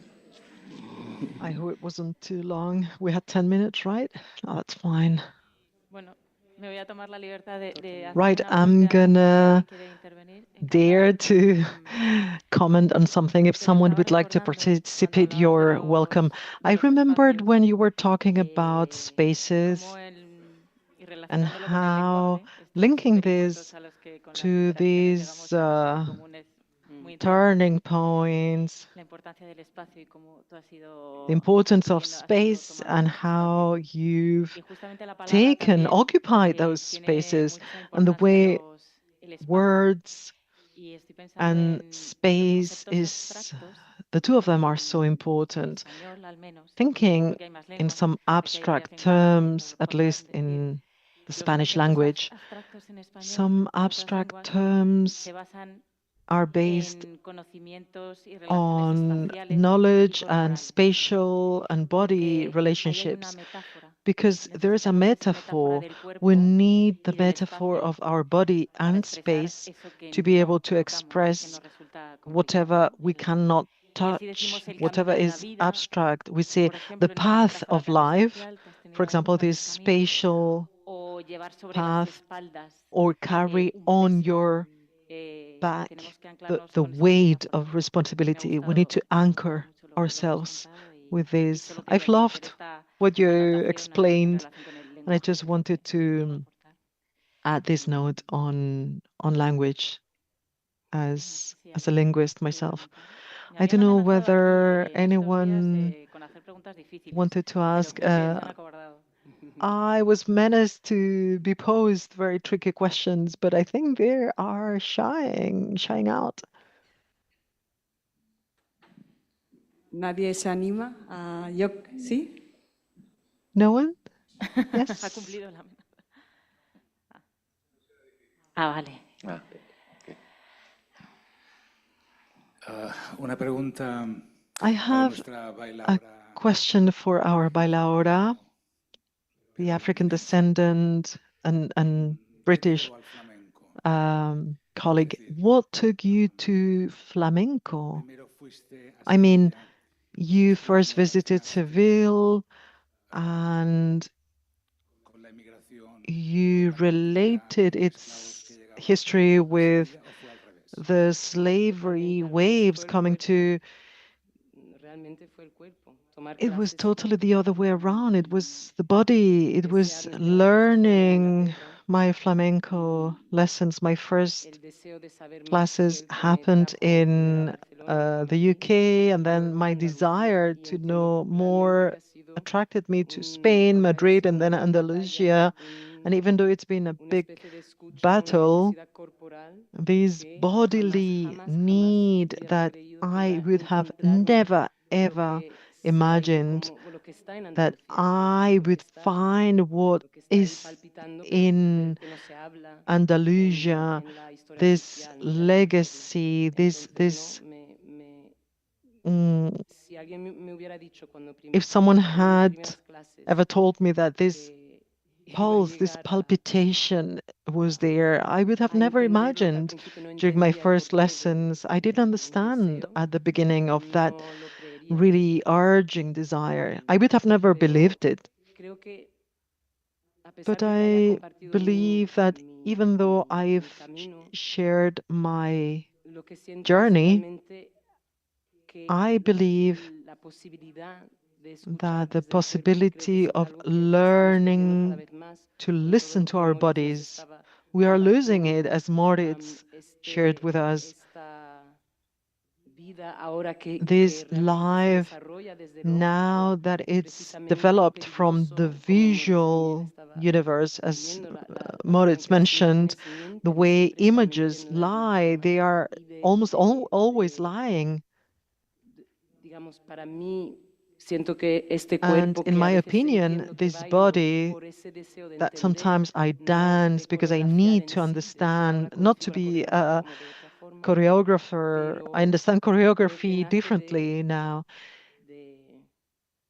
It is born from, how to say, that sensitivity that I believe is everywhere. I don't want to share it because it's my journey, but rather how we could all could be back again into our bodies, because this is very interesting knowledge. I didn't have the time, but I wanted to, this Sese Selame idea takes us to the napping, perceiving the other from my body.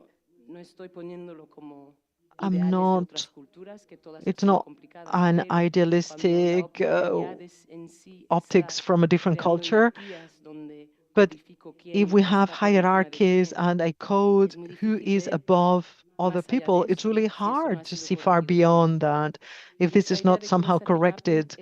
So this mapping of being able to learn from, if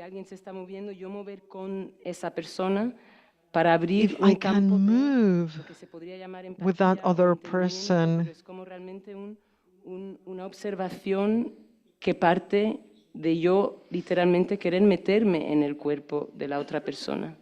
Y me it's the idea of, again, I believe it's very interesting. We should pay attention. It's not something we need to do just once. It's going to be part of our value system.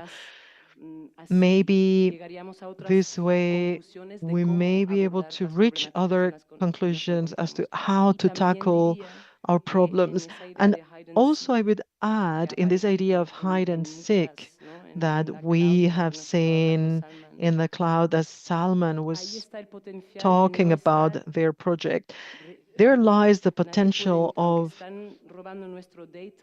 even though they are stealing our data because of our actions with our fingertips, our bodily activity is the single space. And I understand that enslaved people, it was there, even though my body doesn't belong to me because I am like a donkey for you, at the end of the day, I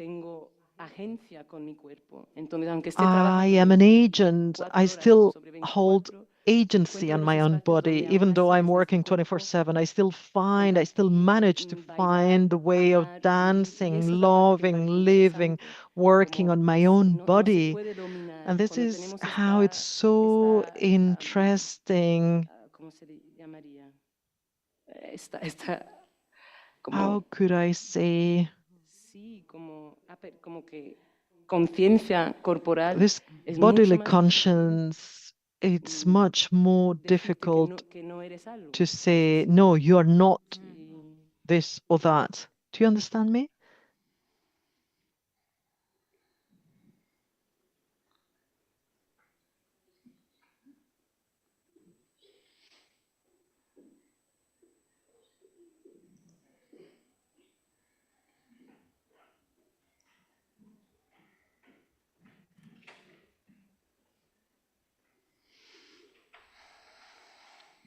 Hola, muchísimas gracias. Hello, thank you very much. My question is for Lucia. I would love you to please explain, maybe I didn't understand it correctly, when you mentioned that learning to speak is learning to play.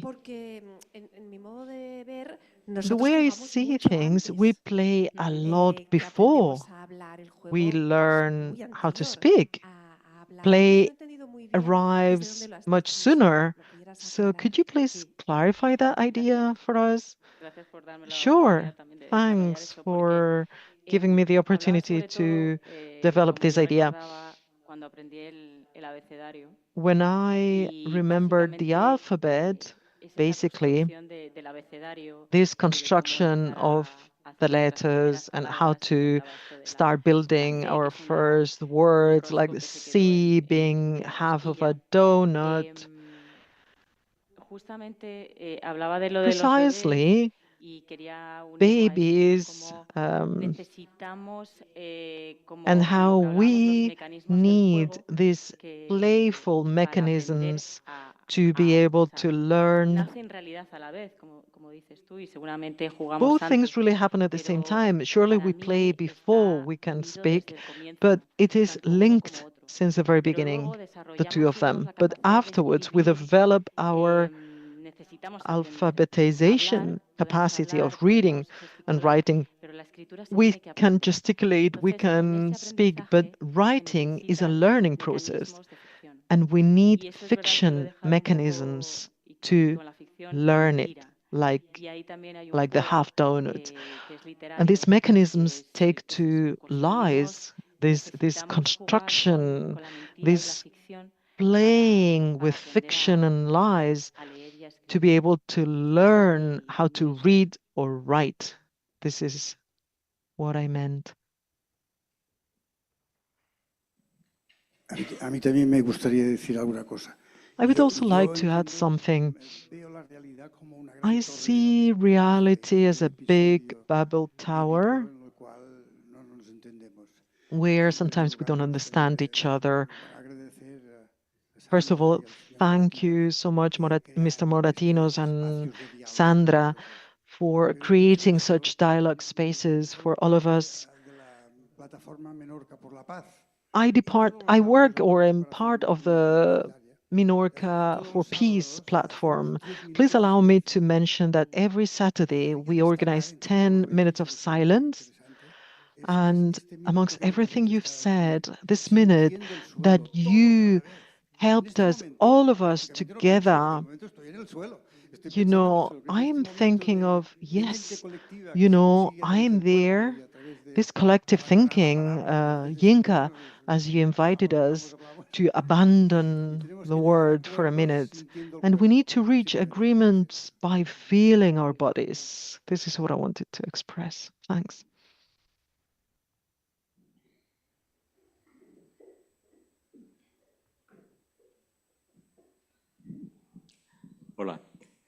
Hello. I would like to ask a question to Moritz. I think this is a recurrent question in the artistic world, above all in the photography world on AI. It seems that we see constructions of images and we depart from something non-verbalized, but we have the image present. But the AI creation is activated by the use of words. What do you think about this horizon in front of us with AI? Is this fear justified? With Photoshop, every time there's a change in dimension, there's a crisis or some moments of panic. You being in touch with this world, what is your opinion with regards on AI? Not only by means of words. Usually, we start with a prompt, these sentences, these words that we ask AI.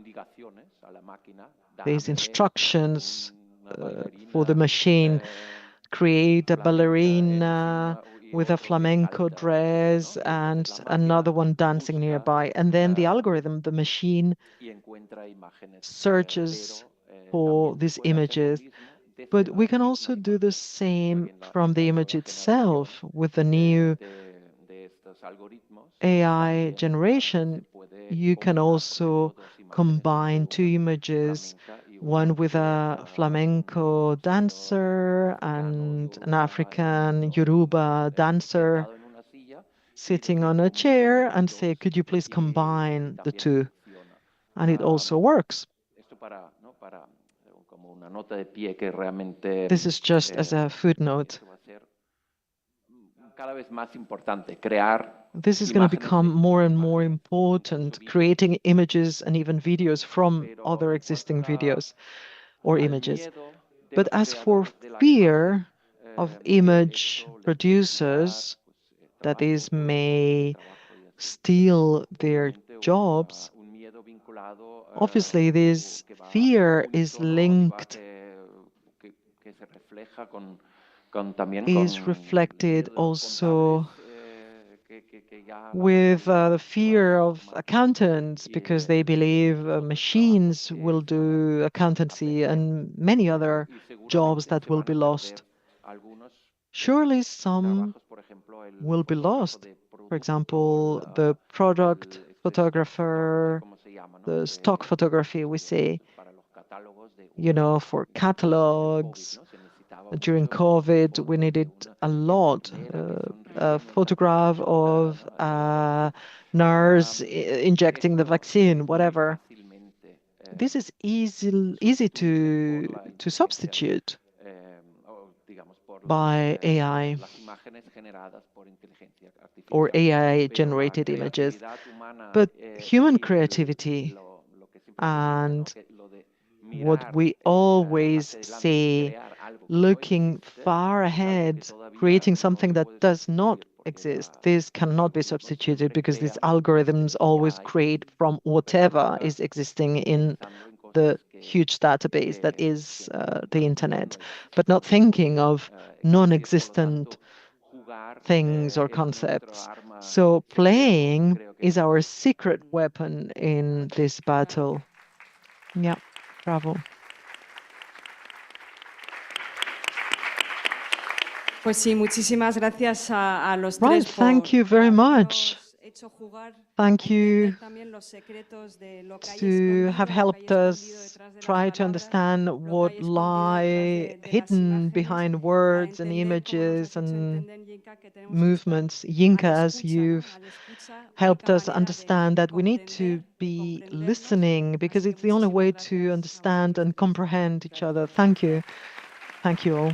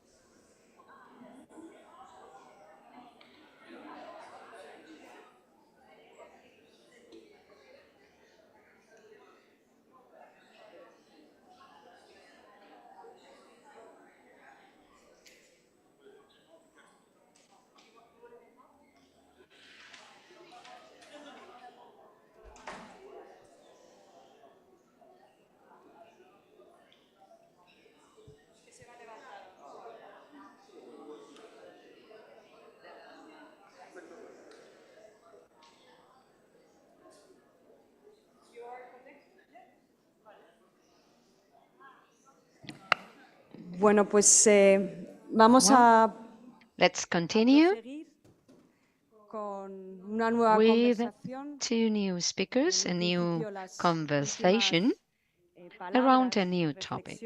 The last words, remarks of this afternoon, evening. So I'm honored to introduce two incredible human beings. Lena, she's a visual artist, and thanks to her ethical and aesthetic clarity, tries to apply that lucid gaze, compassionate gaze, trying to understand the human being and to represent that complexity of our nature, of our lives, with a critical voice, critical but profoundly human. Ben Okri is a poet, novelist, essayist.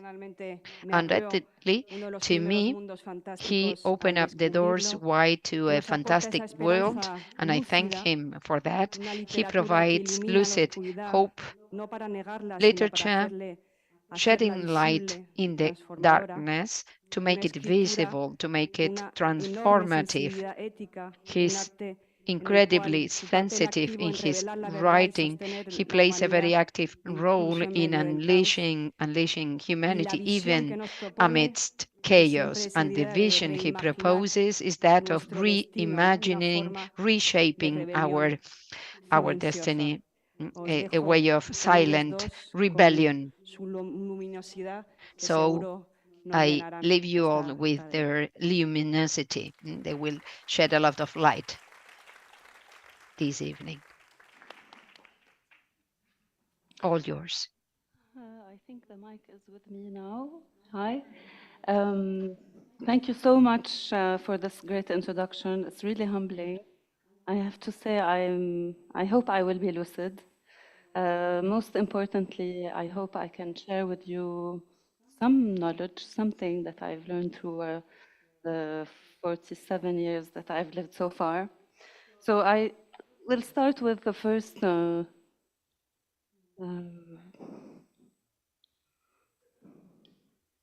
maybe the white? No. So back.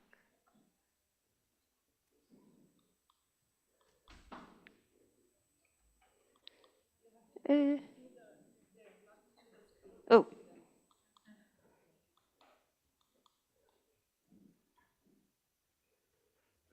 Maybe. Okay, so it's okay. I will just start with this slide and say that, I mean, I studied in a French missionary school, French. My mother is German, and I lived in Lebanon during the war. So I struggled with language, and I ended up drawing, thinking that, you know, I will never have to speak or use words again. And like today, I'm always a little bit surprised why people want me to speak when I draw.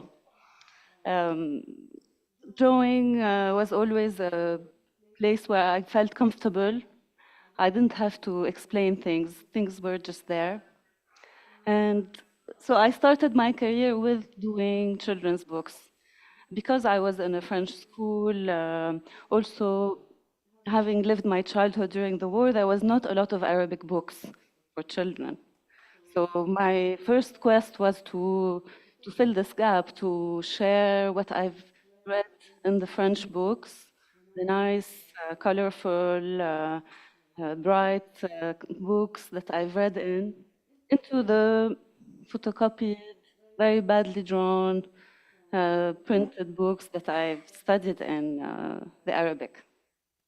So I started with this. Actually, this slide shows, you know, the comics that I wanted to share with the children. After working with children's books for 15 years, finally I could be an author, write, and share comics and my love for comics with children. So let's see if this goes back. So I mean, this is a book that I've wrote more recently, and it's about perspective, teaching children, you know, to appreciate what they have when I show them the different perspectives around what they have and how to value that. Well, my aim was really for them to appreciate their language, appreciate Arabic and how it's shaped, how it's told, and how it can be also told. So I've worked with a newspaper and I did some editorial work, and there I really realized how images can become public and speak to a large audience and the responsibility behind this. I worked with different authors from the Arab countries. I never wrote then, I just illustrated their articles, and that was a very touching article that I've read about this woman who had to travel every day to Bir Nabala in Palestine, and cross the wall all throughout her journey without having a tiny view to the sea. And the article and the drawing that I drew, I called it Dream of a Horizon. So then I've started to understand how images can be funny by subverting certain things. And here, playing with the verticality and the horizontality of the wall, it made me realize what I could unfold. So then I started to really put in practice this, particularly in the work I shared on larger stories, where here children can walk on walls when there are barriers. And following on this idea, I started to also create narratives that are influenced from my daily life, where here, this was a time when Godzilla went out, and it's a panel where this girl from Nazareth was sharing how she was living to a young man in Beirut, in the camps, about her reality and how his village was taken. So I put Godzilla here as, the monster that was in this action. So I had the opportunity to work with other artists and to create a collective so that we can do what we wanted. We wanted to make comics, we wanted to publish stories that are drawn. So we created a place, a magazine, and a collective of people where we also met to create together and to do workshops and different things. So these are some of the publications. This publication is written in 3 languages because in Lebanon we have the Arabic, of course, but some of them are very weak with it, so prefer using French or English. So we created a space where you could read Arabic from left to right, from right to left, and then the Latin from left to right in the same publication, without interfering with the reading order. So we kind of flipped the magazine. So every time we read the book in the right position, it was in Arabic, and every time it was flipped, it was in Latin. So then if I would look at Ben and reading the magazine, if it were upside down, he would be reading in Latin.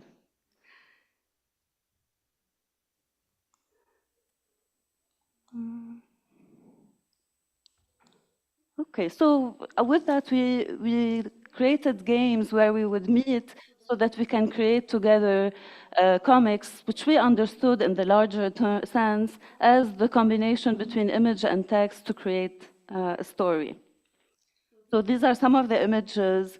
And I mean, for me, it was really amazing to have the space where I could publish anything I want and to create things that are not existing and that could also subvert. So here, having this, the silly mask of the superhero on this amazing woman whom I thought were, resisting and doing some kind of a revolution on the book, I could publish this. But also publish this absurdity of, standing still with nothing much to say in front of a soldier, fully equipped, ready to fire. But this was also a reflection on the relation between women, the generation of women, how women resist also aggression and violence, how I also relate to my mother, my sister, my friends. So the collective also allowed me to have a space to discuss different things, and this was discussing the violence that comes from certain words that we use to not to speak about religion, but to use religion so that we can become violent. And so here I mix Muslim and Christian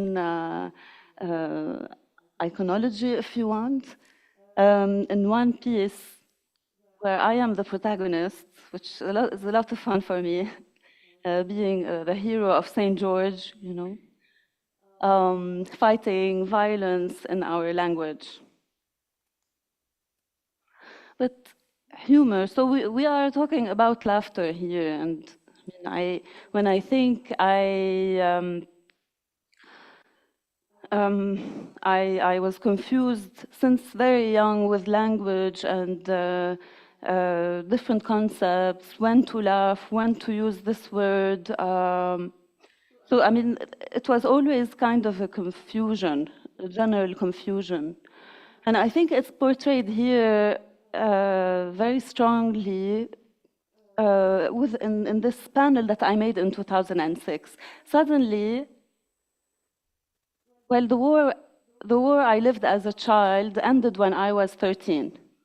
And then when I was around maybe 35, there was another war, and the Israelis attacked really brutally.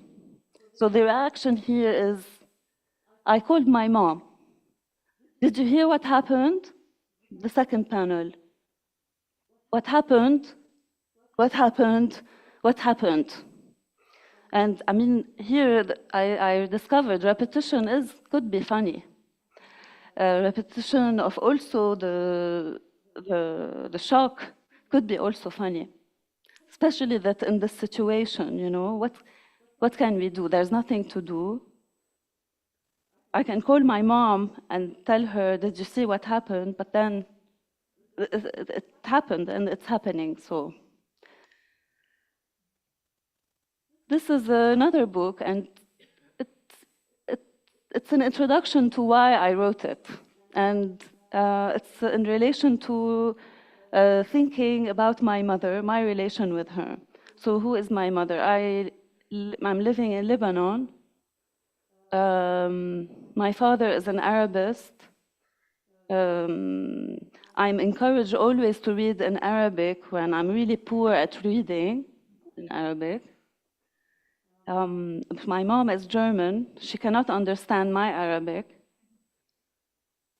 So after a long period of difficulties, I felt that I needed to put it out, and I was doing a kind of a therapy. Also, this is something that, you know, thankfully we have in this century, therapy. It helps us to understand what's going on. I mean, I wrote a whole book about my mother and how she became Lebanese. It was just so important for me to understand, you know, how a daughter relates to her mother. Second, how our languages were difficult to be between us, but also it's the only thing that is between us. How to understand this angry woman, angry because, you know, she has 5 kids during the war, she has a lot of work, there's anger, how can we understand it? So it was all these questions that shaped this book, to understand also how we can live in another culture, adopt it, and still live, you know, in between, you know, being the foreigner or being, you know, the one who adopted this new reality. So I like to play with this as well, because I don't look very Arab. As you can see, I look very German. But if I speak German, it will not look like I'm German at all. So I mean, here I This is during the revolution in Lebanon, recently in 2019. And I was writing every day online on social media. But this is a special one that says, you know, a small break, and then I'm going back to the revolution. Then later I wanted to experiment a little bit more, and I created this character who is queer. Her name is Maya. And she's right after the 2019 crisis. In 2019, we had a big crisis. Everybody lost all their money. Very absurd situation. Our revolution failed as well. The people who were corrupt, who stole us, they were still in the government. Nothing much changed. But I learned yoga, and if you know the Lebanese flag, it's my shorts, and the cedar is my crutch. So I mean, here I really wanted to play with this idea, you know, my country, this therapy, this yoga engagement, and how we can, you know, survive this difficult period. I also drew this piece that I really love. It says, you know, the girl is spraying on the wall dikes against the occupation. And here I use a very pejorative word for dikes, suhakiyat. It's a very big insult for lesbian in Lebanon or in the Arab countries anyway. But I use it as she appropriates the word. It's her word. She wrote it and she can write it on the wall. And against the occupation, of course, this is also our territory. And this is a time when Lebanese went to the border to support the Palestinians and what was going on there.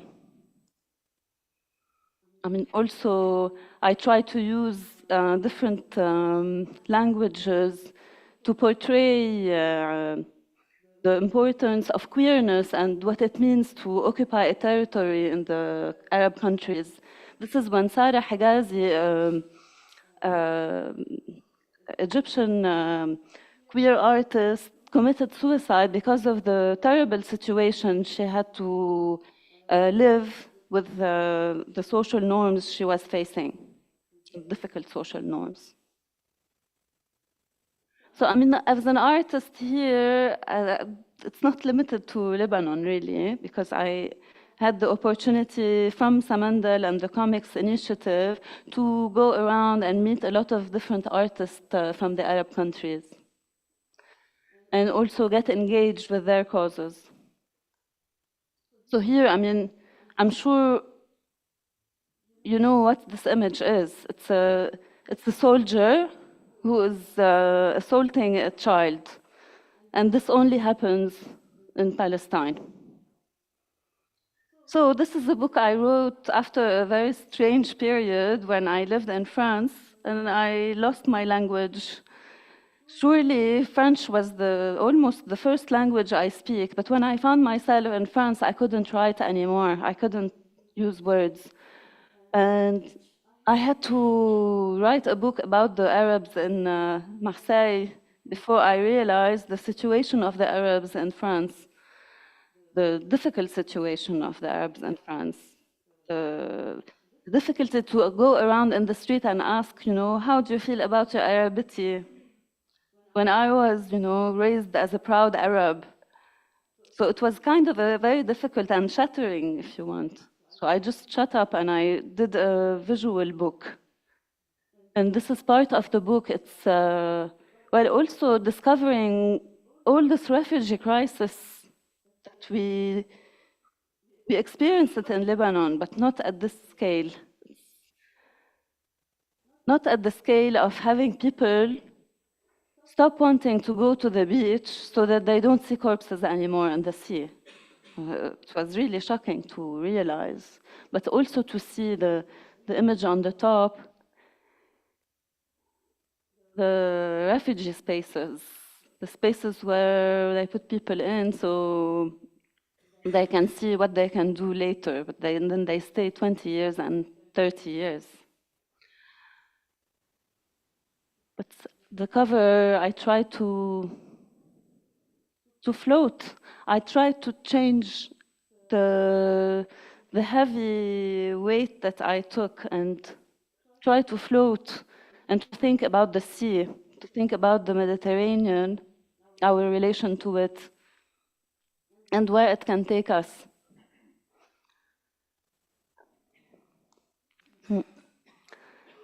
So with this, I end my talk. I was hoping to make you laugh.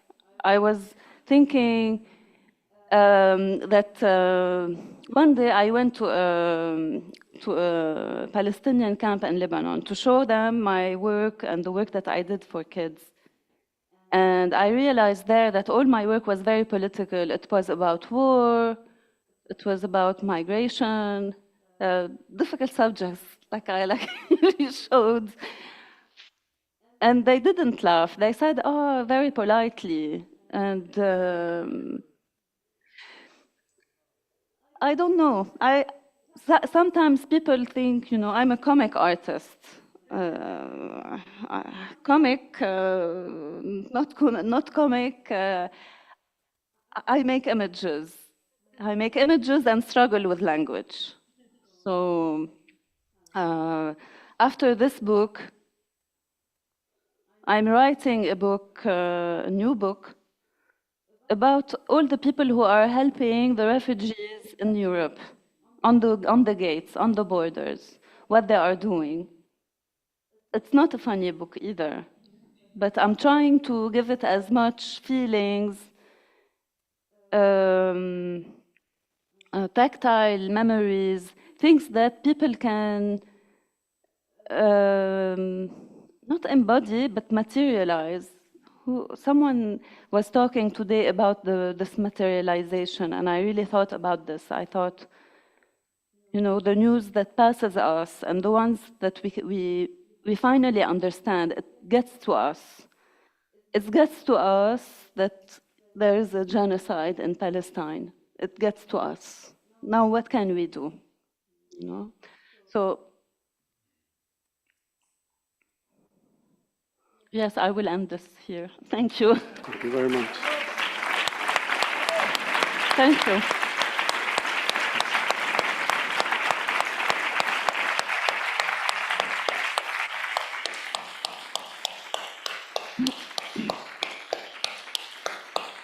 Thank you, Dan.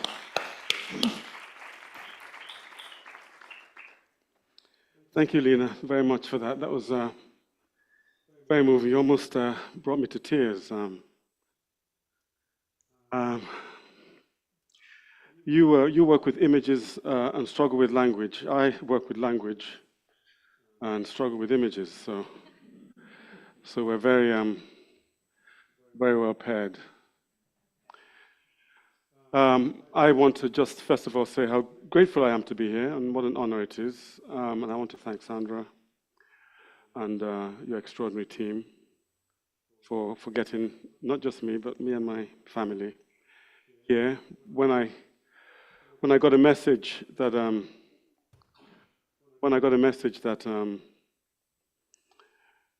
there was an Albert Camus festival in Menorca, and would I want to come to it? My first reaction is, hell yes. I love Camus. He was one of the first writers I read when I came to England the second time. He was one of the writers who made me feel strangely comfortable with being there. I was 19, and he was writing about his childhood in Algeria, his difficult childhood, and I kind of felt he was a fellow spirit. My essay is called Camus and Play. Anton, the gentleman I met and got on with very well, asked me at lunch whether I was going to share my wisdom with you. And I said very quickly, no, I'm going to be sharing my folly and my foolishness. And that's what I'm going to do. I'll begin first of all by telling you my earliest relationship with the trickiness of play. I was a kid, about 7 years old. I didn't know there was a civil war on. nobody, it's hard to explain to a 7-year-old what a civil war is.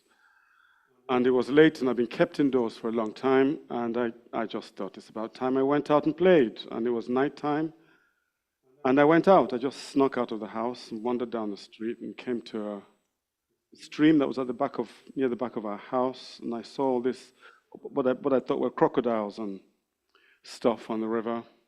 And someone slapped me on the back of my head and said, what are you doing staring at those dead bodies? Then I realized for the first time that there were young men who'd been shot and thrown into the river. I fell into a kind of hallucination, was unwell, got taken to the village to be treated in an old African way. And that's my first relationship with play and history. But that's not what my essay is about. My essay is in 2 parts. The first part is Camus and play. The second part was inspired by my daughter yesterday. While we were listening to Leila's excellent opening speech, looking at the sea, my daughter spent her time with a long spoon fishing out bits of orange juice from the mug with a spoon and bringing it over to her glass, pouring it in, going back again, trying to spoon out a very small quantity of orange juice into her glass, poured it down again, and she just went on doing this endlessly. And I looked at her and I thought to myself, well, there isn't anything you can say. That's the spirit of play. So the second part is my daughter's inspiration, in a way. Camus and play part 1. One would never normally associate the solemn and illustrious figure of Camus with the spirit of play. It seems an absurdity to link the master of the absurd with the spirit of play. His early essays were steeped in an atmosphere of poverty that excluded lightness of spirit. One almost never associates Camus with fantasy, with spontaneity, with the spirit of caprice and the gods of transformation. And yet, precisely there where it seems these qualities are absent, one must investigate deeper, for the spirit of creation is impossible without the spirit of play. Camus may have hinted in his essay on the absurd that to create is already a primary response to the fundamental absurdity of existence. It may even be in itself an act of absurdity responding to a sense of absurdity. That one can make anything in a world that is beyond one's fundamental comprehension is already an act of humor, of disjunction, a tilt within a tilt, as it were.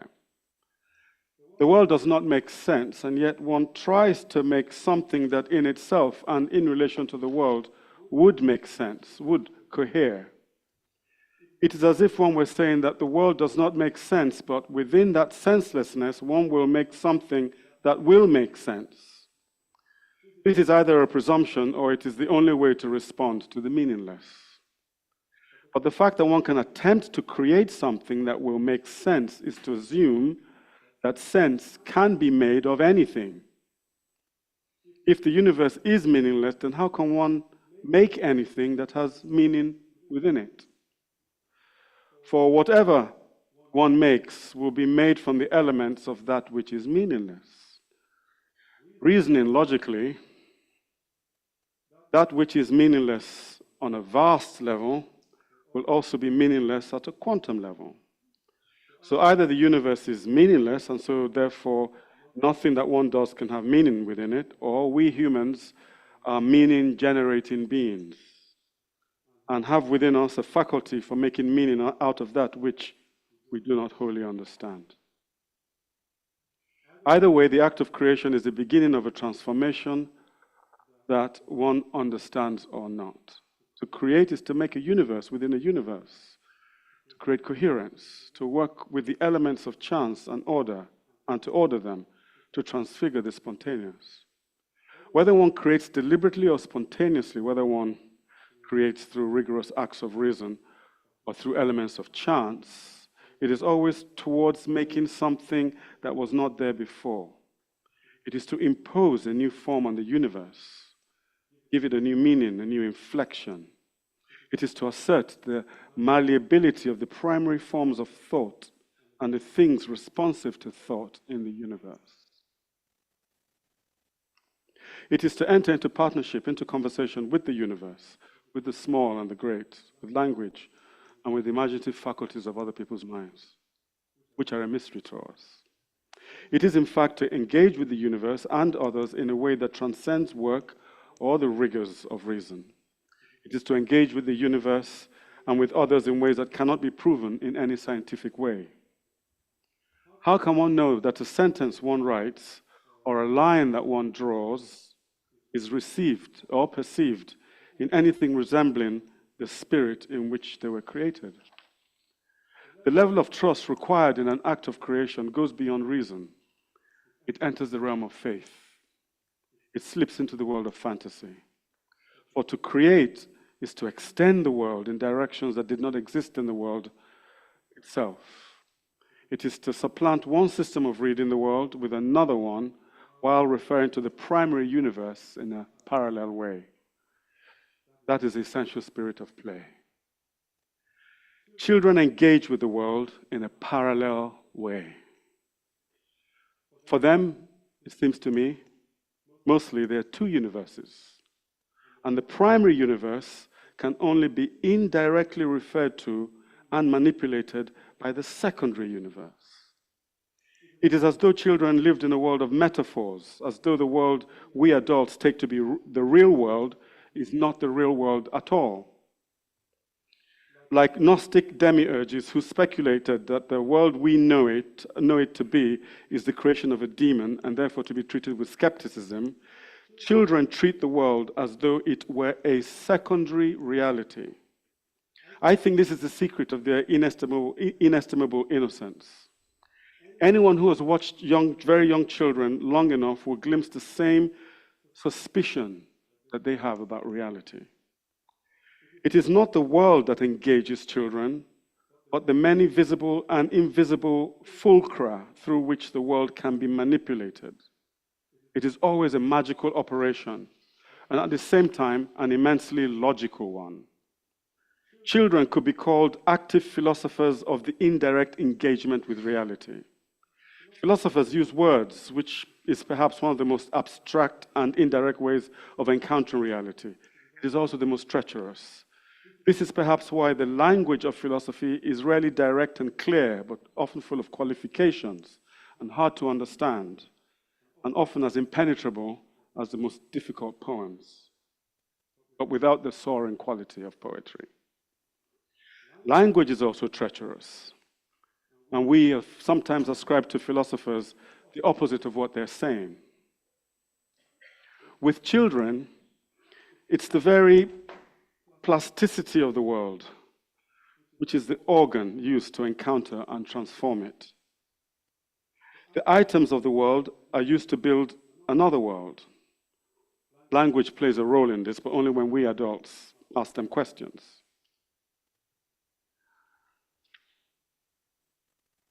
But play has to be taken seriously if it is to fulfill its highest condition as play. Taking play seriously is not the same as treating play with solemnity.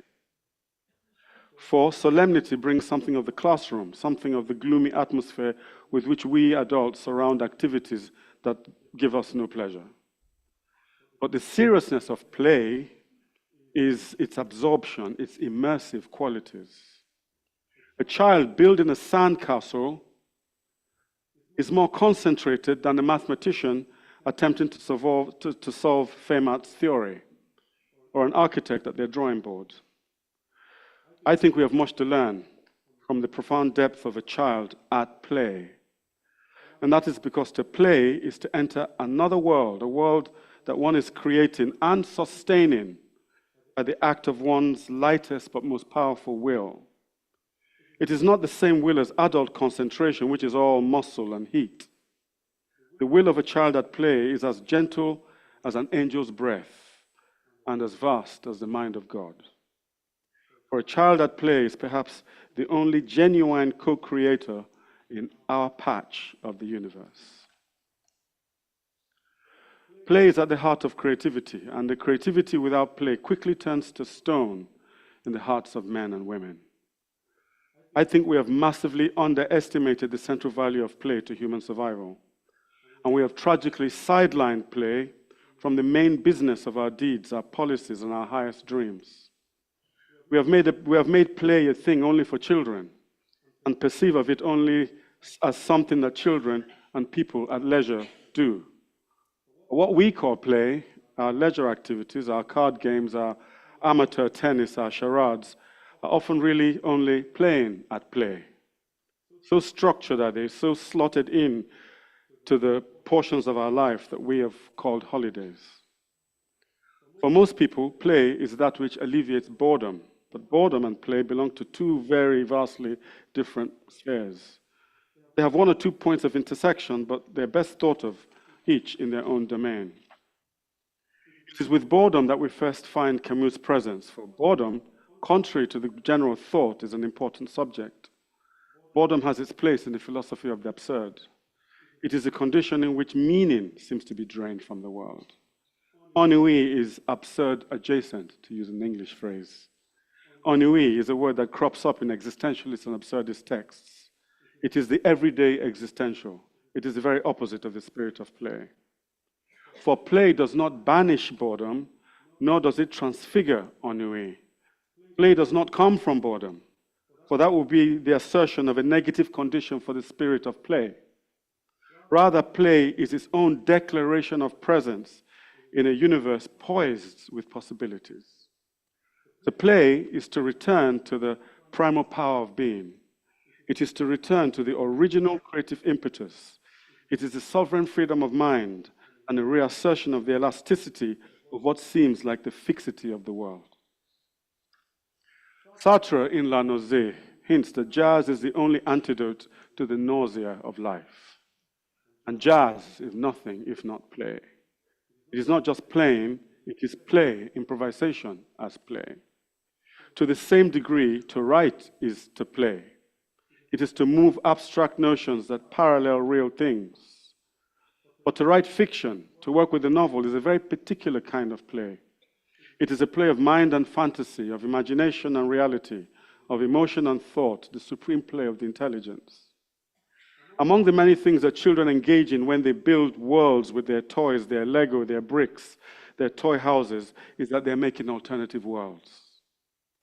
Childhood is the first dreaming ground of the novel, a form that spent over 3,000 years finding out what it is. And with every new novel, every new book, still tries to discover it, because the novel was never meant to become a fixed form, but always an improvisation, a discovery, a new way of responding to the complex mass of experience, a new way of projecting a complex mass of possibilities.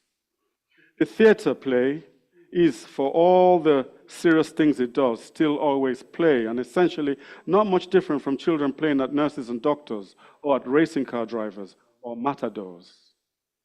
Play may be the universal antidote to the absurd.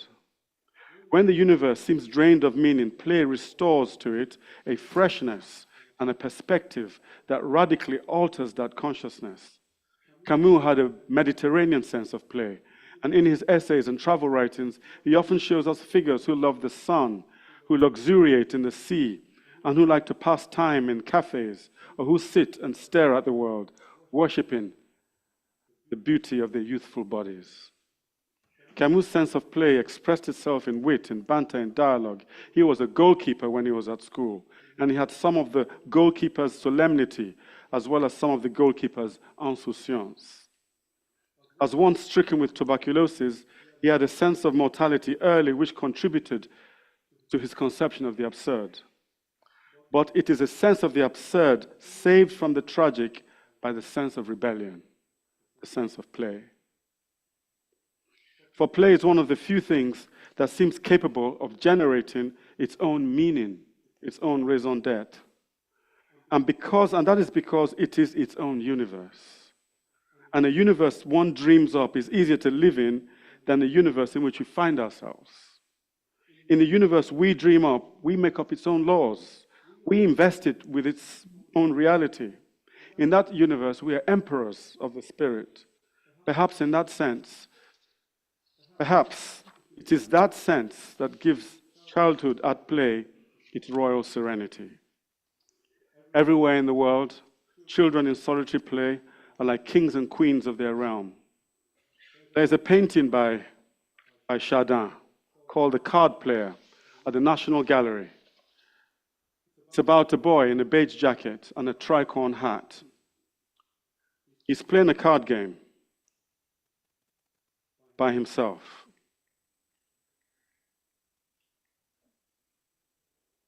The expression on his face is one of complete self-absorption, of reverie.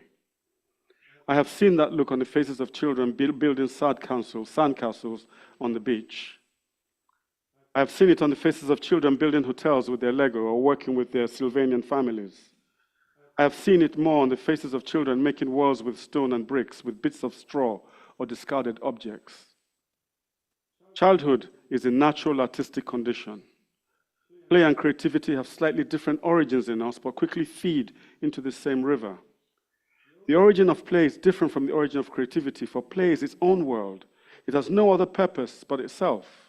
Whatever it achieves from the expression of its condition belongs to itself alone. Play has no purpose and strives after no meaning. It somehow transcends meaning. It is its own meaning. It strives after nothing. It comes from no lack, no neurosis. It is not triggered by anything. It is wholly voluntary, and its responsibility is only to itself, to maintaining the asymmetry and the harmony of its condition. There is no guilt in play. A child may spend most of an afternoon building imaginary space rockets in a shed, and if it comes to nothing, the child has had a grand time of it. But whatever it has built, in any case, is successful in his mind, in the child's mind. There are no end games in play, for it is its own end game. Play needs no strategy, only those unspokenly required for carrying out the fantasy of its task. Often it is a self-appointed task that comes from the integrity of the playing mind. There is therefore structured play and authentic play. Structured play is when tasks are designed for children to occupy them so adults can carry on with their own business. This is play that treats children as a hindrance to our own lives. This is not really play. Many things fall into this deadly category that slowly turns our children into robots, into slaves of images and manufactured narratives. Expensive gadgets, complicated toys, high-tech distractions all fall into this category. They are not really play, but new addictions that we foist on our children so that we can answer our emails or meet our deadlines. Authentic play is the play that children devise for themselves. Such play is often transgressive, for it seems that children find more pleasure in play that goes against. Left to themselves, the child would trash a room. Left to themselves, they would create the most improbable combinations from stuff left lying around the house. We come back and find the disorder they have made. But if we could be a fly on the wall and watch them through the process, we would find them profoundly engaged in a creative act beyond our comprehension. True play has in it something essentially transgressive. When play spills the boundaries of the play is when play activates its deepest needs. One could almost say that play, am I going too fast? One could almost say that play is the profound need to disobey. It is how the self knows itself by obeying its own impulses and rebelling against the boundaries set by others. I should say quickly that while my daughter was moving bits of orange juice from the mug with a long spoon into her cup, she would often look at me to see what my response was. The more angry I looked, the more she enjoyed doing it and taking a really long time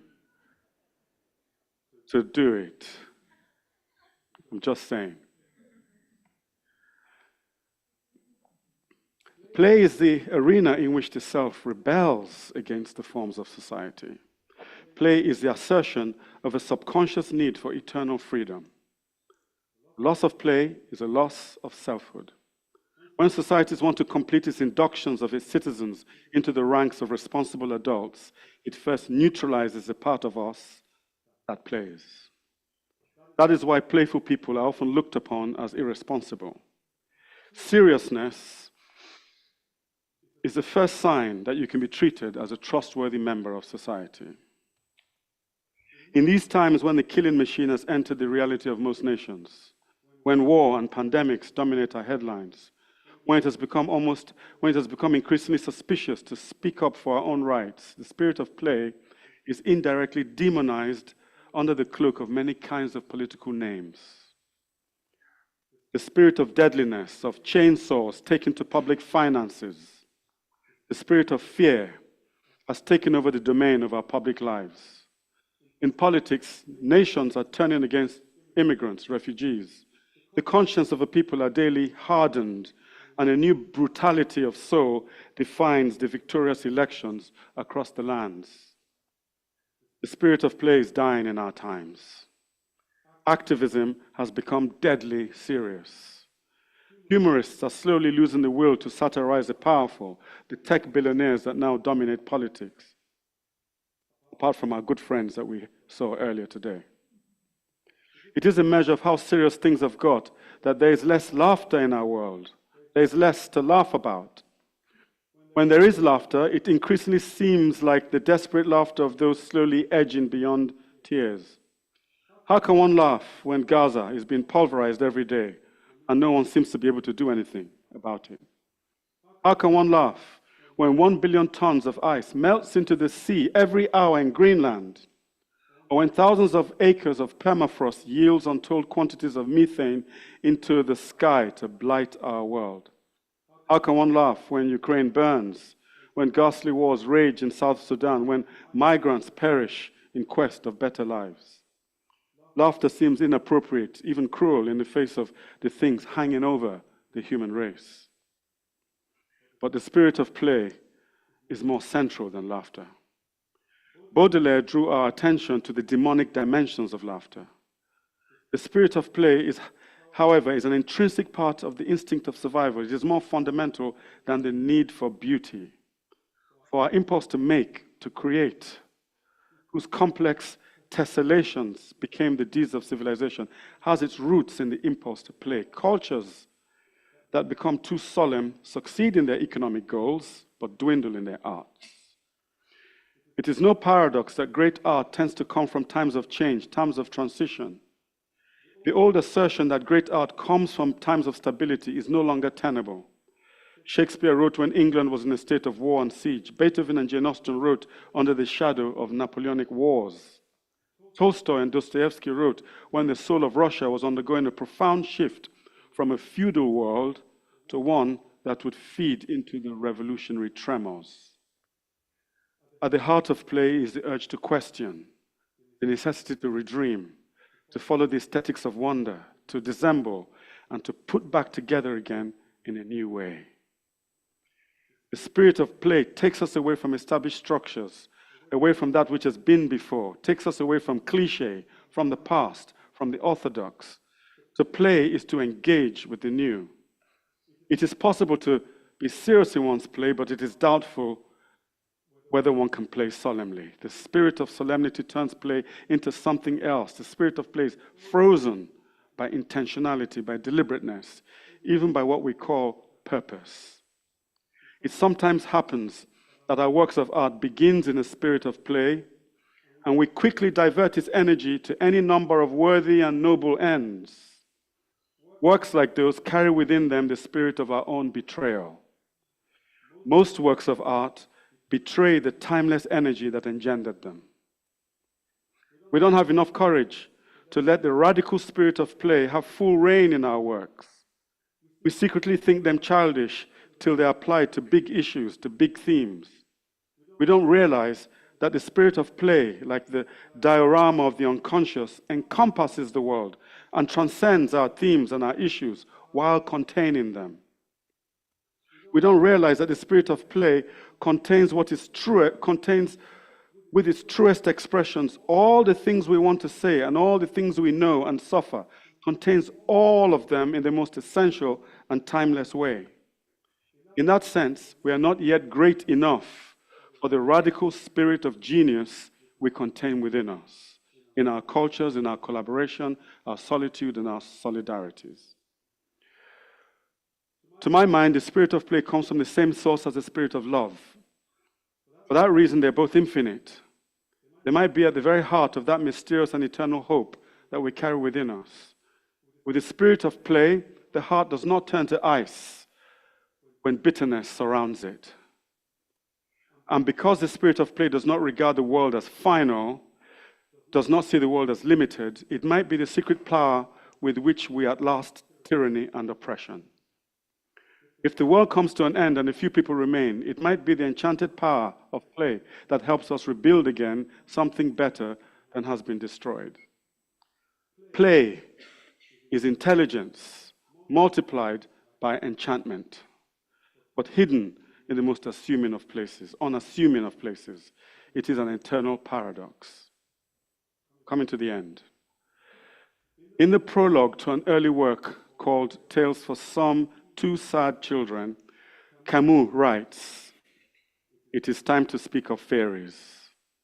In order to escape from the intrepid melancholy of expectation, it is time to create new worlds. Do not believe, though, that fairy tales lie. He who tells them lies. But as soon as it is told, the fairy miracle slowly floats up into the air and goes off to live its life, real, truer than the insolence of the everyday." That last phrase, the insolence of the everyday, pure Camus.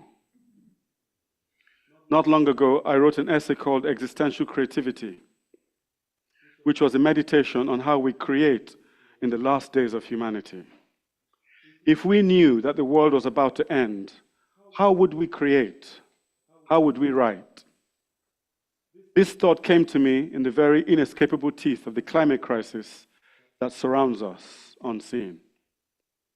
Perhaps I can answer now the question I could not entirely answer at the time. I would create at the very end of time. I would create in the radical spirit of play. And I would play without limits. I would create with the total integrity of the spirit of play. I would do what I have always wanted to do my whole life. Do that which I have only allowed myself to do maybe once or twice before in my writing, but never fully, never completely, because I always came back to the earth and to the need of my fellow human beings for aesthetic purpose. I would like to set sail on the greatest journey of all, and if the world comes to an end while I'm doing so, it will find me at peace with the spirit of all human beings and all nature in the land of freedom. For the spirit of play is never about ego or about the individual. It is one of the few times when we join the spirit of humanity in its purest state, dream its dreams, live its realities. When we look at children playing, we think we see the individual child at play, but we have no idea where their spirits have gone, into what vast mind they have entered. Play is intelligence multiplied by enchantment, touched by the infinite. Can you think of a simpler definition of genius? Thank you very much.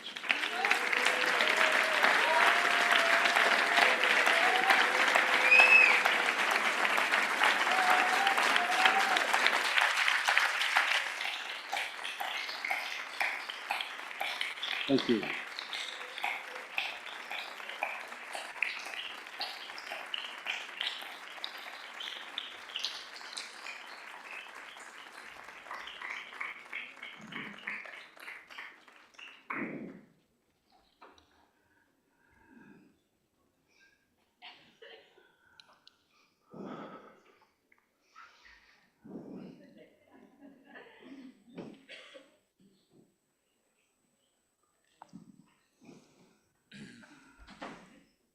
First of all, I wanted to thank both of you, but and being it's so touchy what you said, and I wanted just to ask about your opinion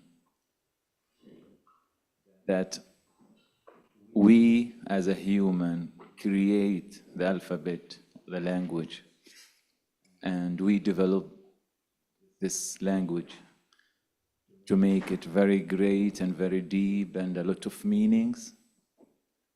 After that, I feel the language redesign us the same of everything that we create.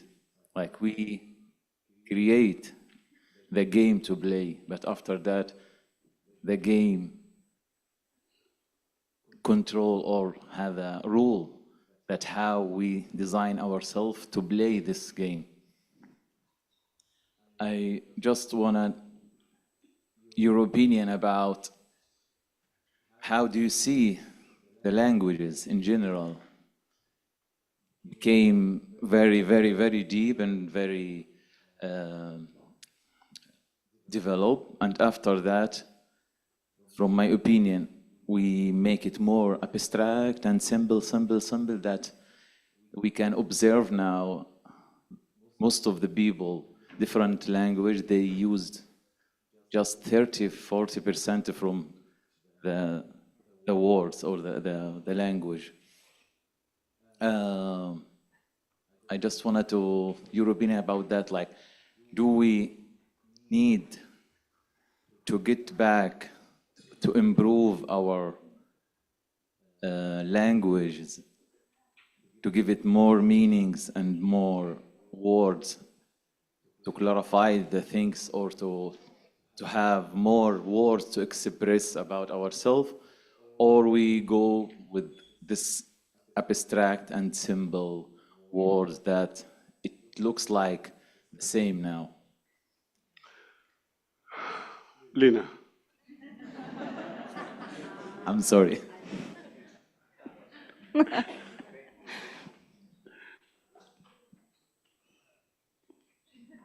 No? Well, I mean, I thought about this language that you were creating, that you were thinking about. And I remember as a child telling us about Esperanto. It's like based on English, though, based on English. But today, exactly what you're saying.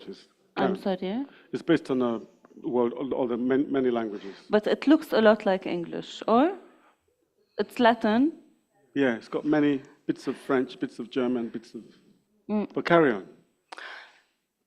I'm just brainstorming, and Yes, I'm thinking maybe, I mean, today what we're using are, you know, the interface of our phone. These are the letters that we are using, right? So, I mean, going back, if you want to, also a pictorial alphabet, like the Japanese. But if this is something that will replace our language, I don't know. I mean, I speak a language that was rigid, became rigid. Nobody wants to reform it. The Arabic. The reforms are very little. The Arabic that I speak is, you know, it was reformed in a bad way, but kept like this for 200 years now. For the last 30 years, it was not changing when everything changed around us. So, I mean, I would put the effort there. We have the alphabet. How can we change the rules around it, the grammar around it? How can we open it so that it can, you know, contain all the meanings that the new meanings that we have today? Also, I'm sure that this language from before, it was quite flexible, so that it can, you know, absorb all these new meanings during all these times. We are 2000 AD today, you know, it's a long time that passed, so definitely there's an experience there that we can learn from. So in a way, my approach is how can we fix this wrongness to my language and history. I think language reflects us, finally. Whatever we do, even when we start a new language, and the languages that have been begun in the last 15, 20 years, power gets hold of it sooner or later, and the languages take the same destiny as all the other languages. Language and power, language and politics, language and history go together. The creation of a new language is not going to solve the problem of language, because we'll do to this new language the same thing we've done to the other languages, because we're the same people. You know, we get engaged with power, we get engaged in ego, we get engaged in issues of ownership. You know, the language is going to reflect us. So it's not a case of creating a new language when we have not created ourselves new. It's not even a case of trying to reform the language if we have not reformed ourselves. You know, it's not the language that's the problem, finally, it's us.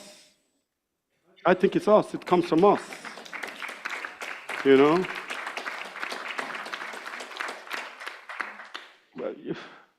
We're the first and the last problem, always. We're the first evil and the last evil. We're the first redemption and the last redemption. It's us. You know,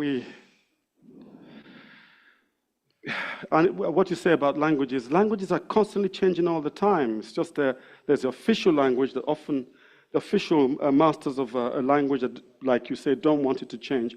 But on the ground, underneath, amongst people, it's changing. People are always borrowing words here, making up new words. They're constantly always doing that, because that's what we are. We have to find new ways to express new things. You know, the word computer entered my father's language. We had to twist the word computer, knock it around a little bit, in order for it to become a thing in that language. But I'm fascinated by the spirit that creates language in the first place. I think language is one of the most extraordinary creations, if you think about it. That at some point in the very distant past, where we went, and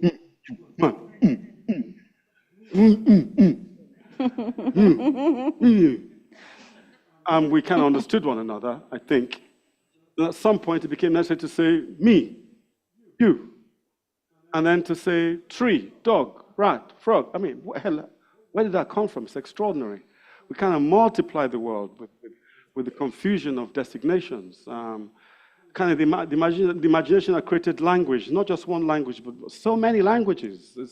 I find that genuinely astonishing. And the kind of, for me, it's a celebration of the creativity of the human spirit, that we find that it's not enough to have a tree there, we have to give it 25 different names. Or like the Scandinavians, they say they've got, what, more than 200 words for snow. You know, when I hear that, I think, wow, is that creativity or is that hallucination? You know? But it's a really great question, and what you're engaged in is really amazing. The attempt to create a new language. It's just, you also then have to put into that somehow a spirit of genuine humanity that should go with the development of that language, so it does not become a language of power itself. You know? You give human beings a tool, the most beautiful tool in the world, and before you know it, they'll turn it into a weapon. We will turn it into a weapon. Why am I separating myself?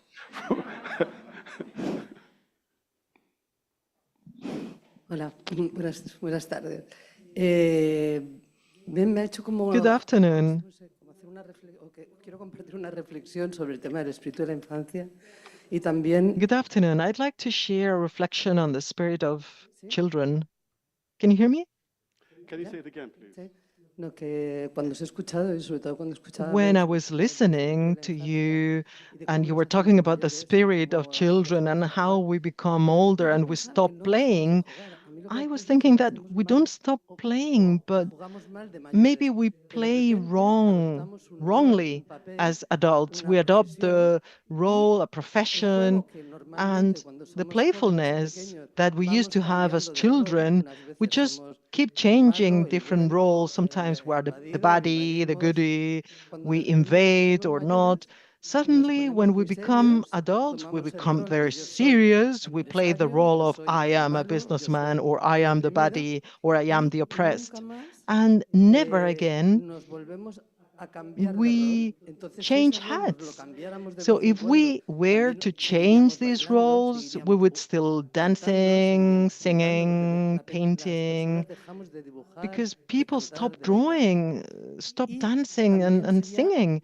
And what we're now talking about empathy, we would wear the hat of the other one, and we would really understand what the issue is that others suffer. I believe yesterday we were talking about wars, oppression. I believe that the most serious issue is that they have empowered in this world directed by men where they don't enjoy themselves. They don't know how to have fun. They stop playing. Power makes them more serious and rigid.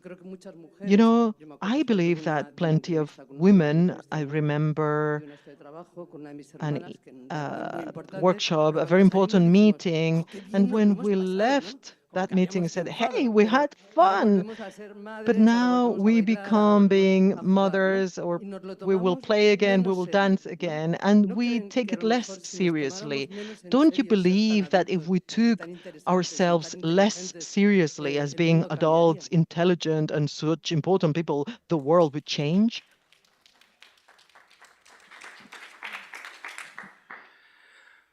I don't know. I partly blame, I'm not going to blame the great evangelist. But, you know, there's that passage in the Bible. When I was a child, I behaved like a child. When I became an adult, I put away childish things. That's seeded into us. You put away childish things. Voila. Right there in the center of our religion. You know, it's enshrined right there. Point comes when you put away childish things. So I don't know if I love the idea that women get together and have a lot of fun. Can you infect the rest of us with it, please?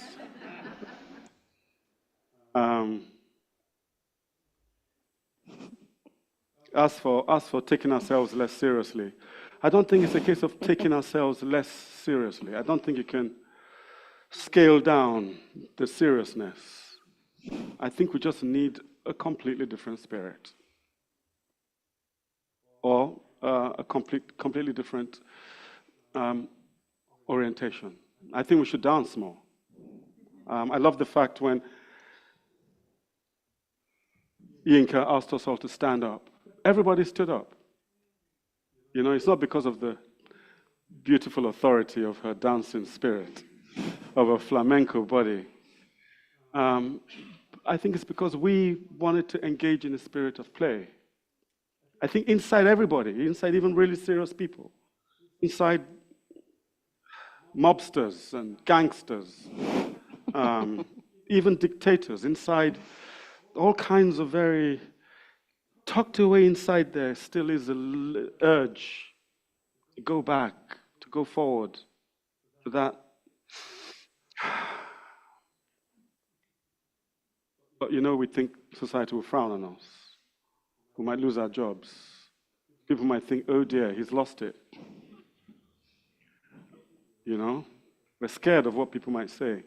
We're scared of being ridiculous. You know? But I think we should embrace being ridiculous, no? No?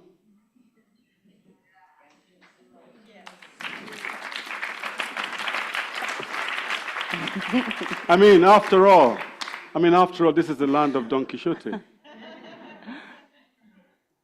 my hero.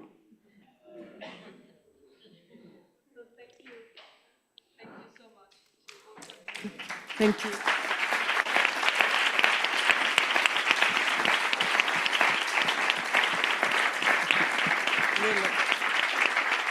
Really, thank you so much for engaging us, in the spirit of play, of understanding play as a place of rebellion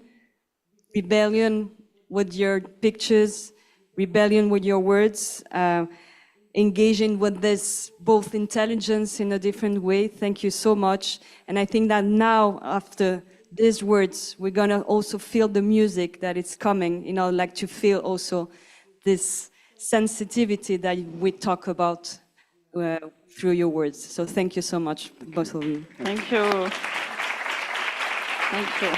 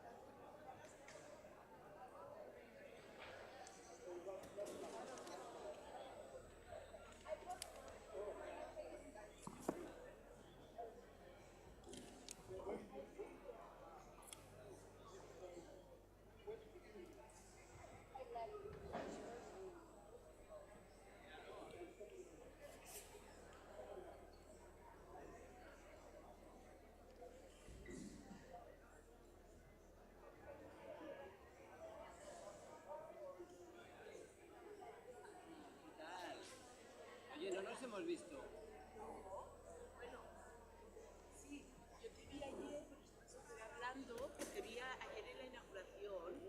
Y estabas allí que no, y yo en planta iba haciendo así. Sí, yo nada, venga. Pero bueno, ya nos veremos, queda día aún. Venga, ¿Vale? Ahora. me alegro de verte.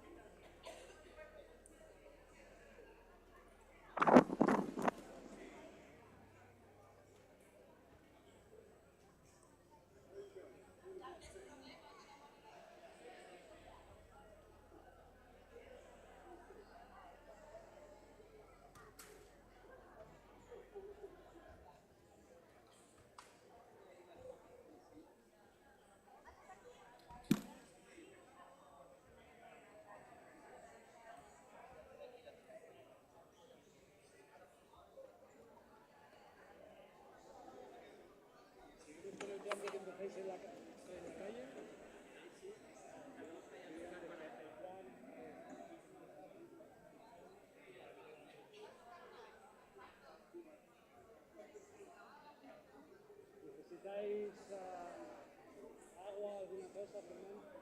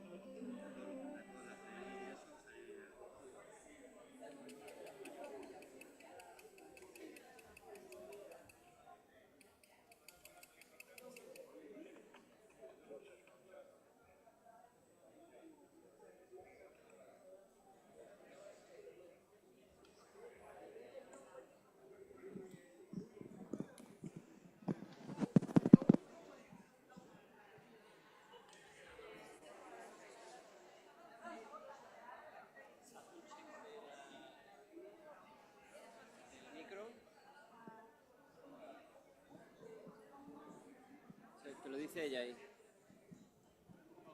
¿Lo tenemos? Está todo.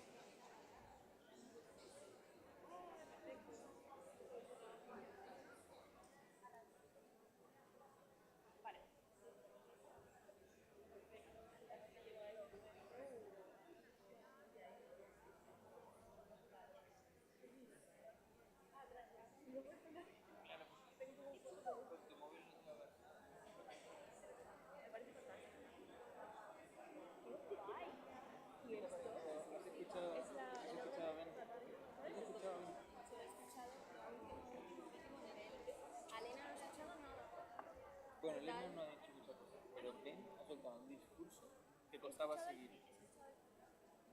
Es que nada que ver, era súper largo, pero bueno, al final, ¿cómo lo enlazaba? Lo enlazaba con el amor y la creación. Joder. Sí, ha dicho que no tiene juego dentro,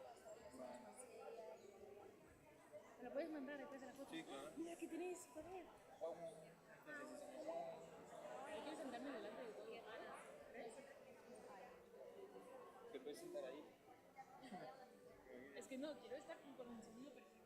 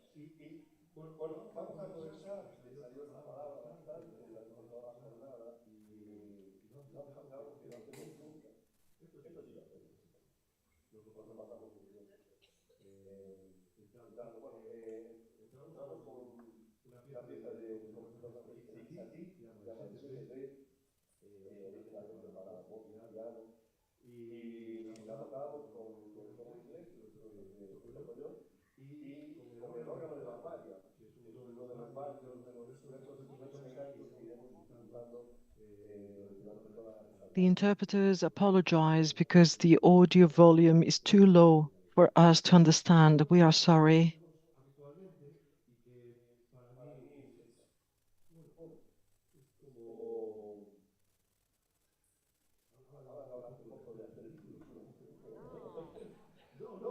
Vamos a hacer ridículo, pero vamos a arriesgarnos a tirarlo. Right, No sé si now conocen let's ustedes risk it. I don't know whether you know que es esta Il lápida Tuffatore. de esta tumba en la ciudad This de Pestum. inscription in a tomb in Spectrum in Rome. It's a Roman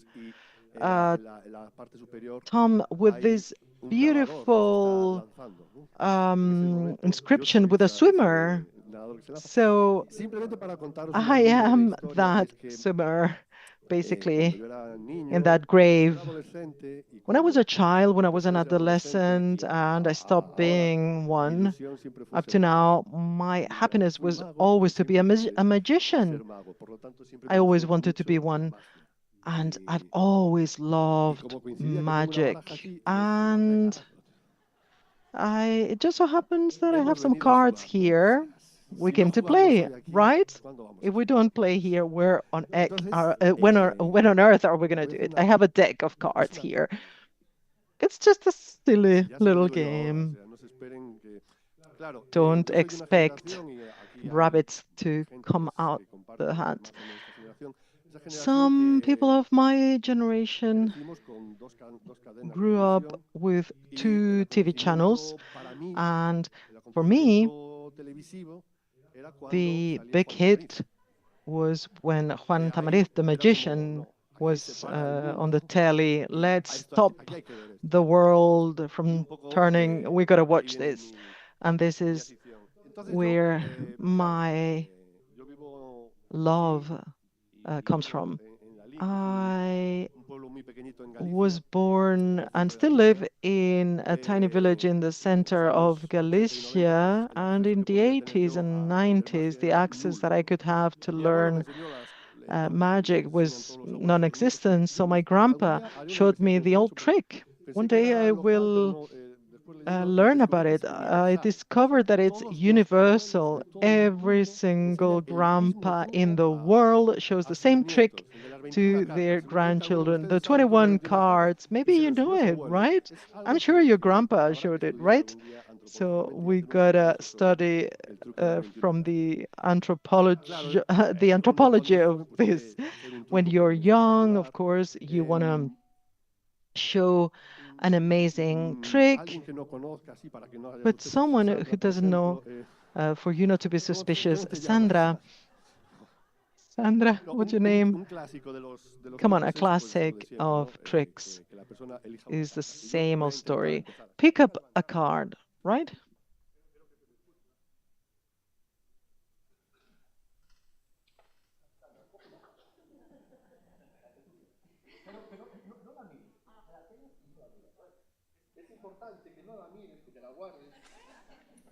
Please keep it. I looked at the one that's missing, but I just realized that the deck, there are a few missing. So that technique is useless. No, decía. Right, no idea. Le decía, porque cuando yo diseñé este truco, claro, yo era jovencito, yo estaba como deseando hacer el a child. I really wanted to organize a big trick to be better than Tamariz in order to go to him and tell him, hey, I have a wonderful trick as good as yours. You can have a look at it, but only you, okay? So that if there's anyone amongst the audience sending me a WhatsApp, hey, the card is the three of clubs. No, no, no, this is a French French deck, a French game of cards. I gave this card to her, only she can have a look, only for her eyes, right? I was truly happy because I had the wonderful trick ever. But the thing is, how can I make up? How can I find out which is the card? I thought, let's be intuitive. Let's hope it will work. Well, all this story to tell you that at some stage, some time, maybe I will have this pulsion, this desire, and I feel that there's and please tell me whether that is the... A la sexta, séptima, empiezo a acercarme, entonces ya a partir de ahí empezamos a tal. Tú, eso, si fallo me dices, bueno, venga, va, otra vez, vale. A ver, que soy amateur completamente. If I get it wrong, please tell me. Bueno, después de este truco After this tan trick, bueno, les voy a explicar un poquito qué es lo que hemos hecho antes, ¿no? Con ese instrumento, el órgano de please let me barbarie. tell you what I did before with this organ. This is a barbarian reading these perforated curtains. The hard thing is to actually to code the melody. During these minutes, we will try to use these instruments because this is pretty magic. They are mechanical. We're also going to use a hurdy-gurdy.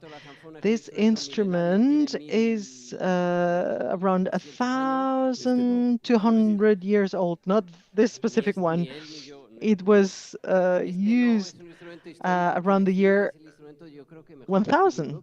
I believe it's the one that best describes Europe because throughout 1,000 years, surely you know the main gate of the glory on top of the Pantocrator, the image of God. We saw a hurdy-gurdy. This is where we were able in Europe to sing the first polyphonic melodies. It defined European culture, and afterwards, blind singers also mainstreamed all these verses, all these ballads, and the news of the time. If you are curious about it, please come and ask me afterwards. But I'll quickly tell you with all the chords that it has. Once I told the lady how it works, I created, and she said, "This is like pig. You can eat it all." And that was a funny comment. Let's start on a theme, a very old Sephardic tune called "The Rose Blooms."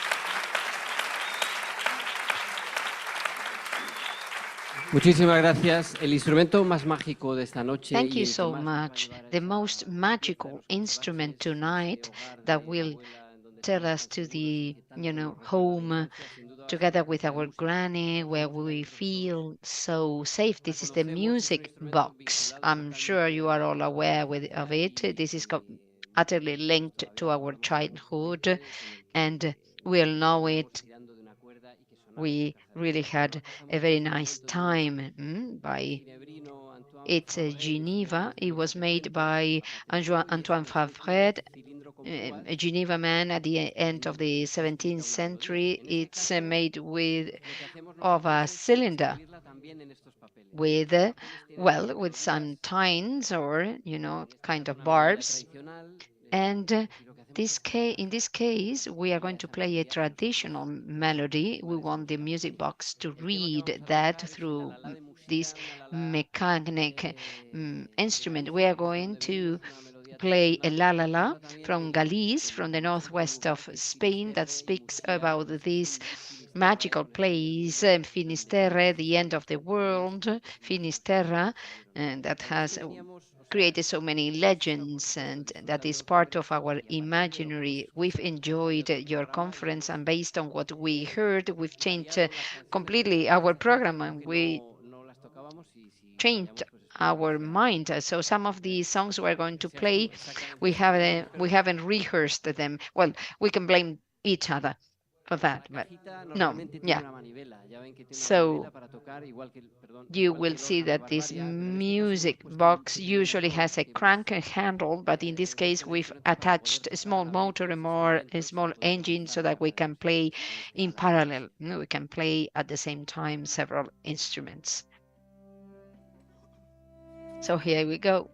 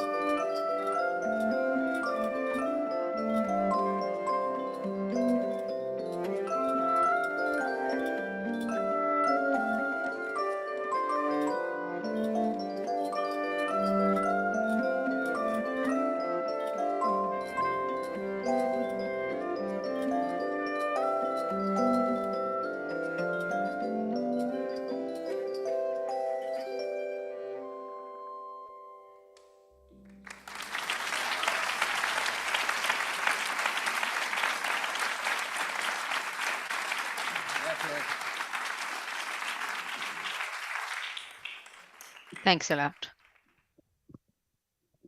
Algunas de estas canciones aparecen Some en of these el songs, anterior these trabajo pieces que are part of the former porque el siguiente work está or por venir, last work because the next one is still que se on the llamaba making. 13 canciones bonitas. It's called Three Estamos haciendo Beautiful ahora, pues, Songs, la larga 13 y creativa canciones se va a llamar Otras bonitas, 13 canciones and the next bonitas, one, que es como... we are so Y además lo creative bueno es that que ni we son call 13 it ni estamos seguros de que another sean todas 13 bonitas, quiero decir que songs. And como un genérico. the truth is that it won't be 13, Este nuevo trabajo que and we are not hacemos sure con they will música, be beautiful vamos a enough to tocar call un them tema que se that. llama Deal, Now we are going to que play a track that is called Deal, means heart, heart. Well, we are, you know, knowledgeable too in languages. Germán composed it together with a singer. We collaborated with her on this recording, and we very much hope it will be available. It will be published shortly. Meanwhile, you are privileged enough to be able to, well, to hear that premiere of Deal, Heart.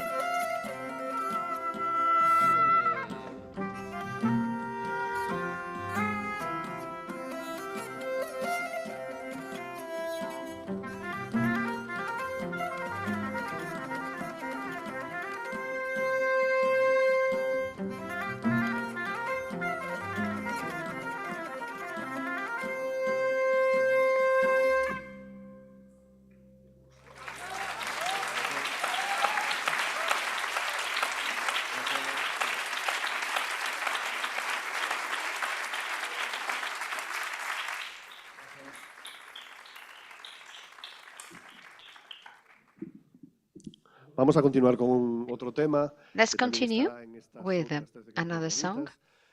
Apparently will be included in our next album, in our next work. And we are going to play a very unique instrument. I'm sure most of you are familiar with it, and by the shape of it, you'll get an idea. I'm going to introduce it because imagine what I had to tell the guy, you know, at the entrance, the security guy. so that he would let me in. Muchas veces la música está también unida a Many times, quite often, music is aburrimiento, directly entonces linked diría que to el genius tiene mucho boredom, que ver, ¿no? boredom, Que un and to diseñador, genius. en este There caso de was, Secuoya, si you es que se le know, ocurra utilizar there la was sierra para hacer una melodía, pues a tiene que ver, el woodcutter diseño tiene que ver también working in the con la woods, and melodía que nos da he ese was genius retorno enough to convert it, to transform it into a musical instrument.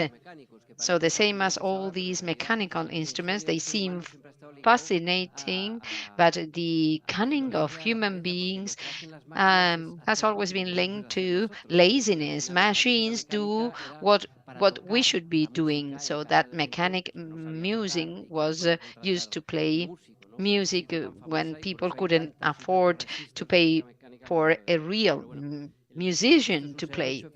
So this is a saw. Okay, we removed the teeth, but we are going to play a very beautiful melody that is called Casiopus.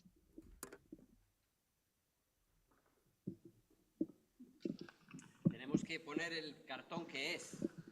We need to, well, to include the cardboard, the right one.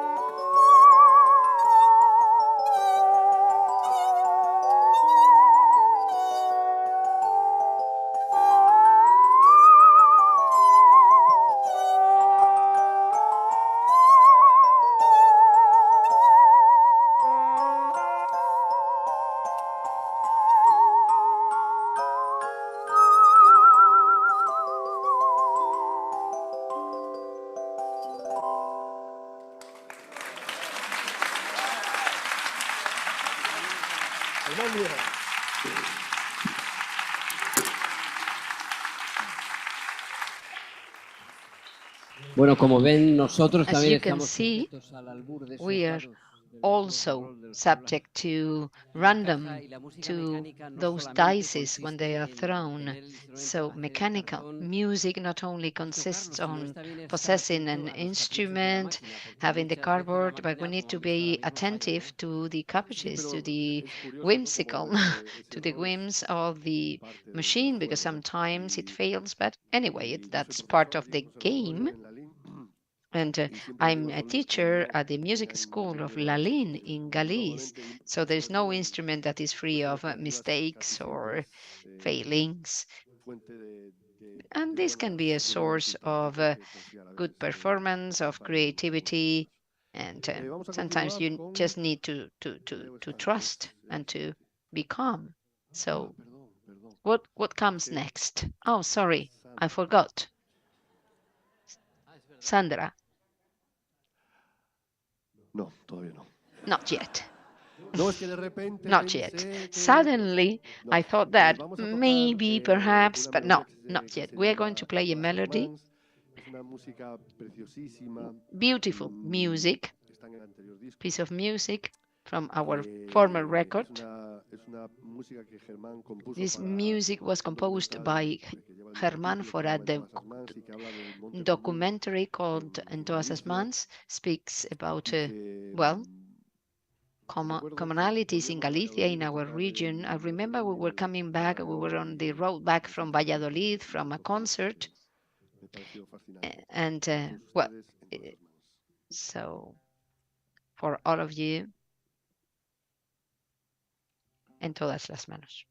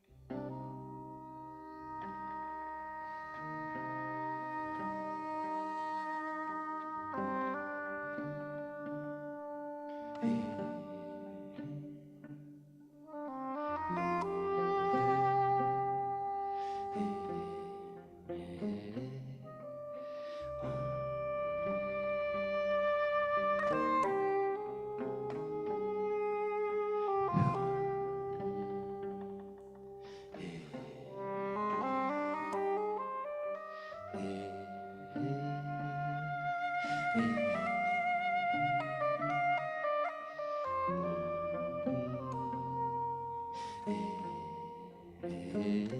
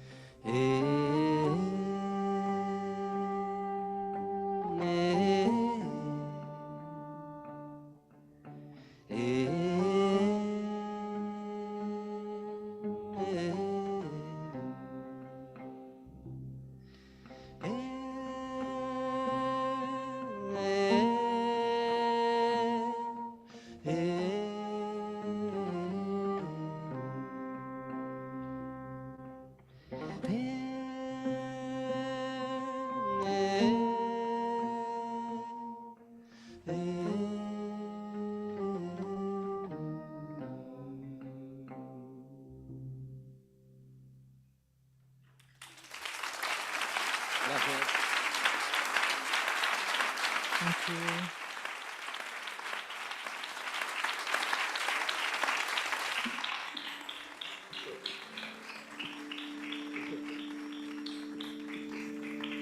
Muchísimas gracias. Dentro de esa Thank tradición you que very tiene la much. zanfona en Europa, Within this tradition of the hurdy-gurdy in Europe, it's been really important to keep this liturgy, all these ballads, all these songs that we have kept throughout this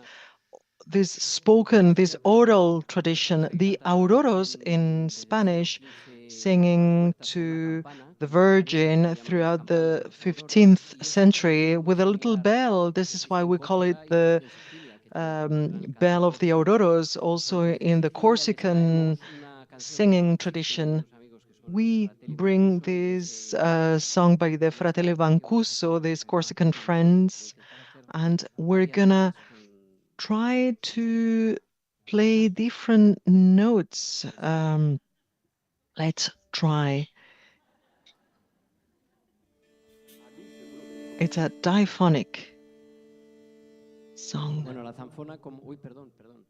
Sí, The tal. hurdy-gurdy, Les he contado antes de la zanfona, es que es un what instrumento I que está said about it vinculado a los before is griegos, that porque this saben ustedes instrument que la de is cordel era la que vendían los linked griegos de to plaza en plaza, the entonces se sentaba en una plaza sellers on the y cantaban, y me streets, acuerdo de un parlamento que decía, and chicos, mozos y grandes, they venid had todos, little tomad refreno, big adults que os come traigo el here to mejor relato listen que to se the contó en aquel ballader. tiempo. No hay crimen I que yo will cante, ni bring amor you para mi the secreto, ni best batalla, ni verses, the conquista, best ni cogida de torero, todo ballads. en romances escrito para salvar Everything un has toreo de been toros. Mi voz que quiera written oír a in poco y poco se romance ponían a for cantar any el of romance, those ¿no? who would like Con la to zanfona, que es un listen to instrumento que the también lleva tradición ballader. ya de por With sí, the se hurdy-gurdy, which is an escribía instrument y lo that recitaban. Entonces, is en 1900, already no sé dónde es, porque hay striking. vídeos de ese sitio, There was a pero concert había un señor once, muy mayor, era and muy there was a mayor, very que old nada person. más entrar, que me preguntó si iba a tocar Actually, algo en re menor, que he se lo asked me whether I was going to curioso, pues me play dijo que había sido something profesor de Carmelo in Verdahora, él, D minor. podía ser por edad. And Entonces he el señor had cuando been empezó a cantar a una canción teacher romántica, of levantó la mano, estaba aquí en el music. And público y when levantó la mano he para actually oír las cosas raised delante de él. his Y le head, dije, sorry, he perdone, raised his hand, dice, yo me acuerdo, él se acordaba de and unos he ciegos actually que habían ido a su remembered pueblo cantando y tocando some su instrumento. Me dijo, yo blind me acuerdo balladers who came to his que tocaban ese village instrumento y me dice, when he was a pero tocaban child, canciones bonitas. but they played beautiful songs.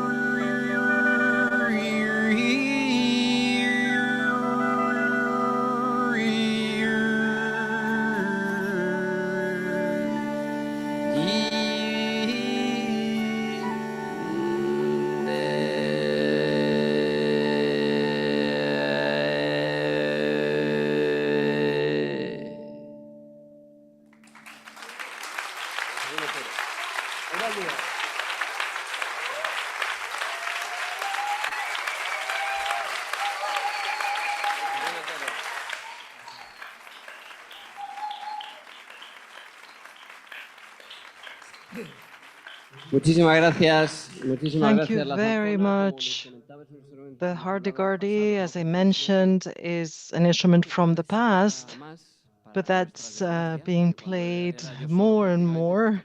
Unfortunately, because when I was the only one, it was always me, but it strikes kids' attention, and there are many schools of music, and it's linked to contemporary music. There are plenty of players who are interested by these instruments, sound, no effect, all this reverberation is generated by these chords that are pretty cool. They were added in the Baroque.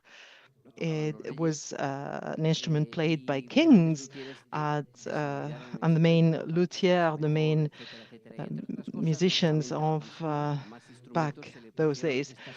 And some other, they call it, I don't need to play these sympathetic chords. Poor translator, I just remembered of our interpreters what we are talking about, all these technical terms. I was saying that these resonating chords and these little devices here help us play pizzicato. We're going to play a Richard Galliano piece, composer. He's a very famous musician from Brazil who plays this type of music, and we've done a version of it. So I'm gonna play certain. It's called Lo Instante, in an instant.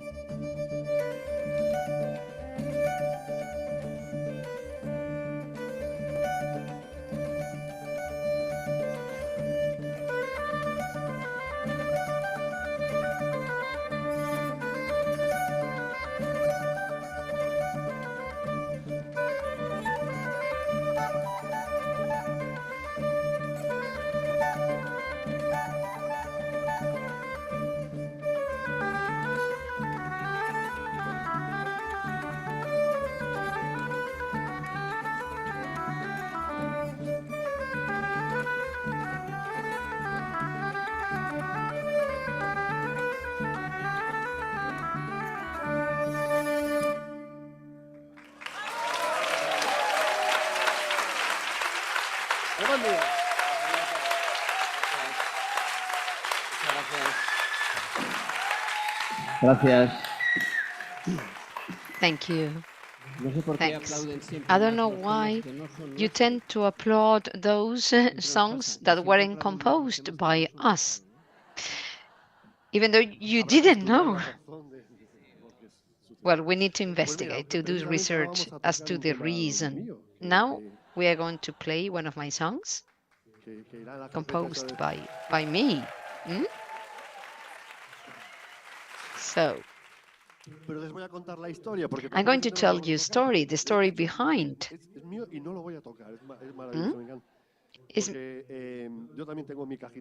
I have my own music box and I compose, I make scores, but Germán brought his. Y les voy a contar una breve And historia I'm porque going to también tell you a conecta brief con algo de lo que se habló story, antes. connects to something we mentioned before. Mi abuela tenía My granny, my grandmother, estas dos hermanas had, gemelas sí siguen vivas, son muy mayores, pero tienen una I mean, energía que she's no still alive together with her hermanas sisters. gemelas They are still que cuando eran very jóvenes energetic. When they compraron were una young, máquina they bought, a tricotadora de estas para hacer sewing ropa machine de lana. Pero to era ya to buena, era ya una buena máquina. to make Y hacían woolen ropa de encargo. dishes. So Lo que hacían era, they ellas viven en sewed Madeira, que es un clothes sitio súper pequeño, and sold them. So un sitio precioso en Galicia, en el centro de Galicia, they cerquita de they Santiago, lived in a very y nice vivían allí, area viven close allí, to Santiago de y se Compostela. They desplazaban a used to live las there. ferias They todas still, de las localidades so vecinas, they y hacían algo que they sold me parece their fascinante, clothes porque in neighboring municipalities, or so those buying that jacket or that sweater, they, I mean, they were usually, used for trade fairs, and the person chose the color of the garment. So, and they made a knot with that colored wool, and they had a notebook full of books of names of people, numbers, measurements, and colors for wool. I never saw that notebook. I only have in my mind the story, the narrative, the story my mother told me, because she was fascinated with that notebook when she was a child. So this is a symbol of the relevance of words. I very much hope you have in your minds that notebook full of threads, colored threads.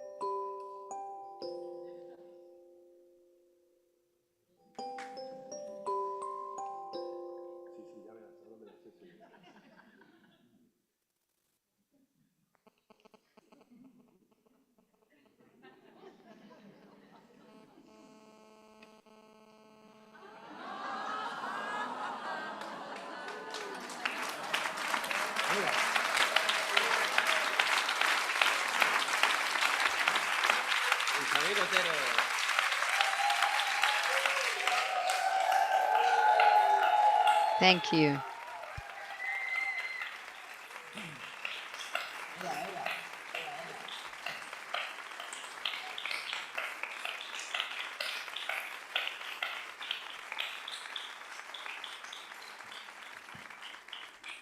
Muchísimas gracias. Thank you again for staying. I don't want for you to be impatient. This is our last song. We brought another toy because luckily, despite what Jorge said, Carrero said this morning, we never left behind our childhood. We still live there.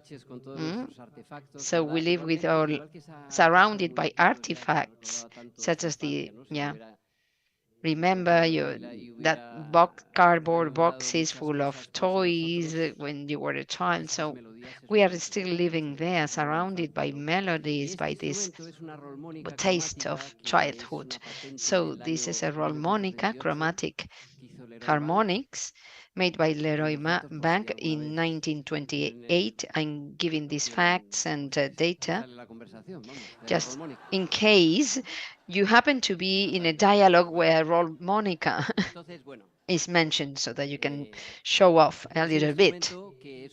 This instrument is a toy, children's toy, patented in 1928. That's when it was applied. They got it in 1929. So it's a perforated piece of cardboard with a melody inside. So what we do is to roll the handle and we blow through here so that this mouth organ or this harmonic plays the melody. It became so famous that they marketed one with less notes, and this is the chromatic one that provides more possibilities. They bought melodies for the time for just 1 cent of $1. The famous melodies or